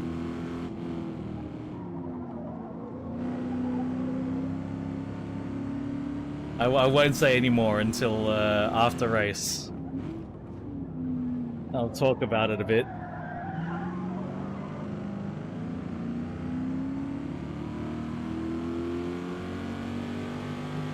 Absolutely blew my mind. Couldn't believe it.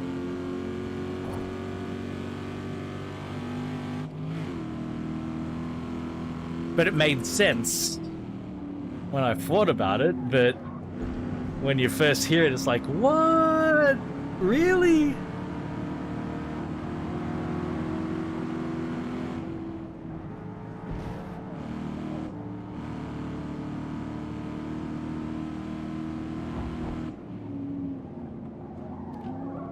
No, a little bit over. Pushed it just a little bit much there. No penalty, no penalty.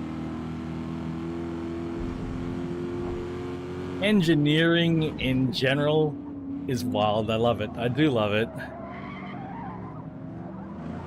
My father actually was a civil engineer.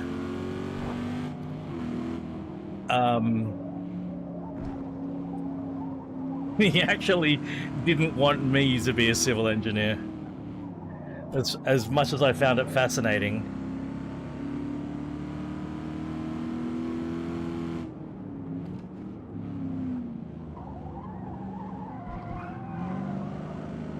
He had his reasons, whatever they were.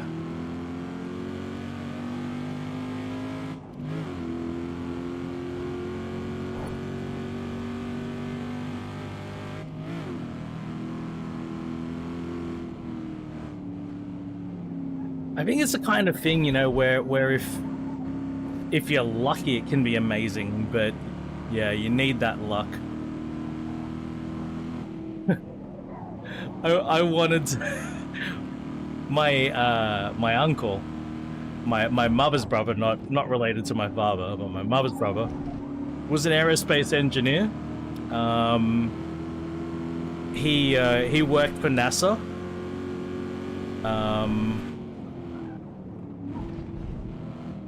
And after the Challenger disaster, he was helping to make sure that the O-rings on the boosters, you know, wouldn't fail again. That was a big one of the big things he did. Right, I've known friends as well who had similar runs. You know, they started on their career and realized, damn, this is not for me, and you know, made some big career changes.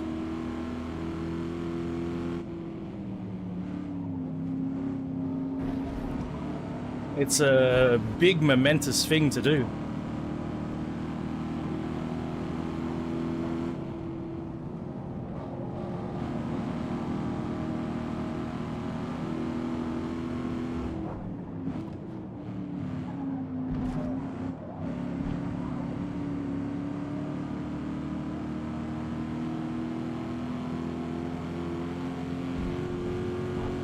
It's tough, man.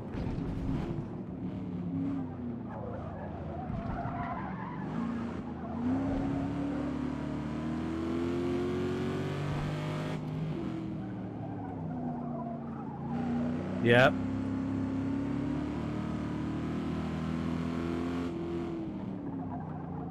I do agree. There's probably a better way of doing things than we have been doing.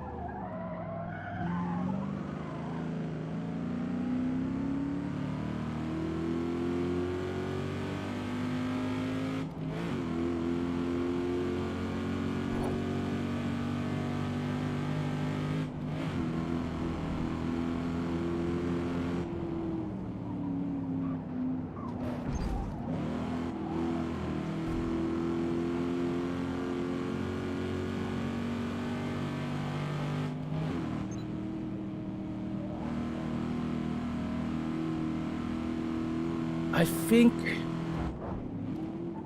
there are definitely aspects where the Australian education system did well by me, but there are definitely areas where did not do so well by me as well. And my father's choice of high school to send me to also. There's two corners where this thing can really, really keep its momentum.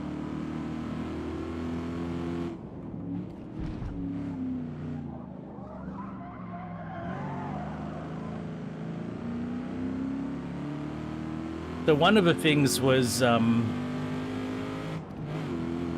one of the ways I was done a disservice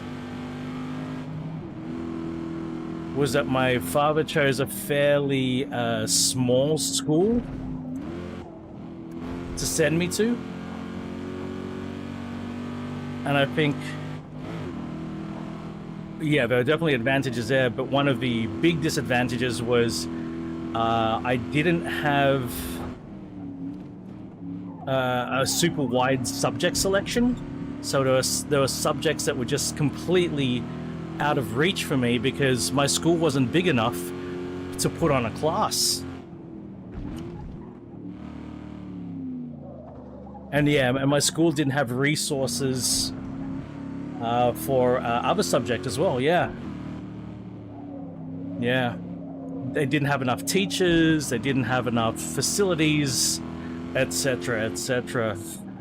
You know, when I found out, I'd find out that people in their high school were able to study this and that, I'm like, what? Yes, I would have done that. But I had no chance.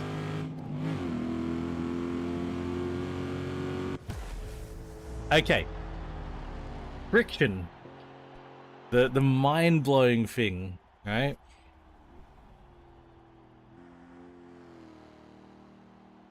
I only went to Catholic schools, as well, RJ. I went to Catholic schools. My primary school and my high school they're both Catholic. Right, I'm with you. I hear you. Okay, so snowboarding.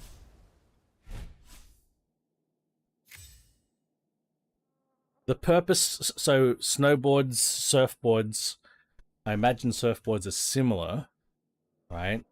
Actually, no. Well, I won't talk about, I don't know anything about surfing. I'm an Aussie, I don't know anything about surfing. I've never surfed in my life. I've done bodyboarding.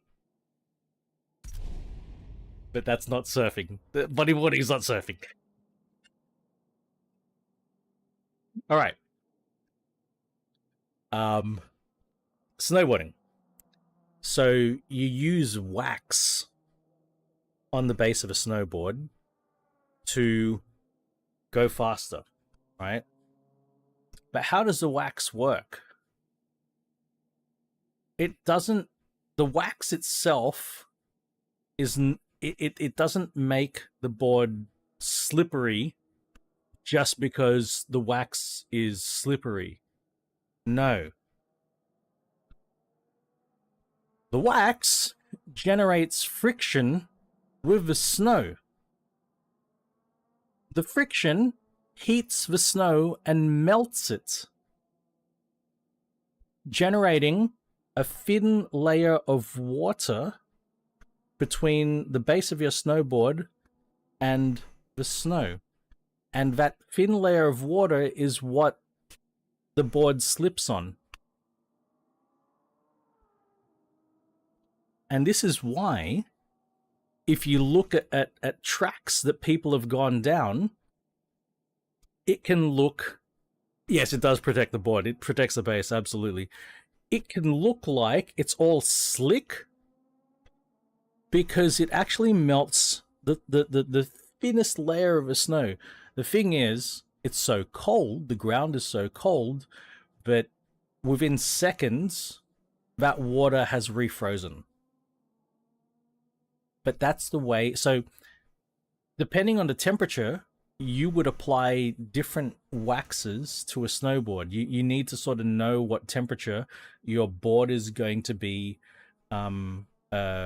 performing in, and you need to choose a hard wax or a soft wax to suit the temperature that you're going to be riding in. It's wild when I found that out, but it made sense because I thought about it. I thought of T-bars, how T-bars get so slippery and icy because you've got all these skis and boards going up it, melting the snow with their wax, going up it, and it freezes. It becomes icy. I'm like, yeah, okay, that makes sense, but geez, that blew my mind when I first heard about it. Let's. How much weight can?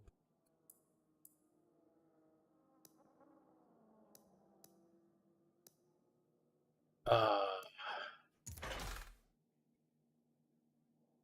oh yes, absolutely. The static coefficient, the static coefficient of friction, I believe would be yes. That's the other lovely thing about friction is there's the static and the dynamic, right? There's the coefficient of friction before you even start moving, which is higher than the coefficient of friction once you're moving. That's another funny thing as well. It's like, ah.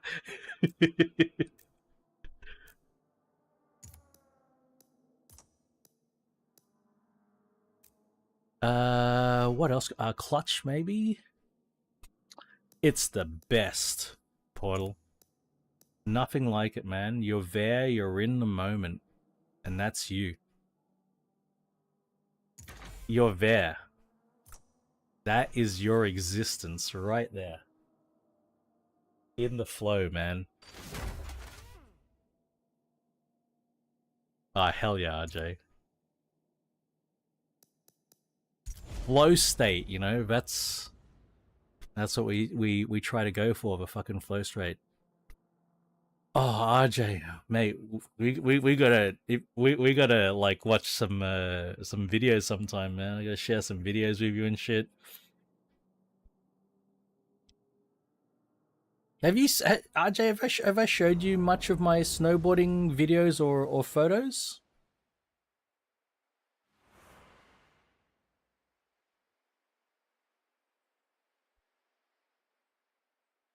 Oh God, let's take like before we do this, let's have a little bit of a peek. I'll just find a couple.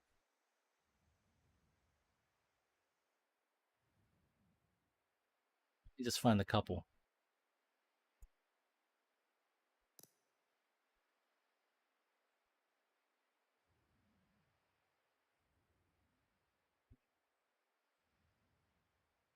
Can I find here?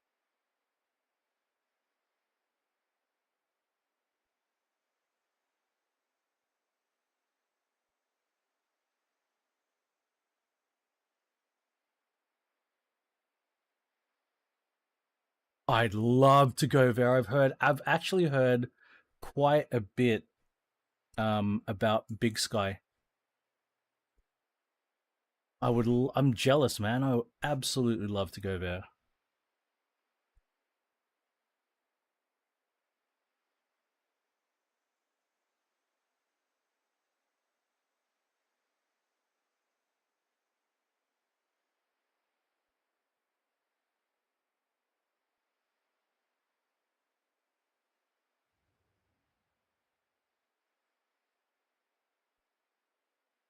All right, here's a couple of really crude ones that I just got. I've just been able to find these. These are screen grabs from my phone because I don't know. I just able to find these anyway. So this is Aussie backcountry. I'm on my split board, touring in the backcountry, and I had stopped to get a photo of this cornice, right? And my mate who was behind me saw me fidgeting, like fumbling with my phone, and he was behind me, and he's just gone, yeah, pink, taking a photo. That's one of my favorite photos. So this is where we were. So there's a dam here, and so you go across, and you're allowed to go across the dam. The no entry means to down into the dam itself, but you're allowed to cross the dam and play around. It's a national park, so you cross the dam, and then there's a creek between here, and you cross the creek, and up here you can play, and over on the right you can play as well. And that photo, I think, is that cornice there. The previous one. I think this is over here, so like, you know, we've gone up there. This is Japan. This is New Zealand. And so this is, you know, slack country, side country, right? But we're staying in this tiny little ski club run resort, and this is a nutcracker rope tow. And so you can just hike up here, and this is literally an ungroomed backcountry bowl that they have to do AVI control here, and this is a ski patroller right here, right? And we were the first people up, absolute first people up in the morning, and we've come up, and we look, and it's dumped overnight. And we're looking down into the bowl, going, God, it's just full of pow, right? But then we look, and there's ski patrol there, and he's looking up at us, and we're like, is it okay? Are we allowed? Can we go? And he's like, hang on. And we were, all right, we'll just camp up here and wait until he gives us a signal. You know what he did? He dropped in. He just wanted to take first lines. They have me controlled the early morning. It was fine. He didn't want us to go until he had to go. It was awesome. It was awesome. There's this photo. So this is the creek that we're crossing, right? And at this point, I've just jumped the creek. My left boot. So I when I landed, my left foot, it's crashed through the snow. It wasn't actually solid there. There was a bush, and it went straight through the bush. My left boot is in the water. My left boot was filling with ice cold water, and I'm with a photographer, and the photographer's gone, hold it right there. Look at the camera. And I'm like, my foot is getting soaked.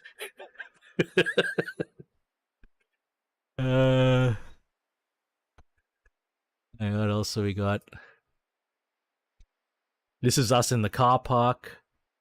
Of course, a big group of us all going different directions on the same day. It was part of a backcountry sort of festival. But it was just like, you know, the idea was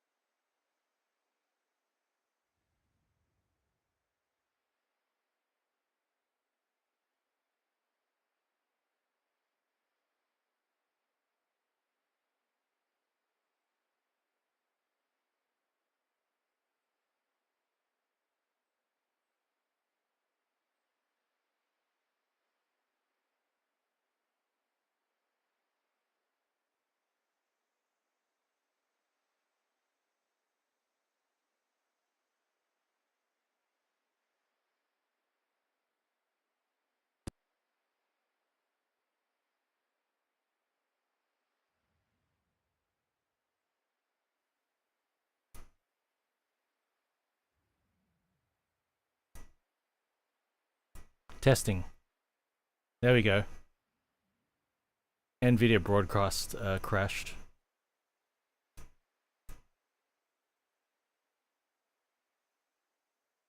Just NVIDIA broadcast. As it does. Yeah. Oh, this is Japanese backcountry. As well. Well, yeah, backcountry. Well, side country. So we took a lift and then hiked. So it's side country. Thank you, guys.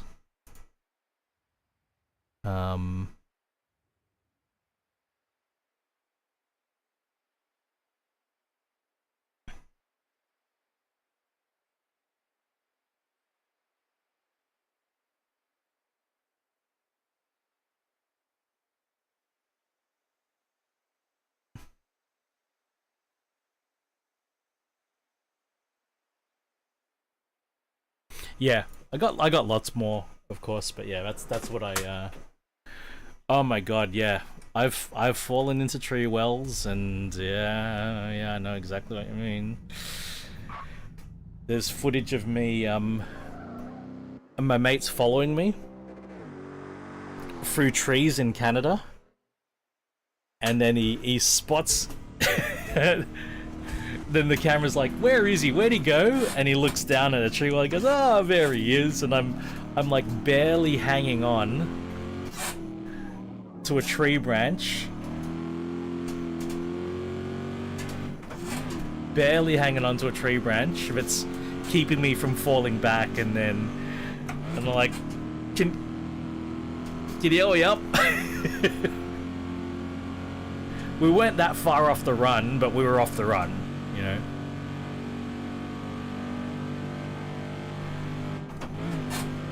Oh, only 4 gears.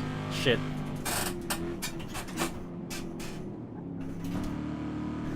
Oh dear, okay. So now... But fuck, I love snowboarding, man. Yes. Yes, I have. I've seen that. I've also... Well, we'll go this way. I've actually seen snowboarders dig the same. I think I know there's a very famous one I think you're referring to, and somewhat recent. But I've also seen the others, the other side, where you know, snowboarders have come across skiers and dug them out as well.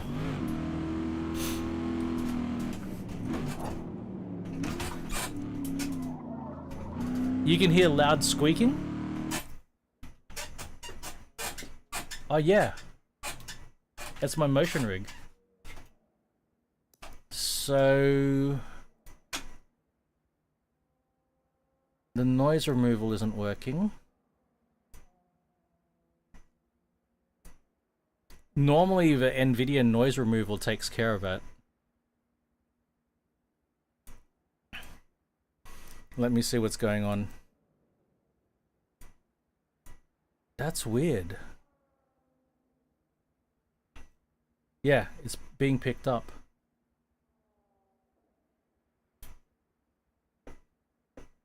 Huh.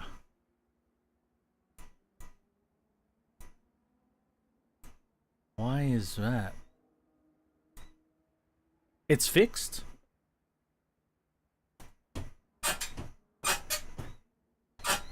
No, it's coming through.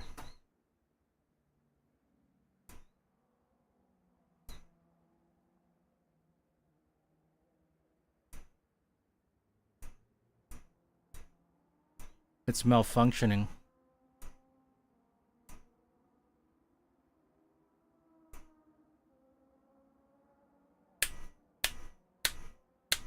Yeah, it's all malfunctioning.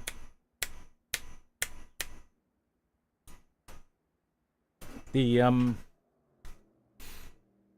noise removal stopped working.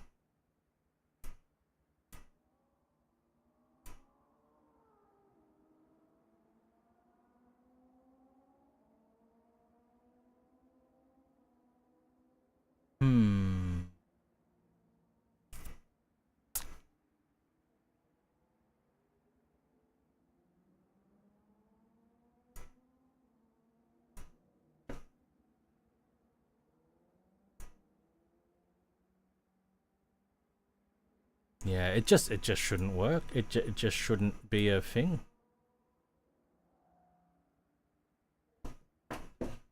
And I can see it's being picked up. I'm gonna try resetting NVIDIA broadcast again.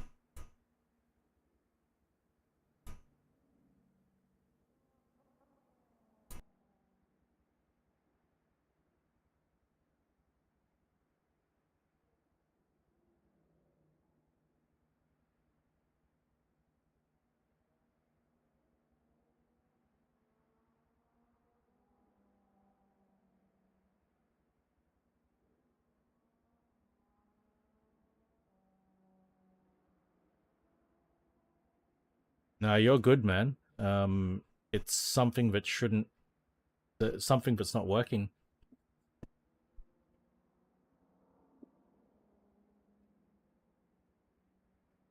I think that's fixed.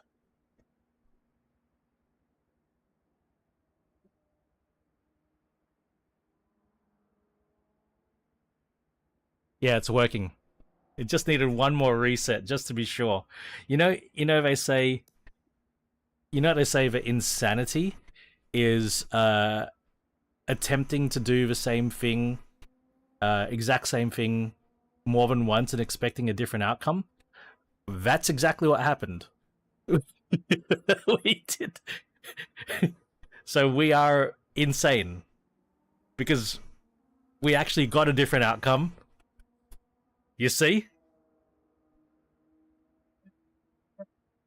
Oh, wait.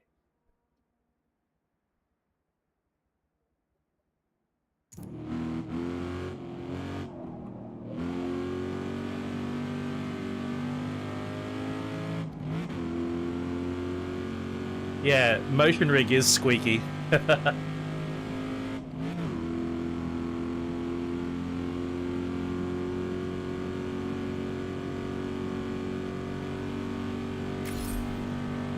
No, thank you for letting me know, man. I much rather somebody lets me know that something's not right than to sit here with something that's not meant to be and broken. So please do. If something's odd, volumes are a bit off, something's too loud, something's too quiet, voice becomes too annoying.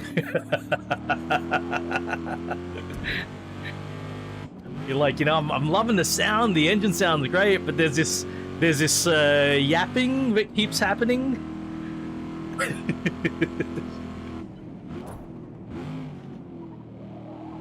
Giving it too much of that.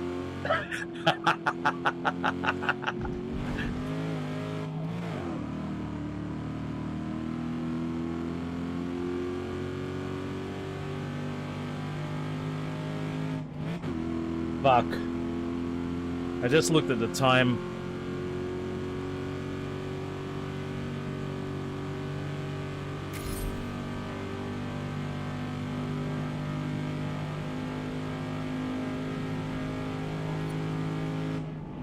Oh shit! Oh shit!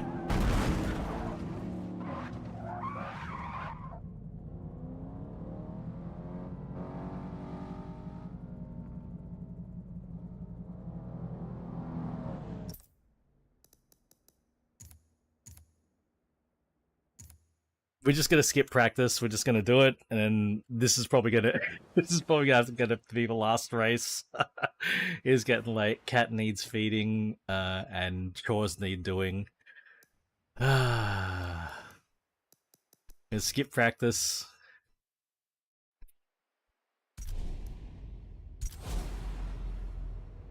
I wanted to drive more.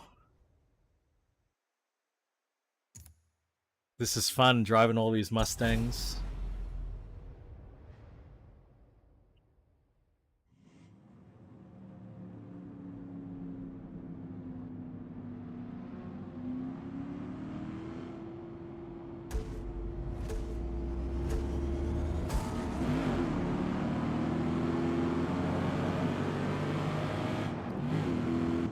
Oh, cheers, man.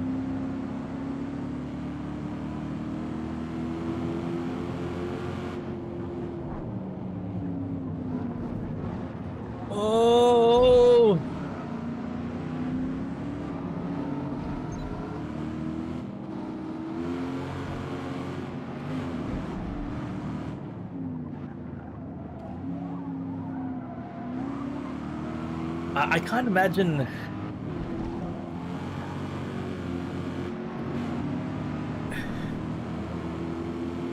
Yeah.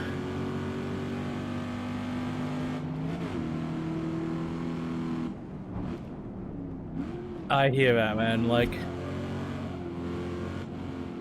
there are times on the Twitch streams where, you know, the audience wants certain things, and I do my best to accommodate, but not be miserable. You know, I do keep a very close. Yeah, I completely get what you mean.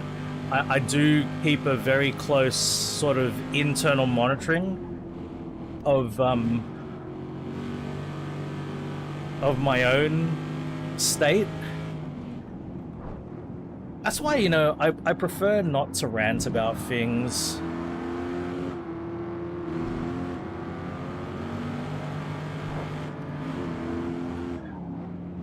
I want to have fun. Oh.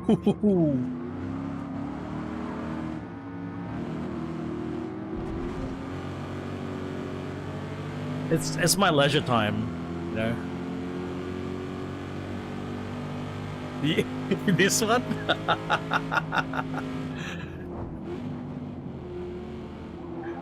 It's even got like green and pink rims on it. Even the rims. Hey, Hodges! Hodges, I'd love to head over there and have a couple of beers, mate. You know it. That'd be a good time, mate. For sure. Yes. Purple is a very, very risky color.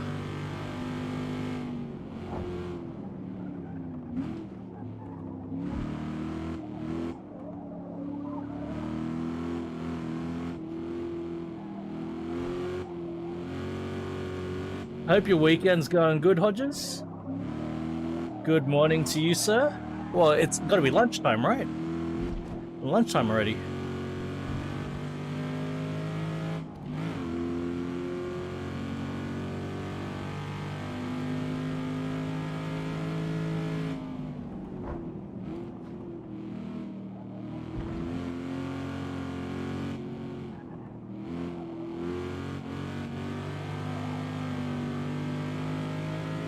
So I got in. I was fast enough. That means I was fast enough, Hodges, to get into a good morning. Yeah, absolutely. Oh my god. The Lamborghini Diablo purple that used on the Jota. Beautiful. Amazing purple. Oh. I think, like, I like Diablos, but when I saw that purple Jota for the first time, that's when I really fell in love with Diablos.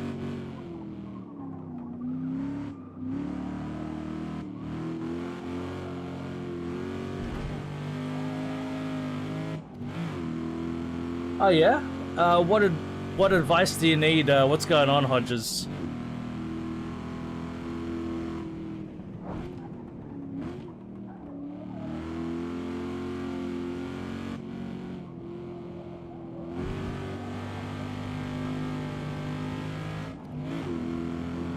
I think in general, like, my general approach to those cars is you need to be patient with them.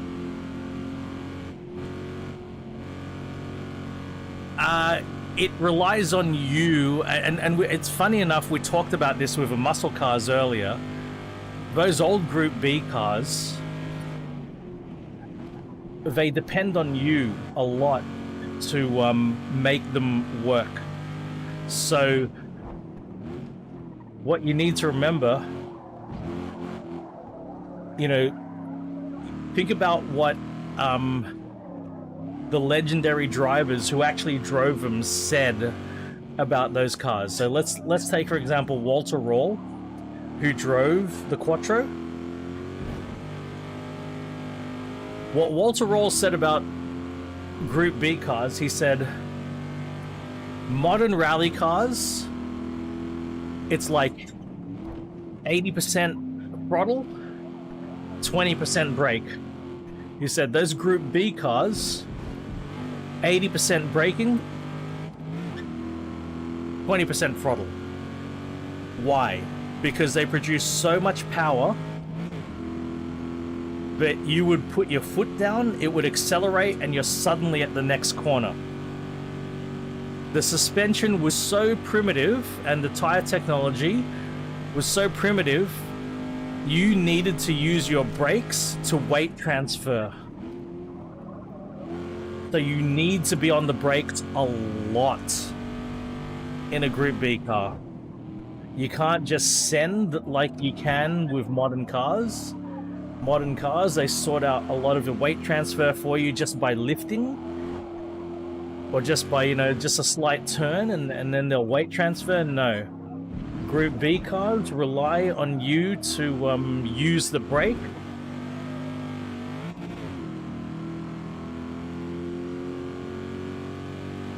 McRae was from an era where the cars started doing the work for you already. You see, as good as McRae was, he also crashed a lot. His nickname was Colin McCrash because he crashed a lot. And Colin McRae, his era was after Group B. So you can't use Colin McRae's philosophy with Group B cars because it doesn't work. Group B cars demand a lot more of a driver than Group A and later cars. That's it. So if you need to turn the car in a Group B car, you need to transfer weight forward. You do that by braking. One of the problems is, so that's a Group B car. A Quattro's like that, right? You brake, you send the weight forward, the front end grips, you turn, you accelerate out. That's your sort of rhythm, right? And it works pretty good for the Quattro. All the other Group B all-wheel drive cars, they're all mid-engined. So there are more disastrous consequences for lifting off suddenly and braking suddenly because it's mid-engined. Right? When the engine's behind you, the weight transfers a little bit differently.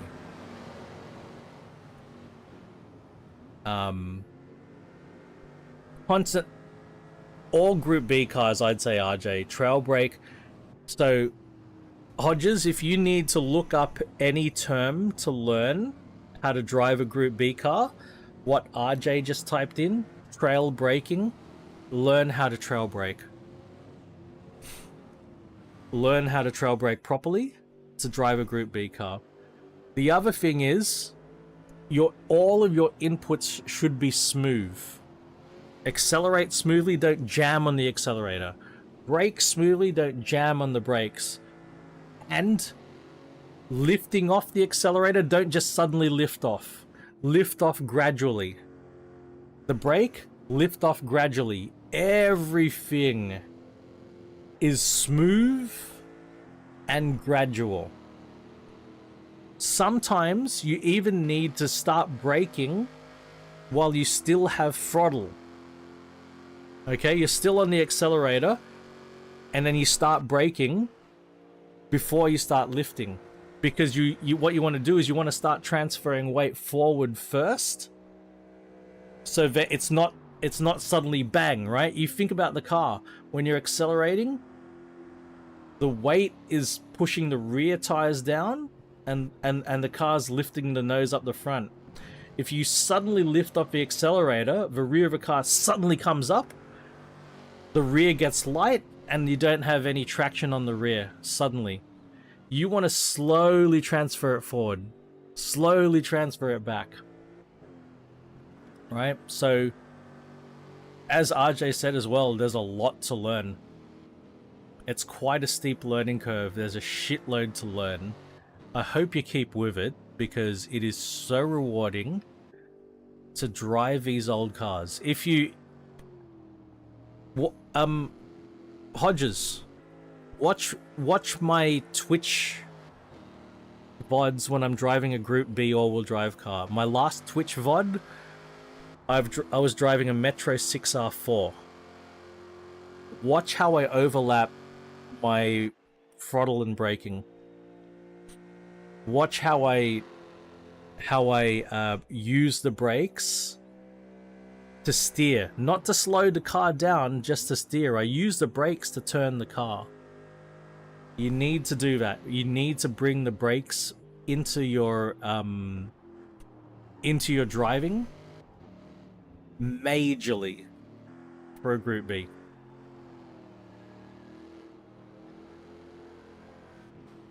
That's why I'm gonna have a shower right now, Raven. And yeah, it's because all the sweat pools up in the bottom of my seat while I'm driving. Yeah, it's pretty rank. It's pretty rank. But yeah, I do need to wrap. I am a little bit over time.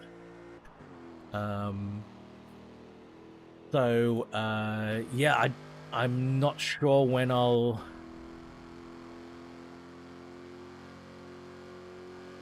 That's hilarious, Raven. I'm not sure exactly when I'm going to be back on... Oh, well, I'll be back on YouTube on the same GT7 slot next week. This slot next week. I'd like to get on sometime in between then and there, but I don't know when that might happen. Twitch, I'll be back on Twitch on the Monday roller train. Actually, before we head out, let's have a quick look at what we've got in store. But yeah, I hope that helps, Hodges. There's a lot to take in. It's unfortunately not a simple answer. No, thank you, RJ. You're always here. I trust you, and yeah, no, I think yeah, it's been amazing. Hey, Rev, I'm just wrapping up, buddy. I'm just wrapping up. I'm just looking at what I'm doing next week. So next week, next time. Look at that. Look at this. If only I could get an Atlas Blue fucking S650. But Ford is discontinuing Atlas Blue for 2025, so I won't actually be able to order one. If I find one, that'll be great, but I want to order one with Magnaride. So it might be tough. Do we have any Mustangs in C class, I wonder? It'd be awesome. Oh, 928. 928 is like a German Mustang.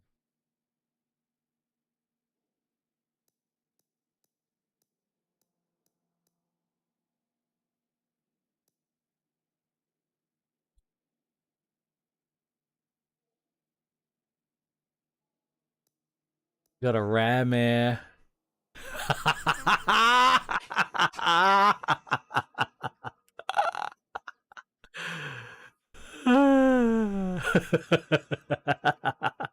That got him. There's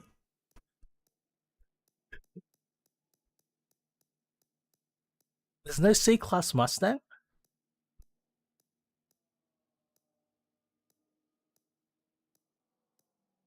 We might end up driving that 928 next time. As a Camaro. Oh, wait. Actually, RJ said who wants to see a Cobra, right? Where was the Cobra? I missed it. Did I miss a Cobra?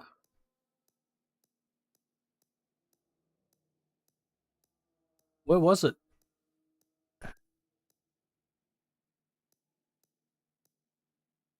I remember that, Rev. I remember that very clearly, man. At the end? Far right or far left? Yeah, I saw the Jag. Didn't see a Cobra. Yeah, that's a D type.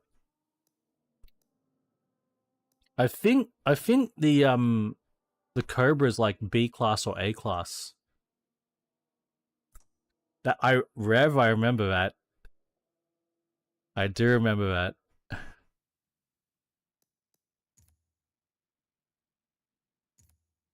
It's D class. Let's go to Shelby. We'll have a look at Shelby and Ford, and then I really should wrap. Cat needs food. I think the missus won't be waking up, because she was still awake at 4:30 when I got up. But she might. She might.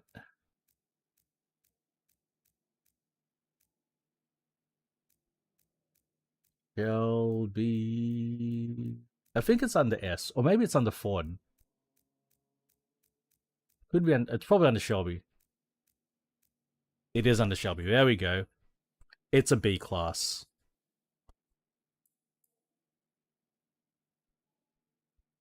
And of course, I've already been driving the GT500. Chili's. We had Chili's here, Rev. I think it's all gone. Oh shit, didn't mean to do that. I tell you what, RJ.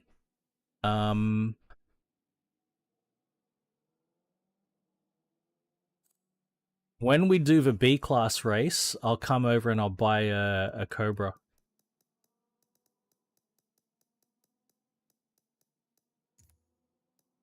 I'll buy one for the B class race.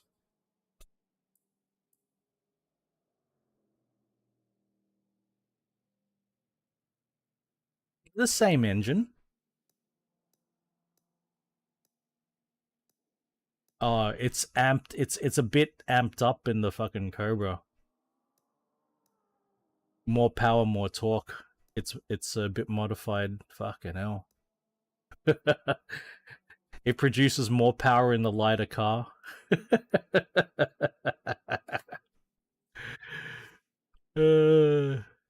Different cam heads and tune. There you go. Fuck a duck. Minus 600 kilograms. Hey, Rev. Actually, Rev, while you're here, check this, Blee.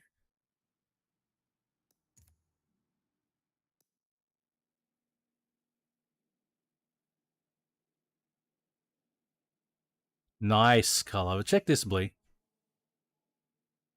Wait. I want to sort. Class.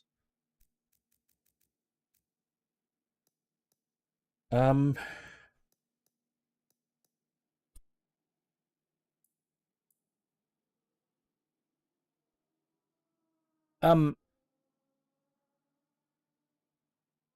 This is in kilograms, right? But fucking whatever, right? This is in kilograms, Rev, right?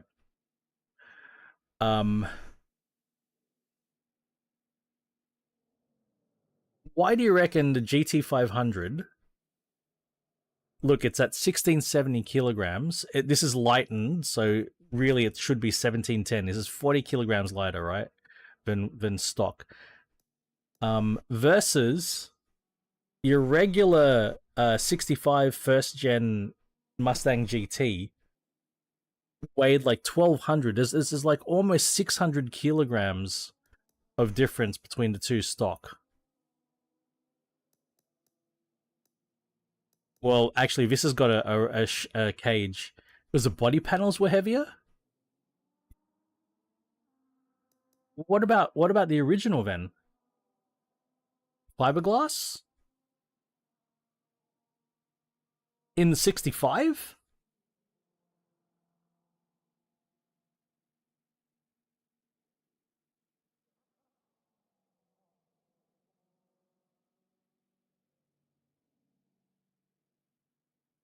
So this is the original 65, and then you've got a 67. Yeah, the GT500 weighs more by like a lot, like half a ton. 60, like I've done stage 1 lightning here, right? So it's 1670. This has got a roll cage in it, so it's like 1200. But basically, in stock form, it's almost 600 kilograms. Almost 600. So more than half a ton. Longer and wider, but still 600 kilograms, man. Half a fucking ton. Like, I'm like, a bigger engine, a more robust gearbox, a heavier diff could be like 300 kilos. Yeah, but a 7 liter versus a 4.7 doesn't add half a ton, man. Like at most 100 kilograms, I reckon. 100 kilograms at most. There's not a huge amount of difference between almost a 5 liter and a 7 liter, right? Not a huge amount of difference. I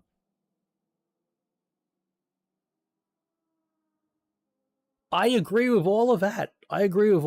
But it still doesn't add up to 600 kilograms in my head. It's a bigger fuel tank. Okay, all cast iron stuff. Yeah, cast iron stuff would be fucking heavy. Bigger fuel tank. Bigger fuel tank. So the fully laden with all fluids. Glass. But isn't it almost the same? Like, it's still a first gen Mustang. It's just got a slightly different body on it. Glass is very heavy.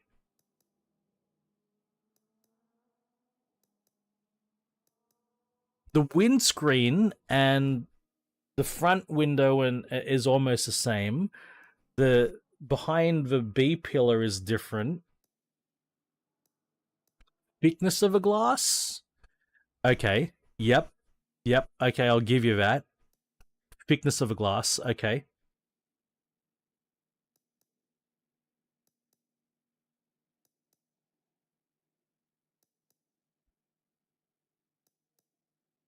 It's a lot of weight. It's still fucking a lot of weight, man. Like the power to weight ratio in standard form, at least the math is math.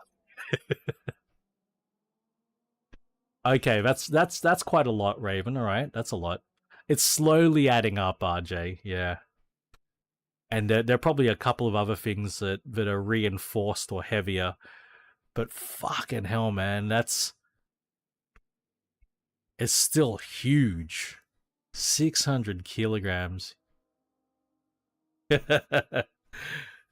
right, cheers, guys. I got a wrap there. Of course, I believe not that much bigger. Not that much bigger. You're going from 190 to 210. You're going from 190 to 210. It's not that much bigger. Or 195 to 215, sorry.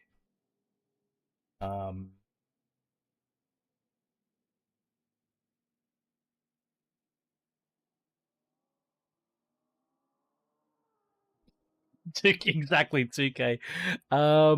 Let me check. Yep, okay. In an hour's time, we've got Race Club on the Barrel Rollers Discord. And it is the British Championships running the more modern JCW Mini. Yeah, fully, yeah, all seats in both cars. So if you've got AMS2 looking for a fun race, jump over there in about an hour's time. But yeah, better wrap up, guys. Have a great weekend. thank you all so kindly for the company and for the support. I hope to see you again soon. Twitch on Monday, Roller Train. Back here on YouTube when I have a time. Take care, everyone. Bye for now.